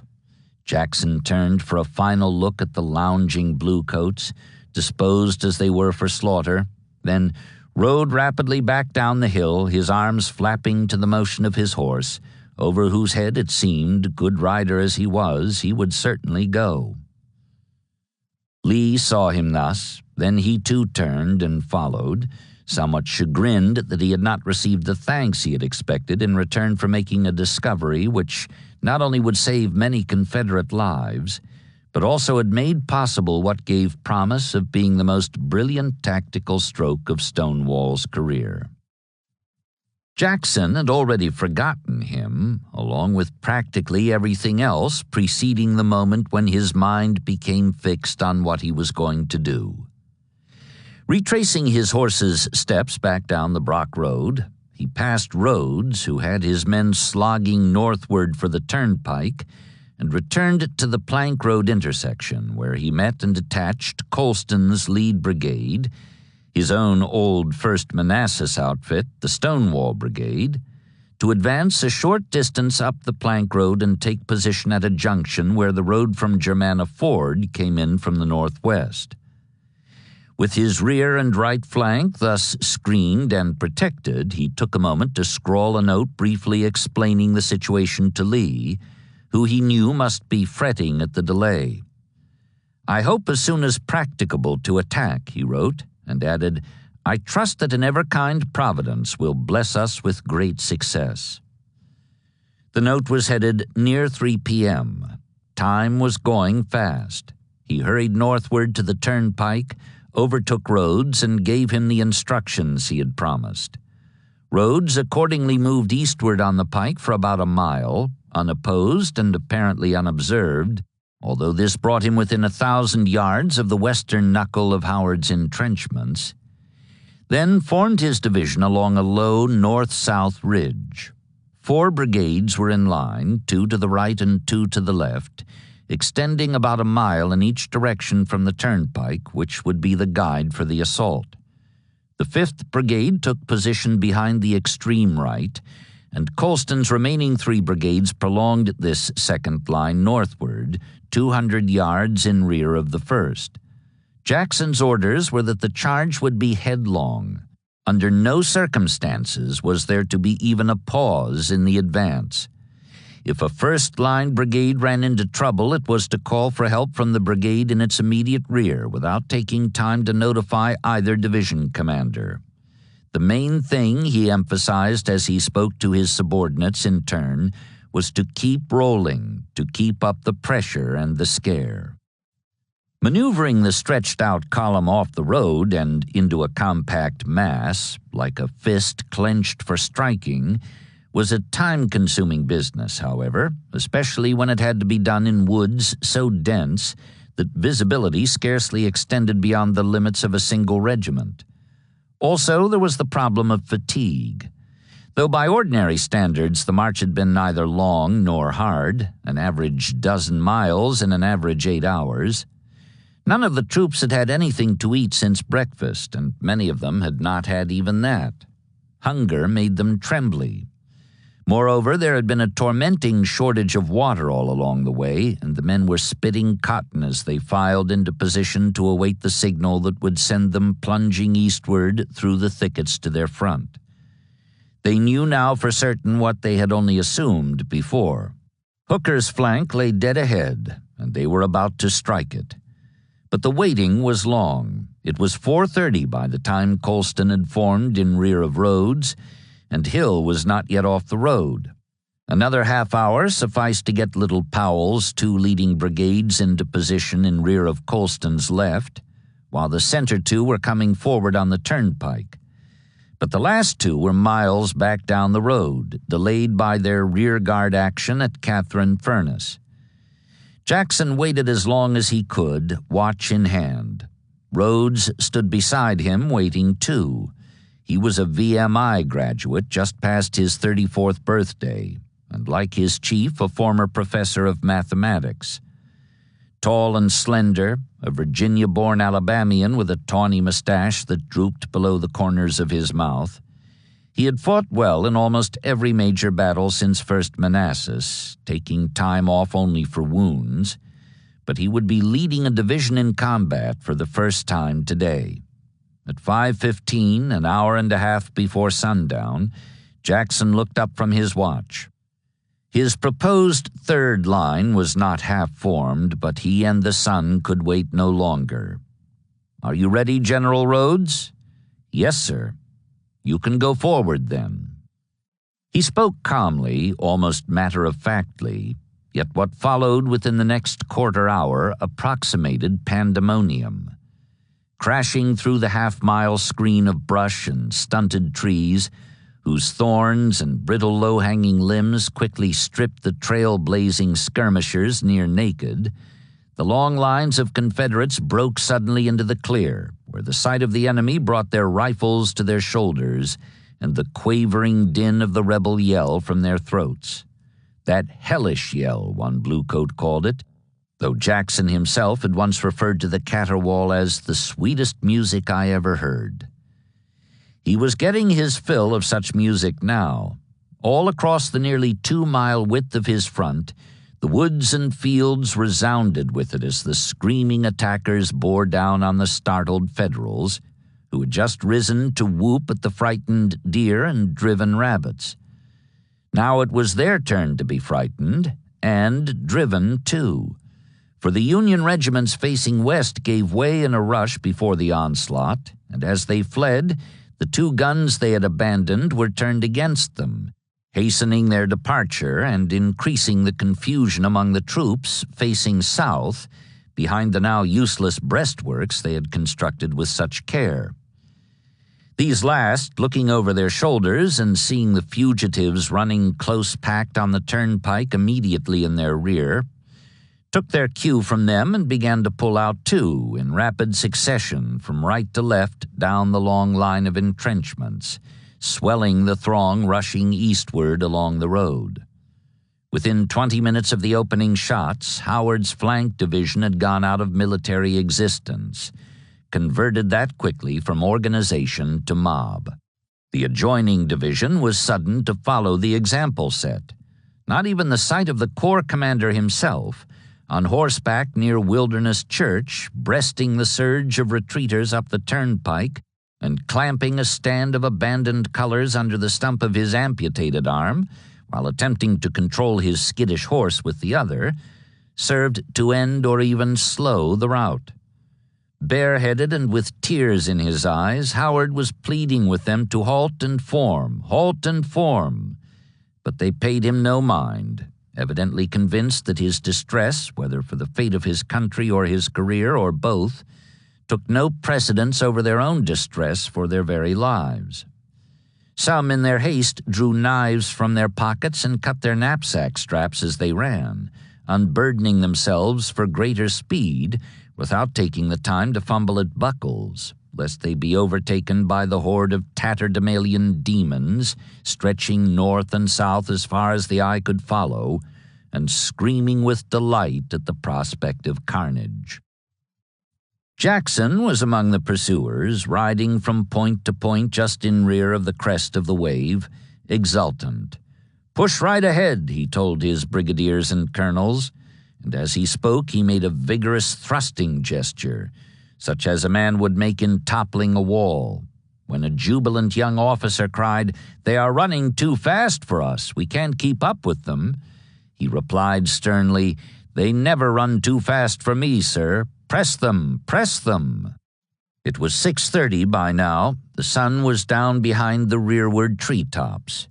Dowdall's Tavern lay dead ahead, and from the east the answering thunder of guns and clatter of musketry told Stonewall that Lee had heard or learned of the attack and was applying pressure to keep the tottering Union giant off balance, even though he could scarcely hope to break through the endless curve of fortifications south and east of Chancellorsville. Here to the west, on the other hand, whenever a clump of bluecoats more stalwart than their fellows tried to make a stand, they found themselves quickly outflanked on the left and right by the overlapping lines of the attackers, and they had to give way in a scramble to avoid being surrounded. Every time Jackson heard the wild yell of victory that followed such collapses, he would lift his head and smile grimly as if in thanks to the god of battle. Conversely, whenever he came upon the bodies of his own men, lying where panicky shots had dropped them, he would frown, draw rein briefly, and raise one hand as if blessing the slain for their valor. A staff officer later remarked, "I've never seen him so well pleased with the progress and results of a fight." On through sundown, his pleasure was justified by continuing success, and presently it was increased. By 7 o'clock, with darkness settling fast in the clearings and the woods already black, his triumph over Howard was complete as the Federals gave way around Dowdall's Tavern and began their flight across the reserveless gap that yawned between them and the rest of the Blue Army. On the right, just south of the turnpike, there was a meeting engagement with a column of Union cavalry, which resulted in its repulse, and enemy guns were booming on Fairview Heights, firing blind to discourage pursuit. But Jackson did not believe there was anything substantial between him and the loom of forest screening Chancellorsville itself, just over a mile ahead. The only deterrent beyond his control was the darkness, and soon there was not even that. As if in response to a signal from the southern Joshua, the full moon came up, huge and red through the drifting smoke, then brightened to gold as it rose to light the way for pursuit. Many times in the past, Stonewall had ached to launch a night attack. Now he not only had the chance, he believed it was downright necessary if he was to prevent the enemy from recovering from the shock and attempting to turn the tables on the still divided Confederates. Two immediate objectives he had in mind. One was to strike deep in Hooker's rear, cutting him off from U.S. Ford so as to prevent his escape across the Rappahannock, and the other was to reunite with Lee for a combined assault on the Bluecoats, who thus would be hemmed in for slaughter. It was more or less obvious by now that Rhodes and Colston had done their worst, at least for the present. They would need a breathing spell in which to regain control of their troops, hopelessly mingled in a single wave that was already ebbing because of exhaustion. But Hill's 4 brigades were still intact, available as a reserve, and Jackson was determined to use them for a moonlight advance along the pike and up the roads leading northeastward to the single river crossing in Hooker's rear. Soon he found Little Powell and gave him his instructions. There was no studied calmness about him now, such as there had been 3 hours ago when he told Rhodes he could go forward. His excitement was evident to everyone he met, and his sense of urgency was communicated with every word he spoke, including those in the orders he gave Hill. "Press them! Cut them off from the United States Ford, Hill! Press them!" Hooker by then was doing all he could to avert disaster, but for the better part of an hour after the first wave of attackers struck and crumpled the tip of his western wing, 3 miles from the Chancellor Gallery where he sat chatting amiably with members of his staff, he had been under the tactical disadvantage of not even knowing that he had been surprised. Because of acoustic peculiarities of the terrain and the cushioning effect of brush and trees, the roar of battle reached him but faintly and indirectly. He and his aides supposed that the racket, such as it was, came from down around Catherine Furnace, a couple of miles to the south, and were exchanging conjectures as to the havoc Sickles must be making among Lee's trains in that direction. Just before sundown, however, one of the officers strolled out to the road and casually gazed westward. "My God, here they come!" the others heard him shout. Then they saw for themselves what he meant. A stumbling herd of wild-eyed men, the frantic and apparently unstoppable backwash of Howard's unstrung corps, was rushing eastward, filling the pike from shoulder to shoulder. Fighting Joe reacted fast. At hand was Sickles's 3rd Division, his own in the days before his elevation to Corps and Army Command, left in reserve when the other 2 moved south. Hooker ordered it to wheel right and stem the rout. "Receive them on your bayonets! Receive them on your bayonets!" he cried, not making it clear whether he meant the demoralized Dutchmen or the rebels somewhere in their rear, as he rode westward through the failing light and into the teeth of the storm. At Hazel Grove, sealed off from the uproar which by now was just over a mile away, a regiment of Pennsylvania cavalry received at about this same time, between sunset and moonrise, orders to join Howard near Wilderness Church. With no suggestion of urgency in the message and no hint that a clash had occurred, let alone a retreat, the troopers mounted and set out northwestward on a trail too narrow for anything more than a column of twos. They rode at a walk, talking casually among themselves, their weapons sheathed, until they approached the turnpike, at which point the major in command barely had time to cry, "Draw sabers! Charge!" before they ran spang into a whole Confederate division moving eastward through darkness that all of a sudden was stitched with muzzle flashes and filled with yells and twittering bullets. One side was about as startled as the other. The riders managed to hack their way out of the melee, though by the time they reassembled in the moonlight back near Chancellorsville, a good many saddles had been emptied and a number of troopers had been captured, along with their unmanageable horses. For blue and gray alike, whether mounted or afoot, the meeting engagement had some of the qualities of a nightmare too awful to be remembered except in unavoidable snatches. But for other Union soldiers east of there, such an experience would have been counted almost mild in comparison with the one they blundered into a few hours later, in which blue was pitted not only against gray but also against blue. Down around Catherine Furnace, deep in enemy territory, Dan Sickles knew nothing of what had been happening until well past sundown, when he heard the roar of batteries massed on the heights at Hazel Grove and Fairview, far in his rear. Informed at last of the enemy flank attack, which placed his two divisions precariously between the superior halves of the rebel army, and thus exposed him to the danger of being pinched off and surrounded, he pulled hurriedly back to Hazel Grove, unhindered so far, but by no means out of the trap whose jaws seemed likely to snap shut at any moment.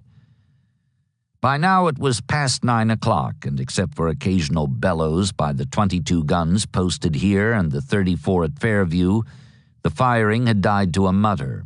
Placing one division on the left and the other on the right of a trail leading northward through the forest, Sickles prepared to continue his march to the comparative safety of the turnpike.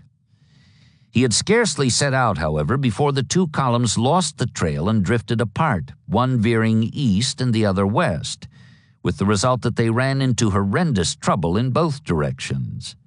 The division on the left angled into a line of Confederates, alert behind hastily improvised entrenchments, while the one on the right stumbled into a similar line along which one of Slocum's divisions was deployed. Both broke into flames on contact, and a three-sided fight was in progress as suddenly as if someone had thrown a switch. Caught in what a participant called one vast square of fire, Sickles's troops milled aimlessly, throwing bullets indiscriminately east and west. Shouts of "Don't fire, we're friends" brought heavier volleys from both sides of the gauntlet, and consternation reached a climax when rival batteries started pumping shell and canister into the frantic mass hemmed thus between the lines. Somehow, though, despite the darkness and confusion, Sickles finally managed to effect a withdrawal southward in the direction he had come from. By midnight, he had what was left of his two divisions back at Hazel Grove, where the men bedded down to wait for daylight, barely 4 hours off, and restore their jangled nerves as best they could. Elsewhere along his contracted line, albeit the contraction had been accomplished more by Jackson's efforts than his own, Hooker saw to it that the rest of his army did likewise. He did not know what tomorrow was going to bring, but he intended to be ready for it. And in point of fact, he had cause for confidence. Reynolds was over the river by now. His 3 divisions were available as a reserve. Even Howard's 3, or anyhow a good part of them, had managed to reassemble in the vicinity of U.S. Ford, where they were brought to a halt after ricocheting northward off Lee's entrenchments east of Chancellorsville. Meade's 3 had been unaffected by the turmoil across the way. Couch and Slocum, under cover of the 56-gun barrage from Hazel Grove and Fairview, had adapted their 4 divisions to the altered situation, along with the one Sickles had left behind. Moreover, another brigade of cavalry was at hand, Averill having been called in from near Rapidan Station, where Stoneman had dropped him off, ostensibly to check Stewart's pursuit, but actually, since there was no pursuit, to play little or no part in the southward raid. His total loss after 3 days in enemy country was 1 man killed and 4 wounded. Hooker was furious and relieved him on the spot. If the enemy did not come to him, he should have gone to the enemy, Fighting Joe protested with unconscious irony. Apparently, he could not see that this applied in his own case. He still depended on Sedgwick for the delivery of any blow that was to be struck, repeating in greater detail at 9 p.m. the instructions sent him earlier in the day. This time they were peremptory. Sedgwick was to cross the Rappahannock at Fredericksburg on the receipt of this order. Leaving Gibbon to hold the town, he was to march at once on Chancellorsville and attack and destroy any force he may fall in with on the road. This would bring him promptly into contact with Lee's rear, and between us we will use him up. Be sure not to fail. The pattern was unchanged. Now, as before, Guy O. Hooker was leaving the confrontation of the bull to Paco Sedgwick, while he himself stood fast behind the Barrera to cheer him on. Lulled by what one insomniac called the weird, plaintive notes of the whippoorwills, who would not let even a battle the size of this one cancel their serenade to the full, high-sailing moon, the army slept. From point to point, the wilderness was burning, like a picture of hell, a cavalryman said of the scene as he viewed it from a hilltop. But the screams of the wounded caught earlier by the flames had died away, together with the growl and rumble of the guns. It was midnight, and the Army of the Potomac took its rest. Though the Army of Northern Virginia was doing the same, west and south of the now one-handled Union Dipper, it did so in an atmosphere of tragedy out of all ratio to the success it had scored today. Not only had Stonewall's plan for continuing the eastward drive by moonlight been abandoned, but Stonewall himself had been taken rearward, first on a stretcher and then in an ambulance, to a hospital tent near Wilderness Tavern, where even now, as midnight came and went, surgeons were laying out the probes and knives and saws they would use in their fight to save his life. Intimations of national tragedy, intensified by a sense of acute personal loss, pervaded the forest bivouacs as the rumor spread that Jackson had been wounded. After telling Hill to bring his men forward in order to resume the stalled pursuit, he had proceeded east along the turnpike in search of a route that would intercept the expected blue retreat to U.S. Ford. As he and several members of his staff rode past the fringe of Confederate pickets, taking a secondary road that branched off through the woods on the left, they began hearing the sound of axes from up ahead, where the Federals were trimming and notching logs for a new line of breastworks. "General, don't you think this is the wrong place for you?" an officer asked. Jackson did not agree. "The danger is all over," he said. "The enemy is routed. Go back and tell A.P. Hill to press right on." Presently, though, with the ring of axes much nearer at hand, he drew rein and listened carefully. Then he turned and rode back the way he had come, apparently satisfied that the bluecoats, for all their frenzy of preparation, would be unable to resist what he intended to throw at them as soon as Hill got his troops into position. Soon he came upon Little Powell himself, riding forward with his staff to examine the ground over which he expected to advance, and the two parties returned together. To the pickets crouched in the brush ahead, North Carolinians whose apprehensiveness had been aroused by the meeting engagement a short while ago with the saber-swinging Pennsylvanians over on the turnpike. The mounted generals and their staffs, amounting in all to nearly a score of horsemen, must have had the sound of a troop of Union cavalry on the prowl or the advance element of a wave of attackers. At any rate, that was the premise on which they acted in opening fire. "Cease firing! Cease firing!" Hill shouted, echoed by one of Jackson's officers. "Cease firing! You are firing into your own men!" Fortunately, no one had been hit by the sudden spatter of bullets, but the Tar Heel commander believed he saw through a Yankee trick. "Who gave that order?" he cried. "It's a lie. Pour it into them, boys." The boys did just that. Not only the pickets, but the whole front-line battalion opened fire at 20 paces, and with such devastating effect that the bodies of no less than 14 horses were counted later in the immediate area.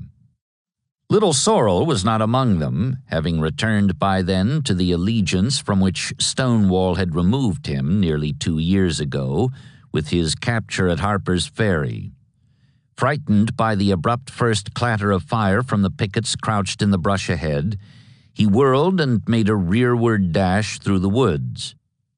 Jackson managed to turn him, though he could not slow him down, and was coming back west, his right arm raised to protect his face from low-hanging branches, when the second volley crashed.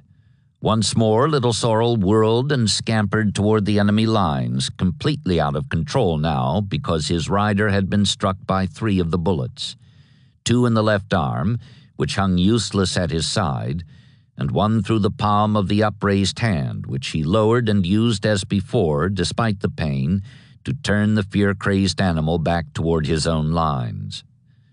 There, one of the surviving officers, dismounted by the volley, caught hold of the horse's bridle and brought him to a stop, while another came up and braced the general in the saddle.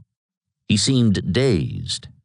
"Wild fire, that, sir. Wild fire," he exclaimed, as he sat staring into the darkness lately stitched with muzzle flashes. All around them they could hear the groans and screams of injured men and horses. "How do you feel, General?" one of the officers asked, with the simplicity of great alarm, and Jackson replied, "You had better take me down. My arm is broken." They did so, finding him already so weak from shock and bleeding that he could not lift his feet from the stirrups. Freed at last of the restraining weight, Little Sorrel turned and ran for the 3rd time toward the Union lines, and this time he made it. Meanwhile, the 2 staffers laid the general under a tree. While one went off in search of a surgeon and the other was doing what he could to staunch the flow of blood from an artery severed in the left arm, just below the shoulder, Jackson began muttering to himself as if in disbelief of what had happened. "My own men," he said. That was about 9:30. The next 2 hours were a restless extension of the nightmare as Federal batteries at Fairview began firing, the gunners having spotted the moonlit confusion just over half a mile away. Presently, the second of Jackson's 2 attendant staff officers returned through the storm of bursting shells with a regimental surgeon, who administered first aid and ordered the general taken rearward on a stretcher. This had to be done under artillery fire so intense that the bearers were forced to stop and lie flat from time to time, as much for Jackson's protection as their own. On several such occasions they almost dropped him, and once they did, hard on the injured arm, which made him groan with pain for the first time. At last they found an ambulance and got him back to the aid station near Wilderness Tavern, where his medical director, Dr. Hunter McGuire, took one look at the fixed rigid face and the thin lips, so tightly compressed that the impression of the teeth could be seen through them, and ordered the patient prepared for surgery. "What an infinite blessing, blessing, blessing," Stonewall murmured as the chloroform blurred his pain. Then McGuire removed the shattered left arm, all but a 2-inch stump. Coming out of the anesthetic half an hour later, it was now about 3 o'clock in the morning, Jackson said that during the operation he had experienced the most delightful music, which he now supposed had been the singing of the bone saw. At that point, however, he was interrupted by a staff officer just arrived from the front. Tragedy had succeeded tragedy. Hill had been incapacitated, struck in both legs by shell fragments, and had called on Jeb Stuart to take command instead of Rhodes, the senior infantry brigadier, who until today had never led anything larger than a brigade. Stuart had come at a gallop from Ely's Ford, altogether willing. Knowing little of the situation and almost nothing of Stonewall's plans, however, he had sent to him for instructions or advice. Jackson stirred, contracting his brow at the effort. For a moment the light of battle returned to his eyes. Then it faded. His face relaxed. Even the exertion of thought was too much for him in his weakened condition. "I don't know. I can't tell," he stammered. "Say to General Stuart he must do what he thinks best."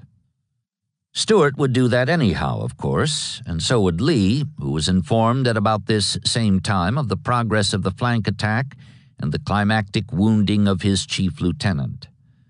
"Ah, Captain," he said. He shook his head. "Any victory is dearly bought which deprives us of the services of General Jackson, even for a short time." When the officer started to give him further details of the accident, Lee stopped him. "Ah, don't talk about it. Thank God it is no worse." He was quick to agree, however, when the young man expressed the opinion that it had been Stonewall's intention to continue the attack. "Those people must be pressed today," Lee said decisively, and he put this into more formal language at once in a note to Stuart. "It is necessary that the glorious victory thus far achieved be prosecuted with the utmost vigor, and the enemy given no time to rally. Endeavor, therefore, to dispossess them of Chancellorsville, which will permit the union of the army." Hooker did not wait for Stuart or anyone else to dispossess him of Chancellorsville. He dispossessed himself. After establishing in the pre-dawn darkness a secondary line of defense, a formidable V-shaped affair, with Reynolds deployed along Hunting Run, Meade at the southern apex, where the roads from Ely's and U.S. Fords came together in rear of Army headquarters, and the fragments of Howard reassembled in Meade's old position along Mineral Spring Run, so that the flanks were anchored right and left on the Rapidan and the Rappahannock. He rode forward at first light, past the works still held by Couch and Slocum around Fairview, to confer in person with Sickles. Despite last night's horrendous experience of being mauled by foes and friends, Sickles had got his nerve back and was all for holding his ground. But Hooker would not hear of it, and ordered him to withdraw at once. It was this well-intentioned readjustment, designed to tidy up his lines and consolidate his defenses south of the vital crossroads, which resulted in his dispossession. Hazel Grove turned out to be the key to the whole advance position, since rebel artillery posted there could enfilade the entrenchments around Fairview, which in turn were all that covered Chancellorsville itself. The result was that everything south of the improvised V came suddenly unglued, and Hooker was left, scarcely 12 hours after his apparent delivery from the first, with a possible second disaster on his hands. Stuart's advance south of the Turnpike and into the rising sun coincided with Sickles's withdrawal, the final stages of which became a rout as the Graybacks swarmed into Hazel Grove and overran the tail of the Blue Column.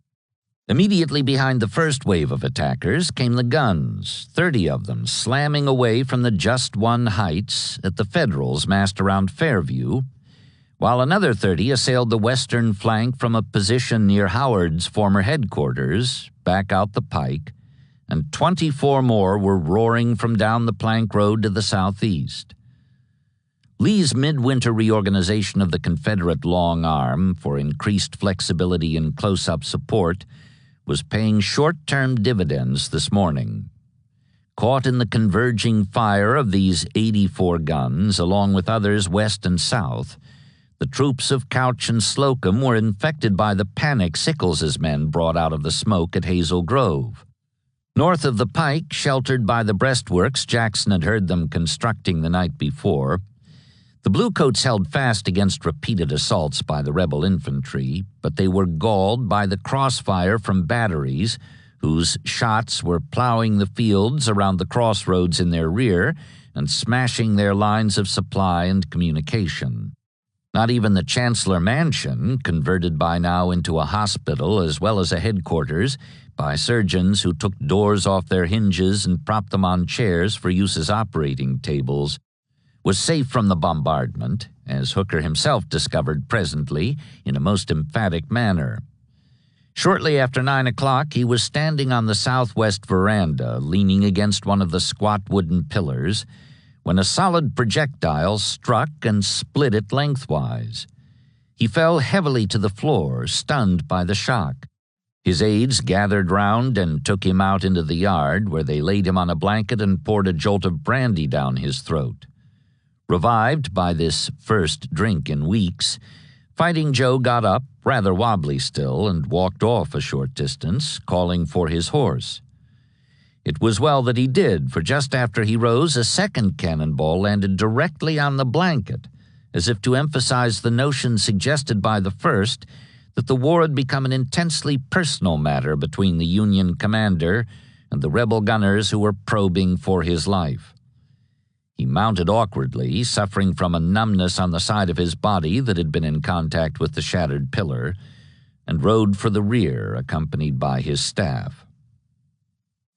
Despite the fact that he would succeed to command of the army in the event that its present chief was incapacitated, Couch knew nothing of Hooker's precipitate change of base until about 10 o'clock, when he received a summons to join him behind Meade's lines, where the apex of the secondary V came down to within a mile of the Chancellor House. Though he had his hands quite full just then, it was during the past half hour that the lines around Fairview had begun to come unglued in earnest. Couch told Hancock to take charge and set out rearward in the wake of his chief, whom he found stretched out on a cot in a tent beside the road to U.S. Ford. "Couch, I turn the command of the army over to you," the injured general said, raising himself on one elbow as he spoke. However, his next words showed that he did not really mean what he had said. Whether or not he had control of himself at this point was open to question, but there was no doubt that he intended to retain control of the army. "You will withdraw it and place it in the position designated on this map," he added, indicating a field sketch with the V drawn on it to show where the new front lines would run. Couch perhaps was relieved to hear that he would not be given full control, along with full responsibility. "If he is killed, what shall I do with this disjointed army?" he had asked himself as soon as he heard that Hooker had been hurt.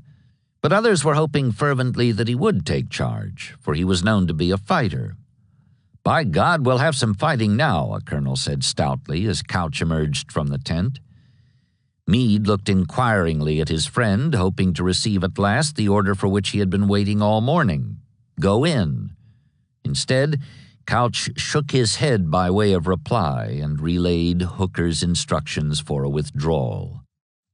In any event, such instructions were superfluous by now, except as they applied to Hancock, whose division was the only one still maintaining, however shakily, its forward position in a state that even approached cohesiveness. The choice, if the Army's present disjointed condition allowed for any choice at all, lay not in whether or not to withdraw, as Hooker expressly directed, but in whether or not to counterattack and thus attempt to recover what had been lost by the retreat already in progress, which manifestly would be difficult if not downright impossible, since the Confederates had just seized the heights at Fairview, and with them domination of the open fields across which the troops of Sickles, Couch, and Slocum were streaming to find sanctuary within the line of breastworks to the north. Hancock's rearguard division was having to backpedal fast to keep from being cut off or overrun by a horde of butternut pursuers who were screaming as triumphantly now, and with what appeared to be equally good cause, as they had done when they bore down on Howard's startled Dutchman yesterday.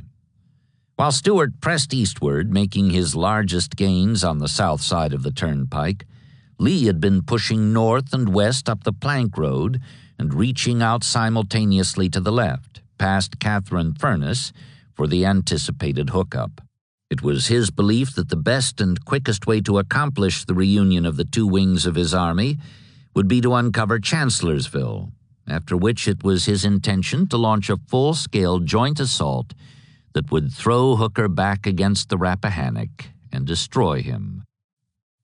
For a time, it looked as if that might indeed be possible in the 10 full hours of daylight still remaining. Never before, perhaps, had the Army of Northern Virginia fought with such frenzy and exultation, such apparent confidence in its invincibility under Lee. Accompanied by the roar of artillery from the dominant heights, McLaws and Anderson moved steadily westward up the Turnpike and the Plank Road, while Rhodes, Colston, and Henry Heath, the senior brigadier in Hill's division, plunged eastward along both sides of the Turnpike, cheered on by Stuart, who rode among them, jaunty in his red-lined cape, hoiking them up to the firing line and singing at the top of his voice some new words set to a familiar tune. "Old Joe Hooker, won't you come out the wilderness?" All advanced rapidly toward the common objective, east and west, as the bluecoats faded back from contact. Shortly before 10:30, the two wings came together with a mighty shout in the 100-acre clearing around the Chancellor Mansion, which had been set afire by the bombardment. Lee rode forward from Hazel Grove, past Fairview, on whose crown 24 guns had been massed to tear at the rear of the retreating enemy columns, and then into the yard of the burning house, formerly headquarters of the Union Army, where the jubilant Confederates, recognizing the gray-bearded author of their victory, tendered him the wildest demonstration of their lives. The fierce soldiers, with their faces blackened with the smoke of battle, the wounded crawling with feeble limbs from the fury of the devouring flames, all seemed possessed with a common impulse, a staff man later wrote. One long, unbroken cheer in which the feeble cry of those who lay helpless on the earth, blended with the strong voices of those who still fought, rose high above the roar of battle and hailed the presence of the victorious chief. He sat in the full realization of all that soldiers dream of, triumph. As I looked upon him in the complete fruition of the success which his genius, courage, and confidence in his army had won, the officer added, I thought that it must have been from such a scene that men in ancient times rose to the dignity of gods. In the midst of this rousing accolade, a courier arrived with a dispatch from Jackson, formally reporting that the extent of his wounds had compelled him to relinquish command of his corps. Lee had not known till now of the amputation, and the news shook him profoundly.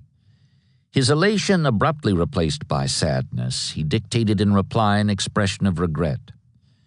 Could I have directed events, he told his wounded lieutenant, I would have chosen for the good of the country to be disabled in your stead, and added, I congratulate you upon the victory which is due to your skill and energy.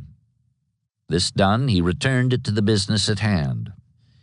He had, as he said, won a victory, but if it was to amount to much more than the killing, as before, of large numbers of an enemy whose reserves were practically limitless, the present advantage would have to be pressed to the point at which Hooker, caught in the coils of the Rappahannock and with the scare still on him, would have to choose between slaughter and surrender. Before this could be accomplished, however, or even begin to be accomplished by resumption of the advance, the attackers themselves would have to be reorganized and realigned for the final sweep of the fields and thickets stretching northward to the river. Lee gave instructions for this to be done as quickly as possible, and while waiting got off a dispatch to Davis in Richmond. We have again to thank Almighty God for a great victory, he announced. His hope was that he would be sending another announcement of an even greater victory by nightfall. But just as he was about to order the attack, a courier on a lathered horse rode in from the east with news of a disaster. At dawn that morning, with a rush across the pontoon bridge they had thrown under cover of darkness, the Federals had occupied Fredericksburg.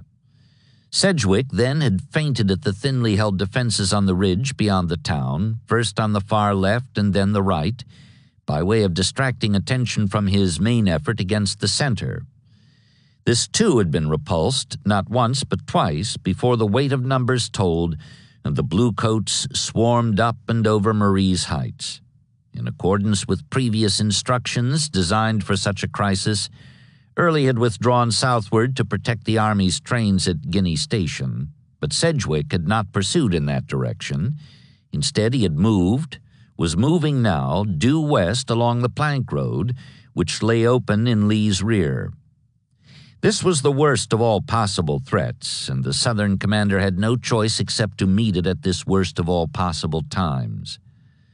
Postponing the assault on Hooker, he detached McLaws to head eastward and delay Sedgwick if possible, while Anderson extended his present right out the river road to prevent a junction of the two Union forces in case Sedgwick managed to sidestep McLaws or brush him out of the way. By now it was close to 3 o'clock. Holding Rhodes and Heath in their jump-off positions, Lee ordered Colston to move up the Ely's Ford Road in order to establish and maintain contact with Hooker, who might be emboldened by this new turn of events. "Don't engage seriously," Lee told Colston, "but keep the enemy in check and prevent him from advancing. Move at once." Now, as before, he was improvising, dividing his badly outnumbered army in order to deal with a two-pronged menace. While McLaws swung east to throw his 7,000 soldiers in the teeth of Sedgwick's 20,000 or more, Lee would endeavor to hold Hooker's 80,000 in position with his own 37,000. When and if he managed to stabilize the situation, as Jackson had done 2 days ago with the advance beyond Tabernacle Church, he would decide which of the two enemy wings to leap at, north or east. Meanwhile, as usual, he was prepared to take advantage of any blunder his opponents might commit, and he was determined to recover the initiative. Above all, he kept his head and refused to take counsel of his fears. When an excited officer, alarmed by the threat to the Army's rear, arrived with a lurid eyewitness account of the loss of Marie's Heights, Lee cut him short. "We will attend to Mr. Sedgwick later," he said calmly.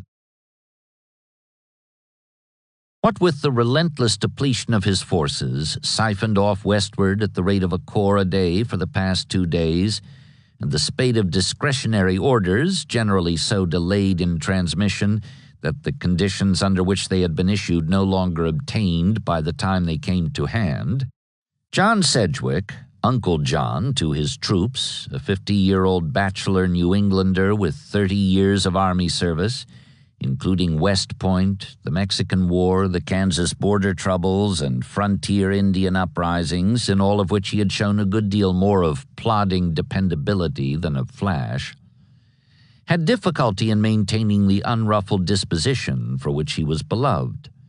Even the peremptory dispatch received last night, after the uproar subsided in the thickets across the way, had left him somewhat puzzled.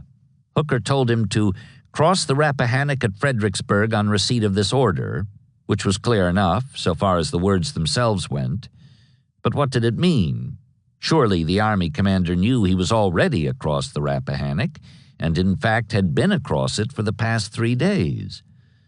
Deciding that it meant what it ought to mean, he told Gibbon, whose division was still at Falmouth, to cross the river at dawn and seize the West Bank town, preparatory to joining in the attack Sedgwick was planning to launch against the fortified ridge with his other 3 divisions.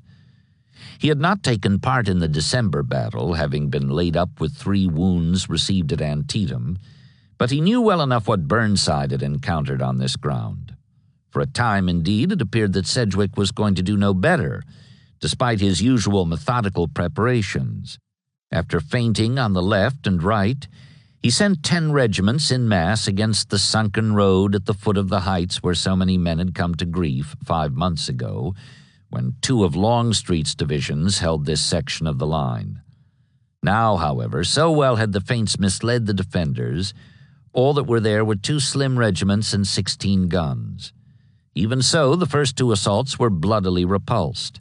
As the bluecoats dropped back into the swale for a breather, preparatory to giving the thing another try, The colonel of a Wisconsin regiment made a short speech to the men who would lead the third assault. "When the signal forward is given, you will advance at double quick," he told them. "You will not fire a gun, and you will not stop until you get the order to halt." He paused briefly, then added, "You will never get that order." The Badgers gulped, absorbing the shock of this, then cheered and went in fast, the other 9 regiments following close on their heels. Beyond the stone wall to their front, Barksdale's 2 Mississippi regiments turned loose with everything they had, attempting to shatter the head of the column of assault, while 4 batteries of the Washington artillery, a cracked New Orleans outfit, broke into a frenzied roar on the ridge beyond. The attackers took their losses and kept going, over the wall and among the defenders with the bayonet, then across the sunken road and up the slope of Marie's Heights with scarcely a pause, staring directly into the muzzles of the flaming guns on the crest. These too were taken in a rush as the cannoneers got off a final volley and broke for the rear. Within half an hour, and at a cost of no more than 1,500 casualties, Sedgwick had his flags aflutter on ground that Burnside had spent 6,300 men for no more than a fairly close-up look at back in December. The Bluecoats went into a victory dance, hurrahing and thumping each other on the back in celebration of their triumph, whereas the Confederates, several hundred of whom had been captured, were correspondingly dejected or wrathful, depending on the individual reaction to defeat. One cannoneer who had managed to get away at the last moment, just as the Union wave broke over his battery, was altogether furious. "Guns be damned," he replied hotly when a reserve artillerist twitted him by asking where his guns were. "I reckon now the people of the Southern Confederacy are satisfied that Barksdale's brigade and the Washington artillery can't whip the whole damned Yankee army." Having broken Jubal Early's line and thrown him into retreat, Sedgwick would have enjoyed pursuing his West Point classmate down the Telegraph Road, but another classmate, Hooker himself, had forbidden this by insisting that he push westward without delay, so that between them, as Fighting Joe put it, they could use up Lee. Moreover, at 10 o'clock, less than an hour after being stunned by the split pillar, and at about the same time as it turned out that his forward defenses began to come unglued, Hooker had his adjutant send Sedgwick a dispatch reminding him of his primary mission. "You will hurry up your column. The enemy's right flank now rests near the plank road at Chancellorsville, all exposed. You will attack at once." This reached Sedgwick at about 11:30 amid the victory celebration on Marie's Heights, and he did what he could to comply. Leaving Gibbon to hold Fredericksburg in his rear, he began to prepare his other 3 divisions for the advance on Lee. It was a time-consuming business, however, to break up the celebration and get the troops into formation for the march.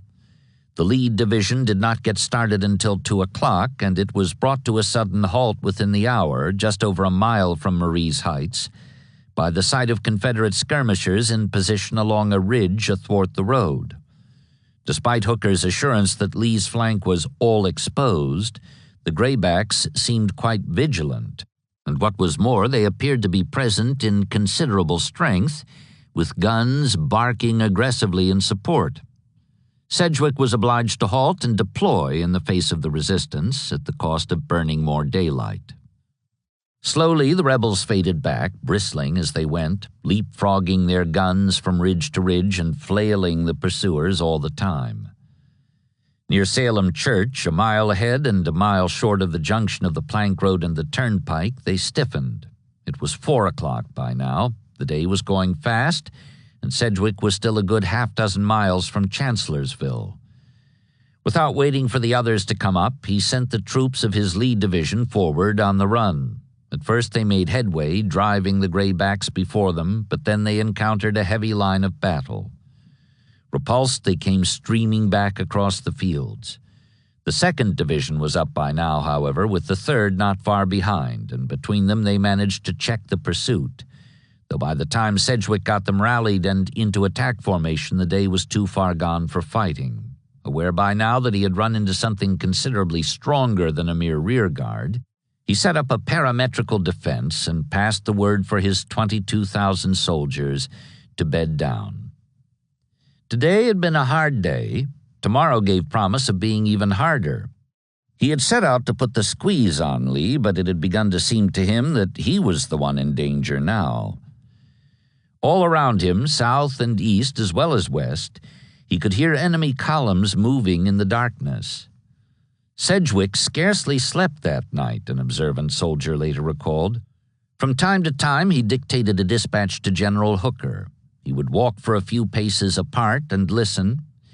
Then, returning, he would lie down again in the damp grass with his saddle for a pillow and try to sleep. The night was inexpressibly gloomy. The night was inexpressibly gloomy, and he was in graver danger than he knew. All that had stood in his way at the outset, when he began his march from Marie's Heights, had been a single brigade of Alabamians stationed for the past 3 days on outpost duty at Banks Ford, from which point their commander, Brigadier General Cadmus Wilcox, had shifted them on his own initiative when he learned that Early's defenses had been pierced. Determined to do what he could to protect Lee's unguarded rear, he had taken up a position athwart the plank road, spreading his men in the semblance of a stout line of skirmishers, and thus had managed to bluff Sedgwick into caution, delaying his advance until McLaws had had time to post his division near Salem Church and rock the charging bluecoats on their heels. As a result, when darkness ended the fighting here to the east of Chancellorsville, Lee had what he had been hoping for, a more or less stable situation, and the opportunity, as he had said, to attend to Mr. Sedgwick. Early, he learned, had retreated only a couple of miles down the Telegraph Road, then had halted on finding that he was unpursued. Lee wrote him just after sunset that McLaws was confronting the Federals east of Salem Church. If you could come upon their left flank and communicate with General McLaws, I think you would demolish them.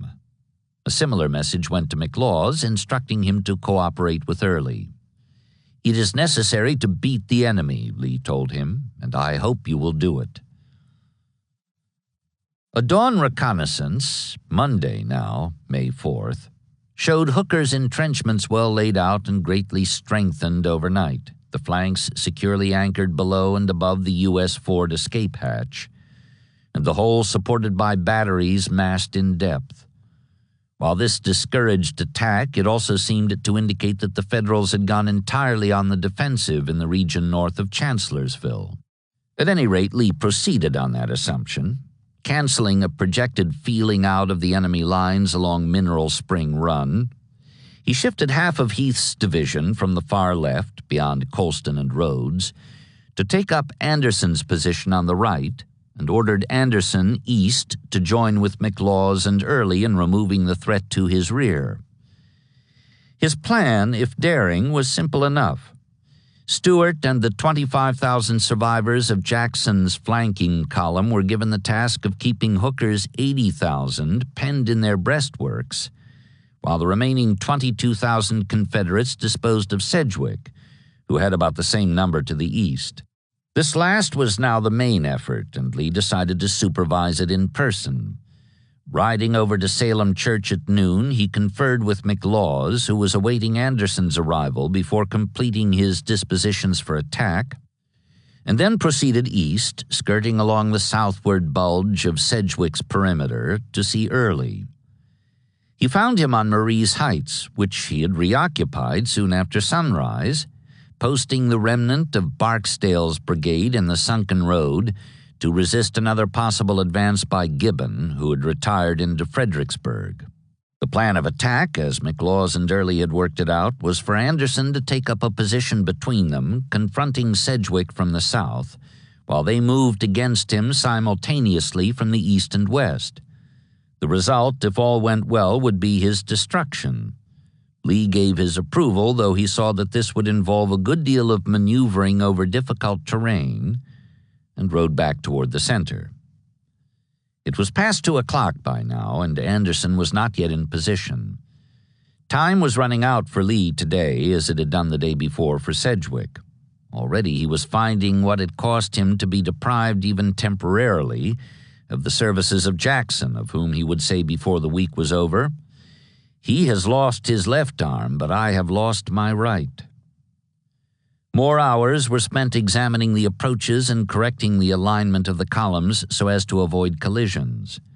While Anderson continued to balk, McLaws was strangely apathetic and Early floundered in the ravines across the way. It was 6 o'clock before all the troops were in position and the signal guns were fired. The fighting was savage at scattered points, especially on Early's front, but McLaws got lost in a maze of thickets and scarcely made contact, either with the enemy or with Anderson, whose men added to the confusion by firing into each other as they advanced. Fog thickened the dusk, and the disjointed movement lurched to a halt within an hour. Sedgwick had been shaken, though hardly demolished. Anxious to exploit his gains, such as they were before the Federals re-entrenched or got away across the river, Lee, for the first time in his career, ordered a night attack. While the artillery shelled Banks' Ford in the darkness, attempting to seal off the exit, the infantry groped about in the fog, dog-tired, and made no progress. At first light, the skirmishers recovered their sense of direction, pushed forward, and found that the works to their front were empty. Sedgwick had escaped. Though his casualties had been heavy, worse than 4,600 in all, including the men lost earlier, he had got his 3 divisions to safety across a bridge the engineers had thrown a mile below Banks' Ford, well beyond range of the all-night interdictory fire. Word came presently from Barksdale that Gibbon, too, had recrossed the river at Fredericksburg and cut his pontoons loose from the west bank. This meant that for the first time in 3 days, no live, uncaptured bluecoats remained on the Confederate side of the Rappahannock, except the ones entrenched above Chancellorsville. Lee had abolished the threat to his rear, though he was far from satisfied, having failed in another of a lengthening sequence of attempts to destroy a considerable segment of the Union Army. He had at least restored, and even improved, the situation that had existed yesterday when he was preparing to give Hooker his undivided attention. Once more intent on destruction, he allowed the men of McLaws and Anderson no rest, but ordered them to take up the march back to Chancellorsville, intending for them to resume the offensive they had abandoned for Sedgwick's sake the day before. Stuart reported that the Federals, though still present in great strengths behind their V, had made no attempt to move against him, either yesterday or so far this morning. Yet Lee did what he could to hasten the march westward, not so much out of fear that Hooker would lash out at Stuart, whom he outnumbered better than 3-1, as out of fear that he would do as Sedgwick had done, and make his escape across the river before the Confederates had time to reconcentrate and crush him. In point of fact, Lee's fears on the latter count were more valid than he had any way of knowing, not having attended a council of war held the night before at his opponent's headquarters.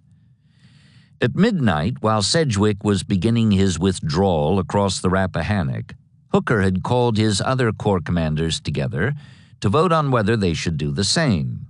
Couch, Reynolds, Meade, Howard, and Sickles reported promptly, but Slocum, who had the farthest to come, did not arrive until after the meeting had broken up. Hooker put the question to them, remarking, as Couch would recall, that his instructions compelled him to cover Washington, not to jeopardize the army, etc., then retired to let them talk it over among themselves. Reynolds was much fatigued from loss of sleep. He lay down in one corner of the tent to get some rest, telling Meade to vote his proxy for attack. Meade did so, adding his own vote to that effect. Howard, too, was for taking the offensive, for unlike Meade and Reynolds, whose 2 corps had scarcely fired a shot, he had a reputation to retrieve. Couch, on the other hand, voted to withdraw, but made it clear that he favored such a course only because Hooker was still in charge. Sickles, whose corps had suffered almost as many casualties as any 2 of the other 5 combined, was in favor of pulling back at once, Hooker or no Hooker.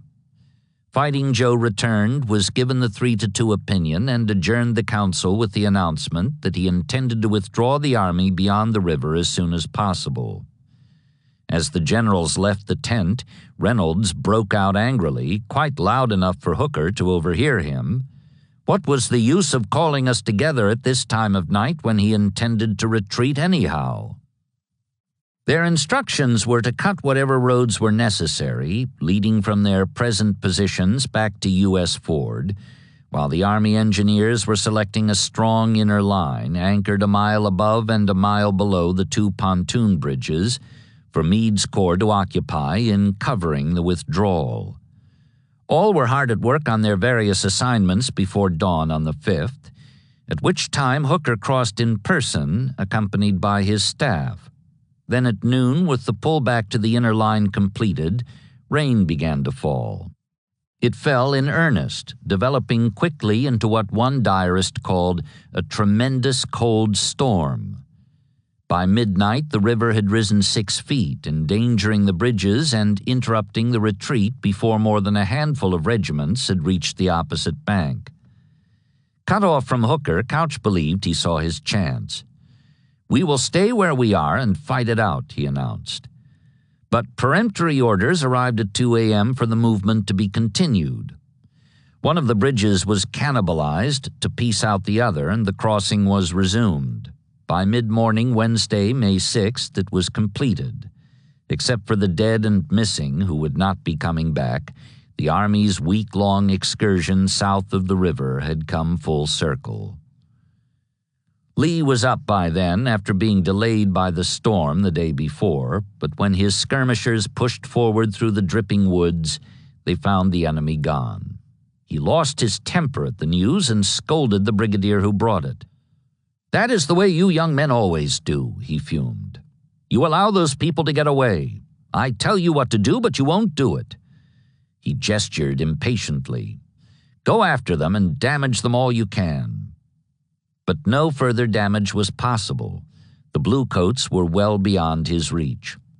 At a cost of less than 13,000 casualties, he had inflicted more than 17,000, and had won what future critics would call the most brilliant victory of his career. But he was by no means satisfied. He had aimed at total capture or annihilation of the foe, and the extent to which he had fallen short of this was, to his mind, the extent to which he had failed. Leaving a few regiments to tend the wounded, bury the dead, and glean the spoils abandoned by the Unionists on the field, he marched the rest of his army back through the rain-drenched wilderness to Fredericksburg and the comparative comfort of the camps it had left a week ago, when word first came that the enemy was across the Rappahannock. Back at Falmouth that evening, while his army straggled eastward in his wake, Hooker learned that Stoneman's raid, from which so much had been expected, had been almost a total failure. Intending, as he later reported, to magnify our small force into overwhelming numbers, the cavalryman had broken up his column into fragments, none of which, as it turned out, had been strong enough to do more than temporary damage to the installations in Lee's rear. According to one disgusted trooper, "Our only accomplishments were the burning of a few canal boats on the upper James River, some bridges, hen roosts, and tobacco houses." Stoneman returned the way he had come, recrossing at Raccoon Ford on the morning of May 7th, while other portions of his scattered column turned up as far away as Yorktown.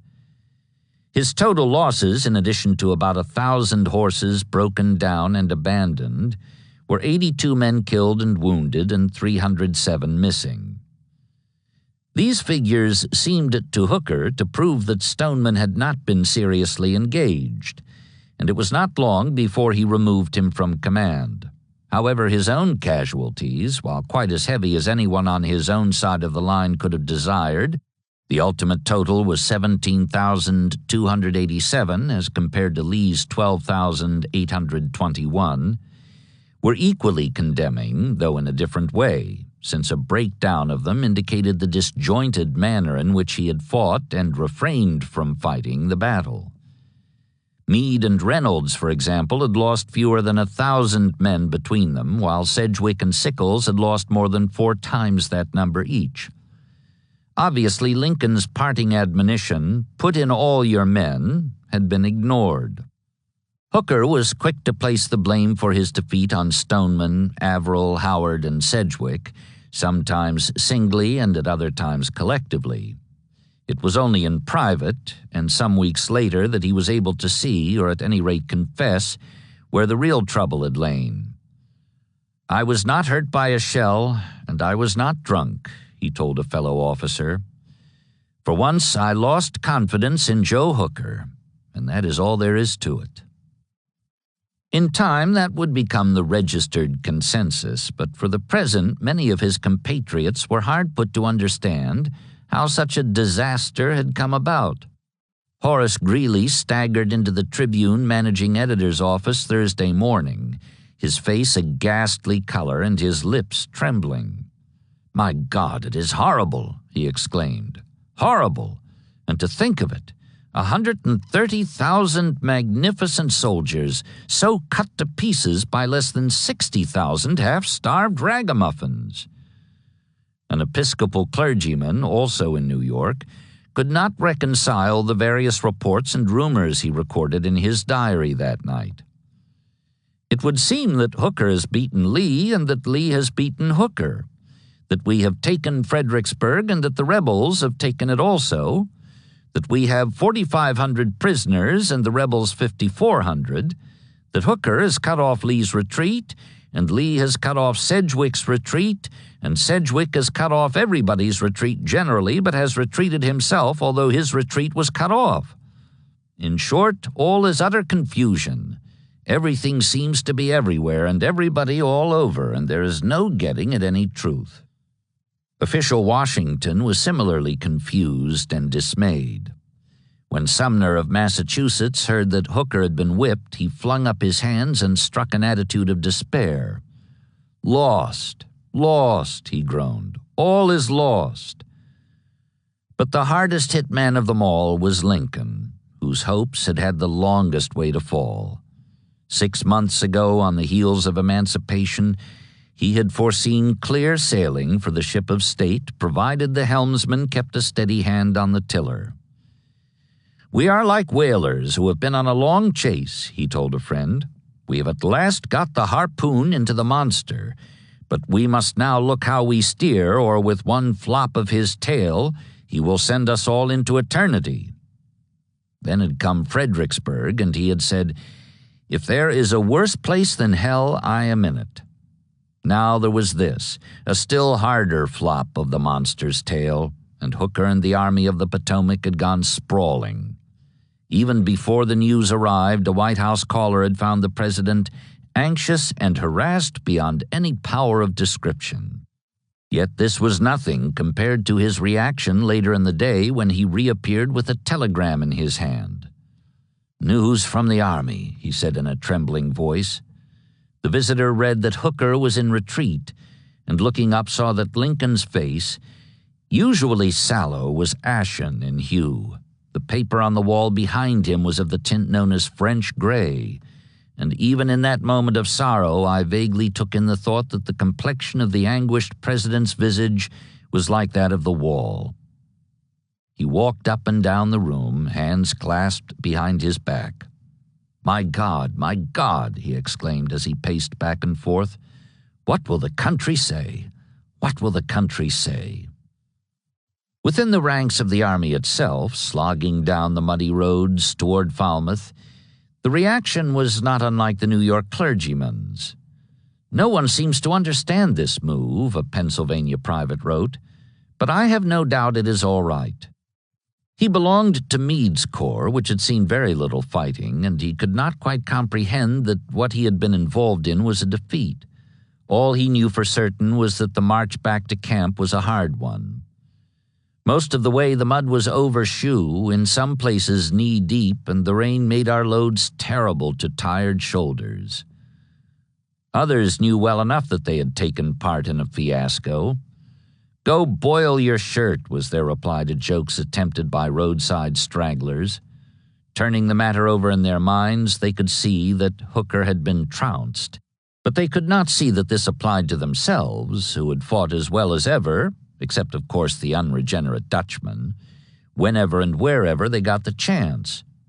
Mostly, though, they preferred to ignore the question of praise or blame.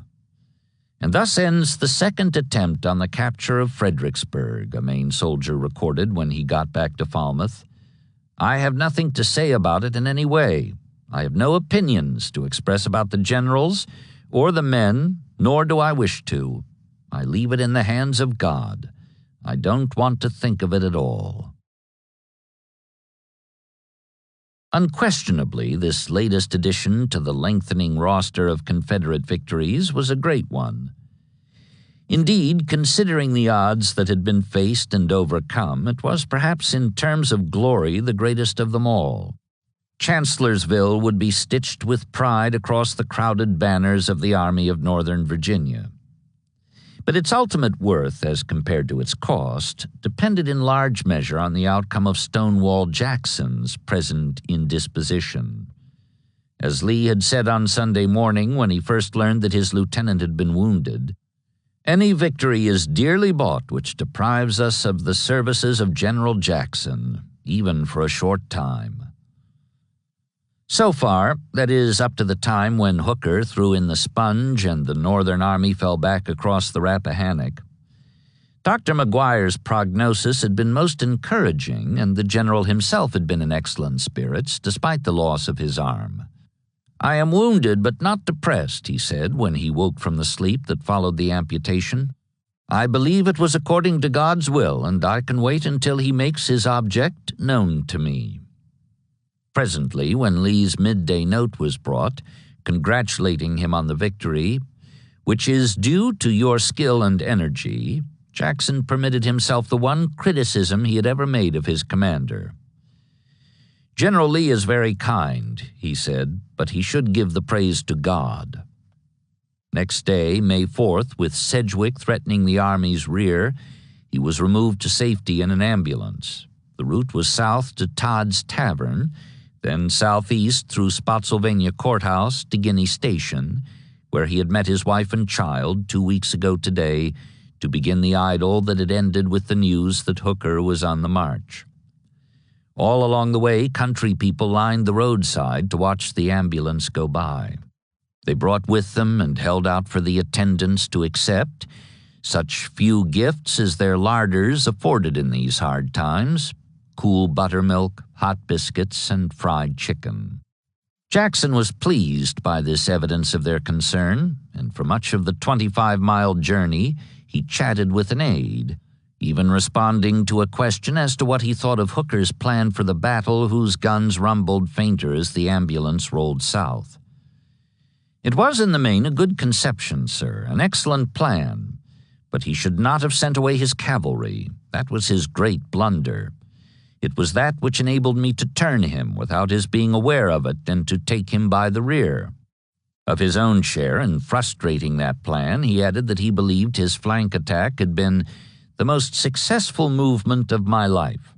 "But I have received more credit for it than I deserve. Most men will think that I had planned it all from the first, but it was not so. I simply took advantage of circumstances as they were presented to me in the providence of God. I feel that His hand led me."